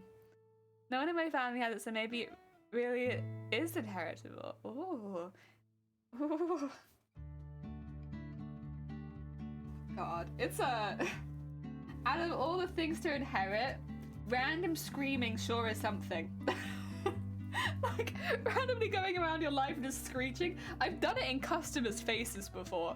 Like, I've turned to them and been like, ah! And they're like, oh, I'm so sorry. Like, it's something. But like, oh, what can you do? Like, most of the girls I know, because I do work with predominantly women, have like really cute hiccups when they have hiccups. They're just like, oh! Or like, oh! And they're like, that's it. That's not the case for me. No. I've never had like cute little hiccups like that. Then again, I also don't really get the hiccups. Like, I've got the, maybe once a year, maybe I'll get the proper hiccups, like where you can't get rid of them. Most of mine are just like a one-off. I don't get them very often. When I do get them, I get them several times a day though. Oh dear. Oh. Nice. Oh. Oh.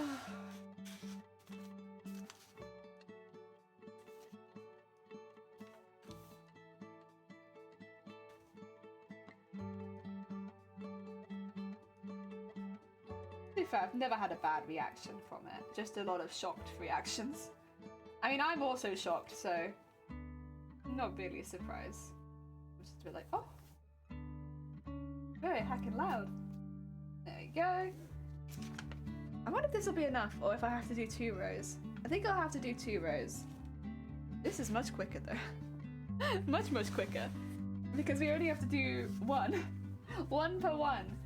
1 per 2 even, because we have two purple wings for each one of these. I'll match them up in a minute and I can see how many more I need to do.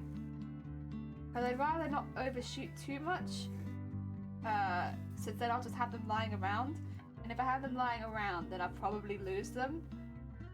So I'd rather do the amount that I actually need right now, so that I don't lose any of them immediately.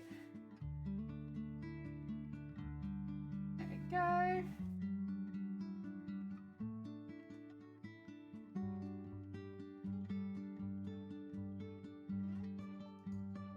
up there. Oh yeah. And put that like up there. And then let's cut these out. I'll just cut straight across here, I think. Just try and keep the top of this as balanced as possible, so it's easy to come back to this. There we go. Nice. Whoop. Cut these out.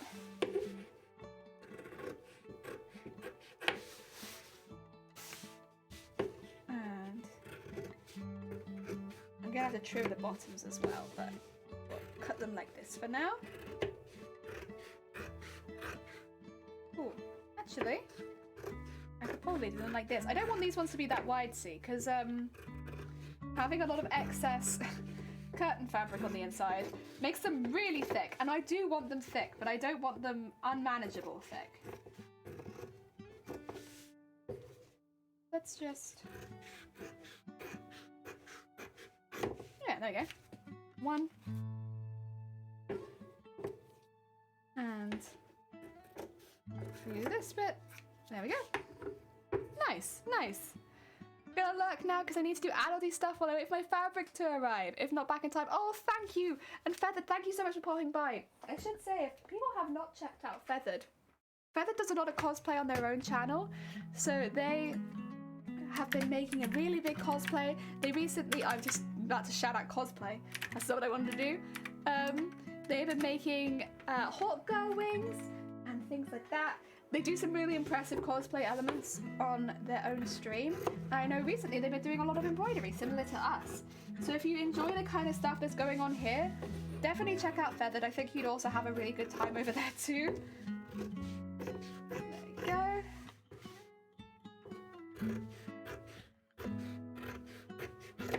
And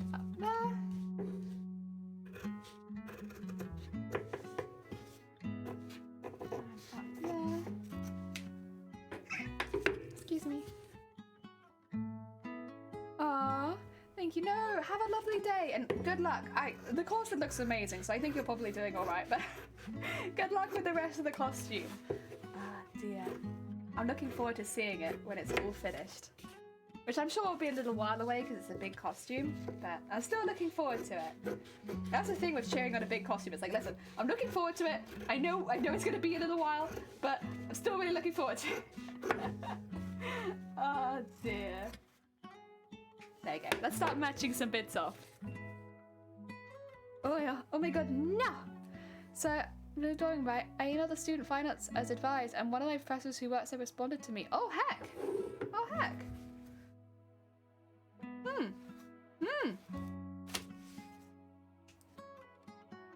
Oh dear. Is that a good or a bad thing? I mean, I guess it depends if you get on with them, I suppose. If it's someone you get on with, it could be a good thing, but if it's not someone you get on with, it could be a bad thing. Oh yeah. Ah, I actually have a little bit of news. But it's not quite to the same extent. It's mostly just surprising. I really like the professor as a person, but he's an awful teacher. Yeah, there are people like that. Like, great person, maybe not in the right profession.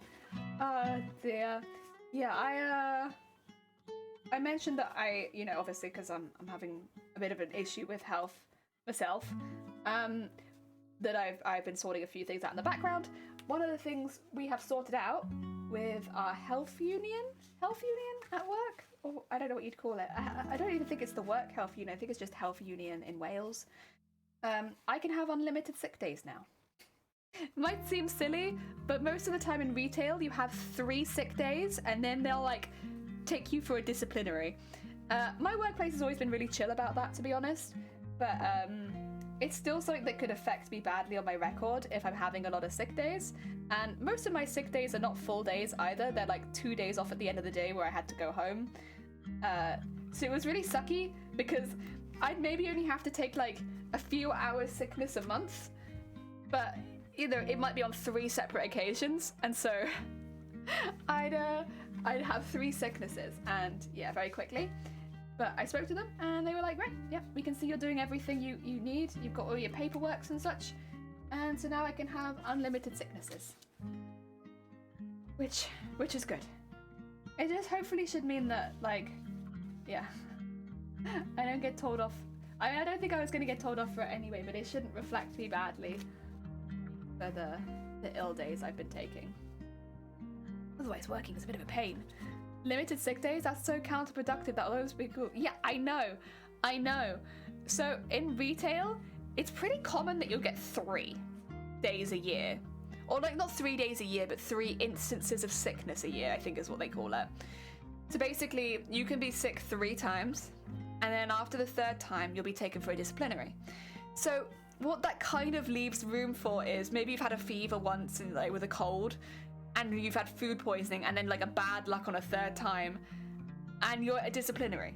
Like, you don't have to be chronically ill or disabled or anything like that to hit 3 days a year.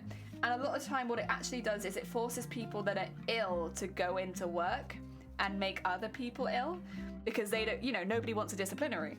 You could lose your job and stuff like that. So yeah, it's really not a great system, but that is kind of how it is in the UK.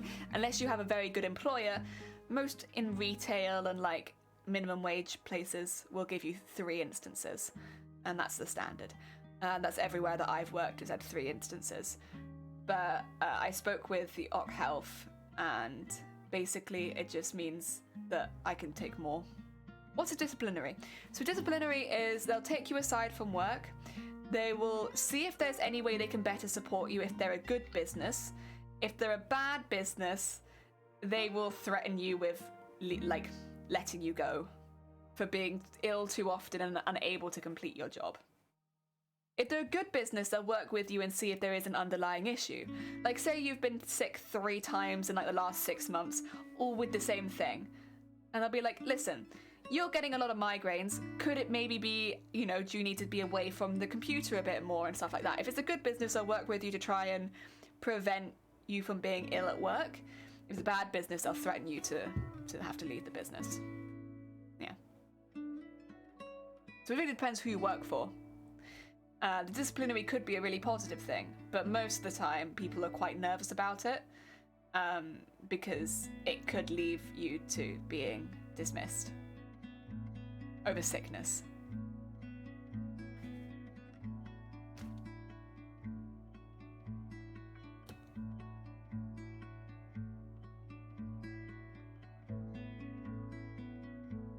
So a business has to do it has to be seen to do everything it can to like support its staff. But if the business declares it can't do anything else to help you and you're taking a lot of sick days, they can just get rid of you. That's kind of what yeah. Is this Polybridge music? It is. It's the Polybridge OST, because the Polybridge OST is beautiful. Over here, there isn't a limit unless you're really sick often. When we do have our first 3 days in a row, sickness unpaid, you get them paid if you're sick longer. Okay, so see, that sounds like fair, because then if you have to take a day off, it's like no one's. Because here's the thing. When I was speaking to my manager originally, and this was just as a one-on-one before anyone else got involved, I was like, is there any way I can be unpaid for these hours? Because first of all, I don't want it to reflect badly, I don't want anything bad happening to the business because I'm having to take these hours off, but I don't want it to reflect badly on me long term that I'm having to take all these hours. Is there any way you can do it unpaid? In the UK, the answer is no. You have to be paid for those sicknesses. Because I was desperate, basically, again, I just didn't want to get let go for having migraines, you know. I had to leave 2 jobs because of it, and I was just a bit like, ooh. And I would say my current employer is pretty good with this sort of thing, but you always worry. And they said, no, you have to be paid for your sicknesses. It's just, legally, there is nothing they can do for that. That is how it is. But if they send you to occupational health and stuff like that and get you other documentation to support you, there are other things they can do. Yeah.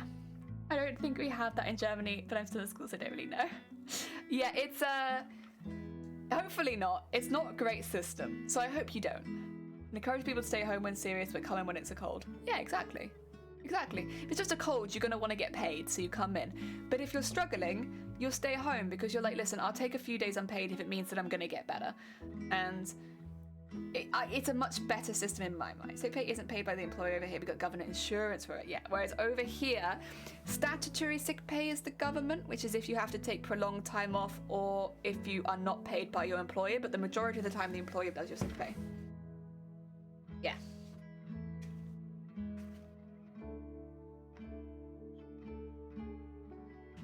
Wampa, welcome on in. I hope you're having a good day. Welcome, welcome, welcome.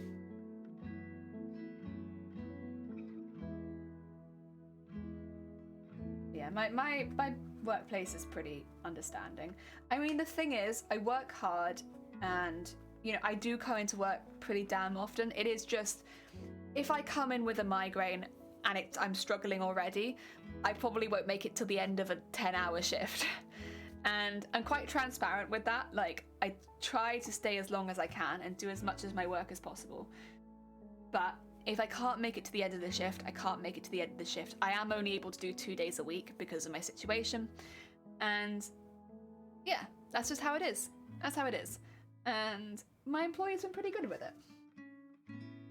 I've been very lucky.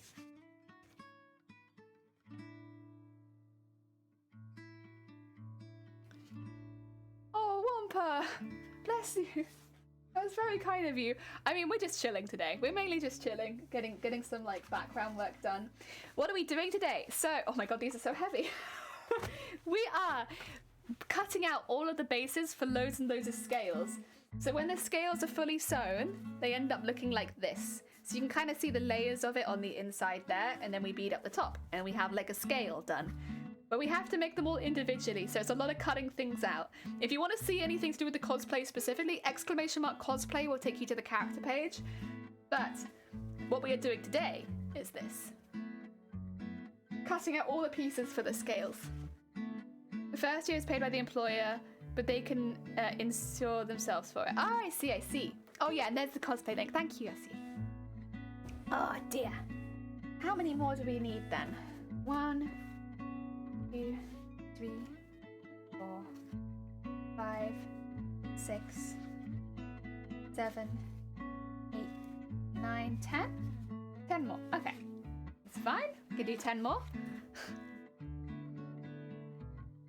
I'm trying really hard not to overshoot how many I need. Oh yeah.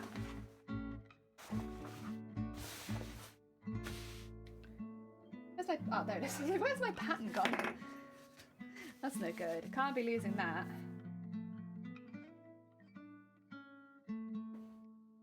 Oh yeah.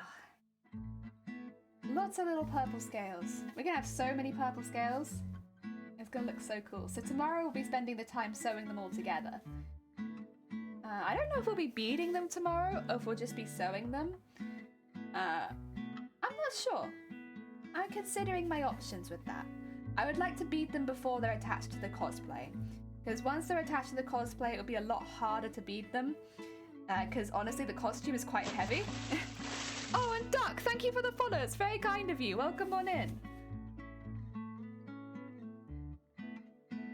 Yeah, once they're attached to the cosplay is heavy, so I have to lug that around with me. But, I think... Oh, oh heck, Happy! Thank you for the sub. That's very heckin' kind of you. Oh, heck. That's very sweet. Oh, haunt. Someone's gonna do it. Someone's gonna do it. It's gonna be Zay. Thank you so much. That's very sweet. Dear. Now the duck is Jello. Heck yeah. Jello duck. Jello duck. A very wobbly duck. The scales are too heavy to lift. You're gonna make a cosplay of them? Yes. So many. And we're gonna cover the tail in it too. Can you see the tail kind of sitting in the background? Here it is. It's on there. But, yeah, I'm kind of covering it with my body. I'm sorry. Our tail base is kind of on display, sort of. We have to cover that in scales too, but probably not these scales. These will be for the skirt.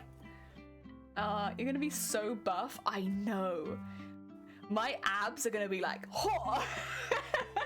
So strong. The strongest cosplayer that ever cosplayed. Yeah. For sure, for sure. I don't think my arms will get stronger, unfortunately. Thank you for the lurk, Gab. Have a lovely lurk. Superfish. Might as well build some muscle in the process. Right. Unfortunately, my arms will probably not get stronger. But my legs and my core... pretty strong. My legs are already pretty strong, to be honest. Because I stand for like... I stand. I walk for... What is it? 12 hours on Saturday and Sundays? It's a very long walk. Ah, dear. That's actually than a strong core. Yeah, except I really would like to have some stronger arms. But that's okay. We live with what we got. We live with what we got. In my case, it'll probably be a stronger core.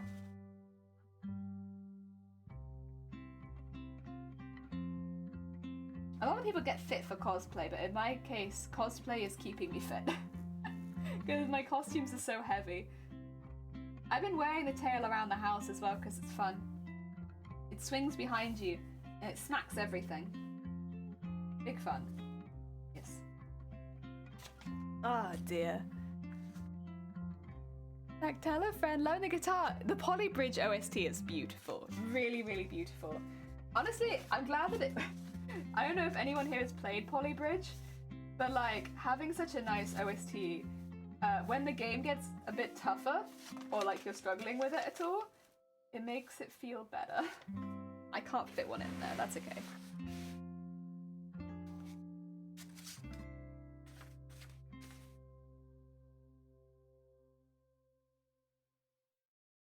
Next cosplay will have to be Arm focused, yeah, arm focused. Just a cactus. Walk around with your arms up all day. That's true. That would probably make my arms really, really strong if I had to like hold them up the whole time. Yeah. Very nice. Very heckin' nice. For sure. For sure. The Polybridge OST is beautiful. Beautiful. There's actually 2 OSTs as well, because Polybridge 1 and Polybridge 2. And they both have really nice OSTs. To any streamers watching as well, like if you're looking for music to listen to during your stream, I'd really recommend them. They're really nice. They're very relaxing, very calm, good vibe music.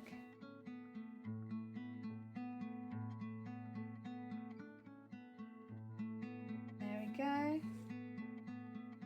Oh, OST and Sort the Courts OST. I haven't heard of Sort the Courts OST. I'll have to look that one up. Is it a similar vibe? Or is this like a completely different vibe? I haven't heard of it. I'm sure it's good. Game OSTs are there's so many good ones. Why are you a cactus? So I can be B next year. Shut up! I need my arms to be so strong. I used to have really strong arms. When I did more rowing. But that was a long time ago now. My arms are no longer so strong.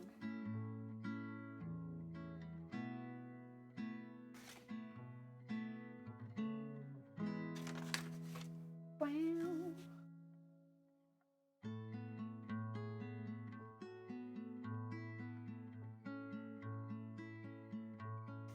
So pretty. Very chill. Oh, sick. I'll keep an eye out for that one then, because I always am looking for I'm always in the market for another chill OST to craft to. You know? I'm sure a lot of makers and crafters are the same, where it's like having something in the background like that's so good. Z0 get 0. Thank you so much for the follow. Is it okay if I call you Zoe?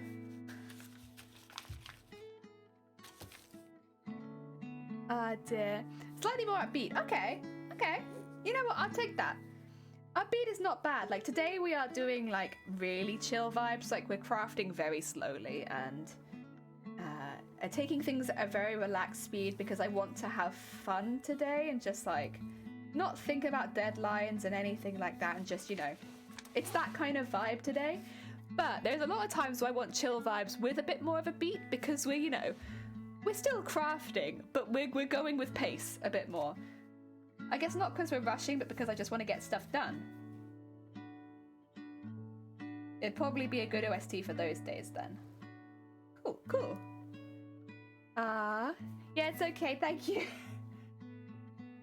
Appreciate it. Nice to see you. Ah, dear. I always worry when there's a number in the name that I'm gonna pronounce it very wrong. I'm gonna come in and be like, like wait, me? Getting over it. Yeah, getting over it. I've heard, but getting over it. I've heard the OST for that one, but then, and also like the talking parts in it as well. Oh my god. Getting over his OST is legendary. Legendary. You're my favorite? Sorry, I'm not sure what that is. What is that? What is favorite? What is favorite?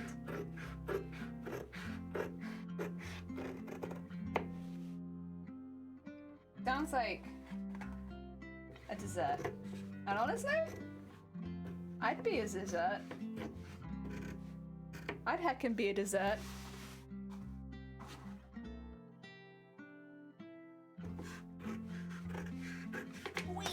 Get out of there. Oh, favorite, sorry.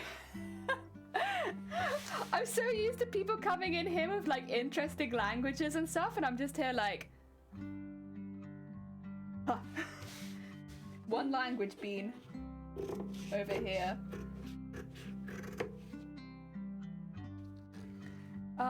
Benny Foddy.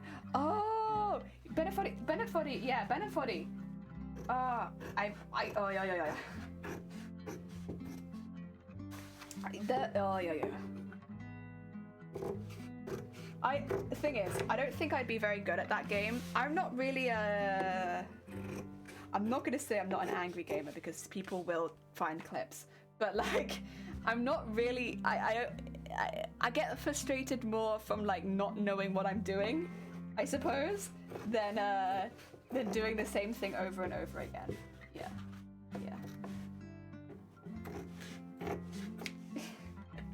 I have to be careful what I say because someone's gonna find a clip and be like, ahem.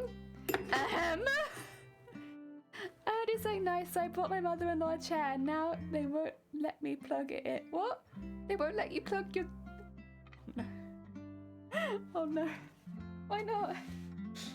Oh dear. I'm sorry, Mop. But how good is it? Hi. Thank you for the claps. Ah dear. Yeah, sorry about that. I just assume that I'm being unknowledgeable. When I see a word I don't know, I'm like, ah yes. Just me being stupid, don't mind me.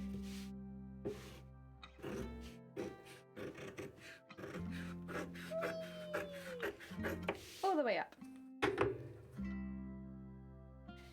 For those who don't have English as their first language, spelling can be interesting. Honestly, like, you're lucky that I don't type in chat because I only have English as my language and my spelling is bloody interesting. I once dropped 2 grades just for spelling alone.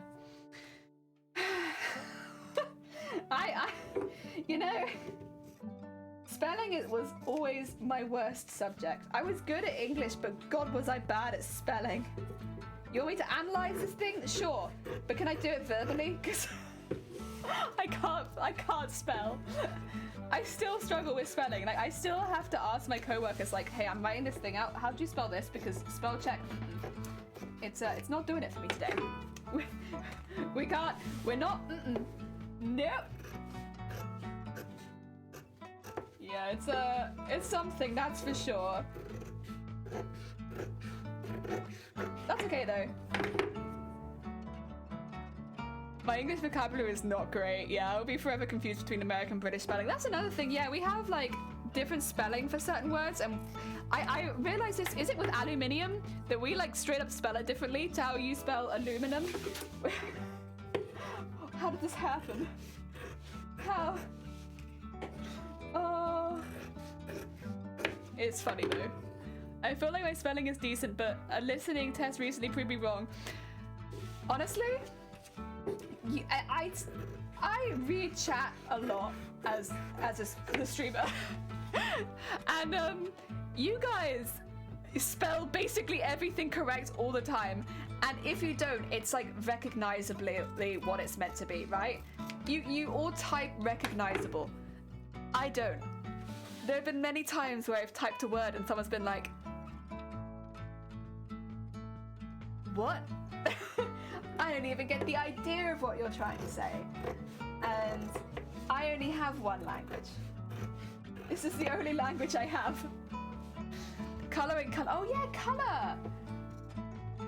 You know, I have, so on Microsoft Word, it will try and autocorrect us to the autocorrect us over here sometimes to the American spelling, and that's got me told off before because they're like, you spelled color wrong, and I'm like, wait a minute. Wait a minute, I know how to spell color. What? Damn, autocorrecting it to the color without the U, and then I'll get told off for not having the U in color. God damn it. Favorite, yeah. Oh, B, you need to lurk. Oh, thank you for the lurk. Take care of yourself. If anyone doesn't know B is the best Apex streamer in the world. US English and British English is weird. Briefs versus trunks, braids versus plaits, etc. Yeah, it's like I like some of them are great, but yeah, and there's still some that I get confused on. Like, I remember for the longest time getting confused about coriander, because over here it's coriander, but over for you it's cilantro. So for any Americans it would be cilantro, whereas we call it coriander. And because I watch a lot of cooking videos and they'd be using something called cilantro, and I'd be like, what the hell is this cilantro stuff that everyone's using? I'm so confused. coriander. Like, I can get that at the shops easily. I just need to know what I'm looking for. B, cilantro is coriander? I didn't know that. Yeah, cilantro. But it's like with an I, isn't it? Like cilantro? I don't know. I only really hear it being said. Good night, B. Good night, B. Wait till you hear Indian English. I guess German is really confusing with the U, and A. Whenever there are different... I mean, here's the thing. I live in Wales, and so I do see, like, another language. Even though I don't speak it really myself. I'm only, like, the beginnerist of learning. And, yeah, there is another language here with different... Like, the Welsh alphabet is completely different to the English alphabet. And so, I am around that a bit. Maybe not always as much as I'd like, but I am around it a bit. And... it takes some heckin' getting used to. You don't like coriander? I don't like coriander either, to be honest. It's in a lot of recipes, and I always wonder if I can take it out. Like, do I really need the coriander in this recipe? I don't think so. Like, if it's just a finishing flourish, I don't need that. German's a bit easier since the writing corresponds more with the sounds, whereas English just goes wild with spelling. Oh my god. Yeah. English spelling is kind of a nightmare. Yeah. It's not very easy, is it? We don't make it easy. That's for sure. Like, let's make the language as difficult as possible for everyone to use. It's just for colour or colour. It's just for colour or colour. Just for colour or colour. Yeah. Yeah, I'm not keen. It's like, it's not my favourite. I've had it in things and it's not completely put me off, but a lot of the time it's like, eh. But it is used in a lot of recipes when I see them online. Like, coriander is pretty common. But like, yeah, if it's an American recipe, it'll be cilantro. And, that took a while. The other one is scallions. Scallions. That took me a while to work out. Scallions. Because over here, we call those spring onions. Onions of spring. No, spring onions. And so when people were throwing scallions into their meal, I was like, the hell's a scallion? I've never seen scallions in the store. And the thing is, I double guess myself. Even when I see them, like, I'm like, they look like spring onions. But like, that doesn't sound anything like spring onions. Is it spring onions? Am I meant to be using spring onions? Oh yeah. They're the same thing, yeah! What to say, like...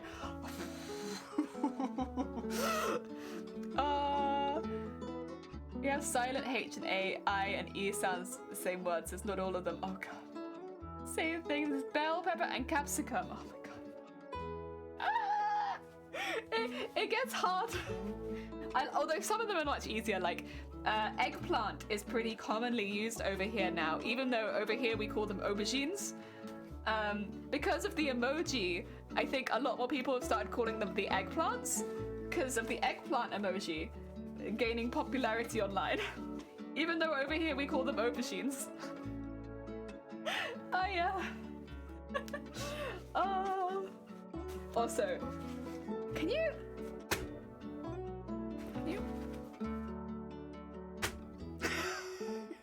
can you hear that? They're really heavy. I can get the mic closer if you want proper ASMR. There you go. There you go, guys. ASMR. Oh, that wasn't a very good one. Let me do it again.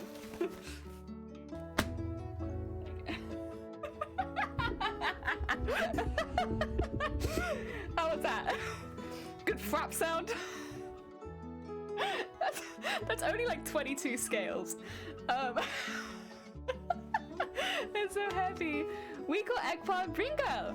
Oh, nice. Scallion in this meal. I know, right? Oh, yeah. There's some heavy scales. We're not going to be sewing them today. We're going to be sewing them tomorrow. because I'm getting into a, what do you call it?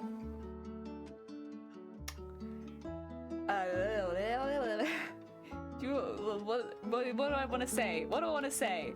Oh, thank you for the posture check. What am I trying to say? I'm getting into a rhythm of this maybe, and doing like one thing and then all of the next thing and all the next thing. You love it? Thank you. We're getting there. We got loads. This should cover a good portion of the bottom of the skirt, but I think we're gonna need more than this even for the skirt. I wonder, should I cut them out now? Yeah, I should probably just cut them out now. We're gonna need more than this, so I just cut them out now. Like, I was like, I'll stop it here. But I was like, wait a minute. I got all this scrap fabric. I could just keep going. Oh, but do we want to? What time?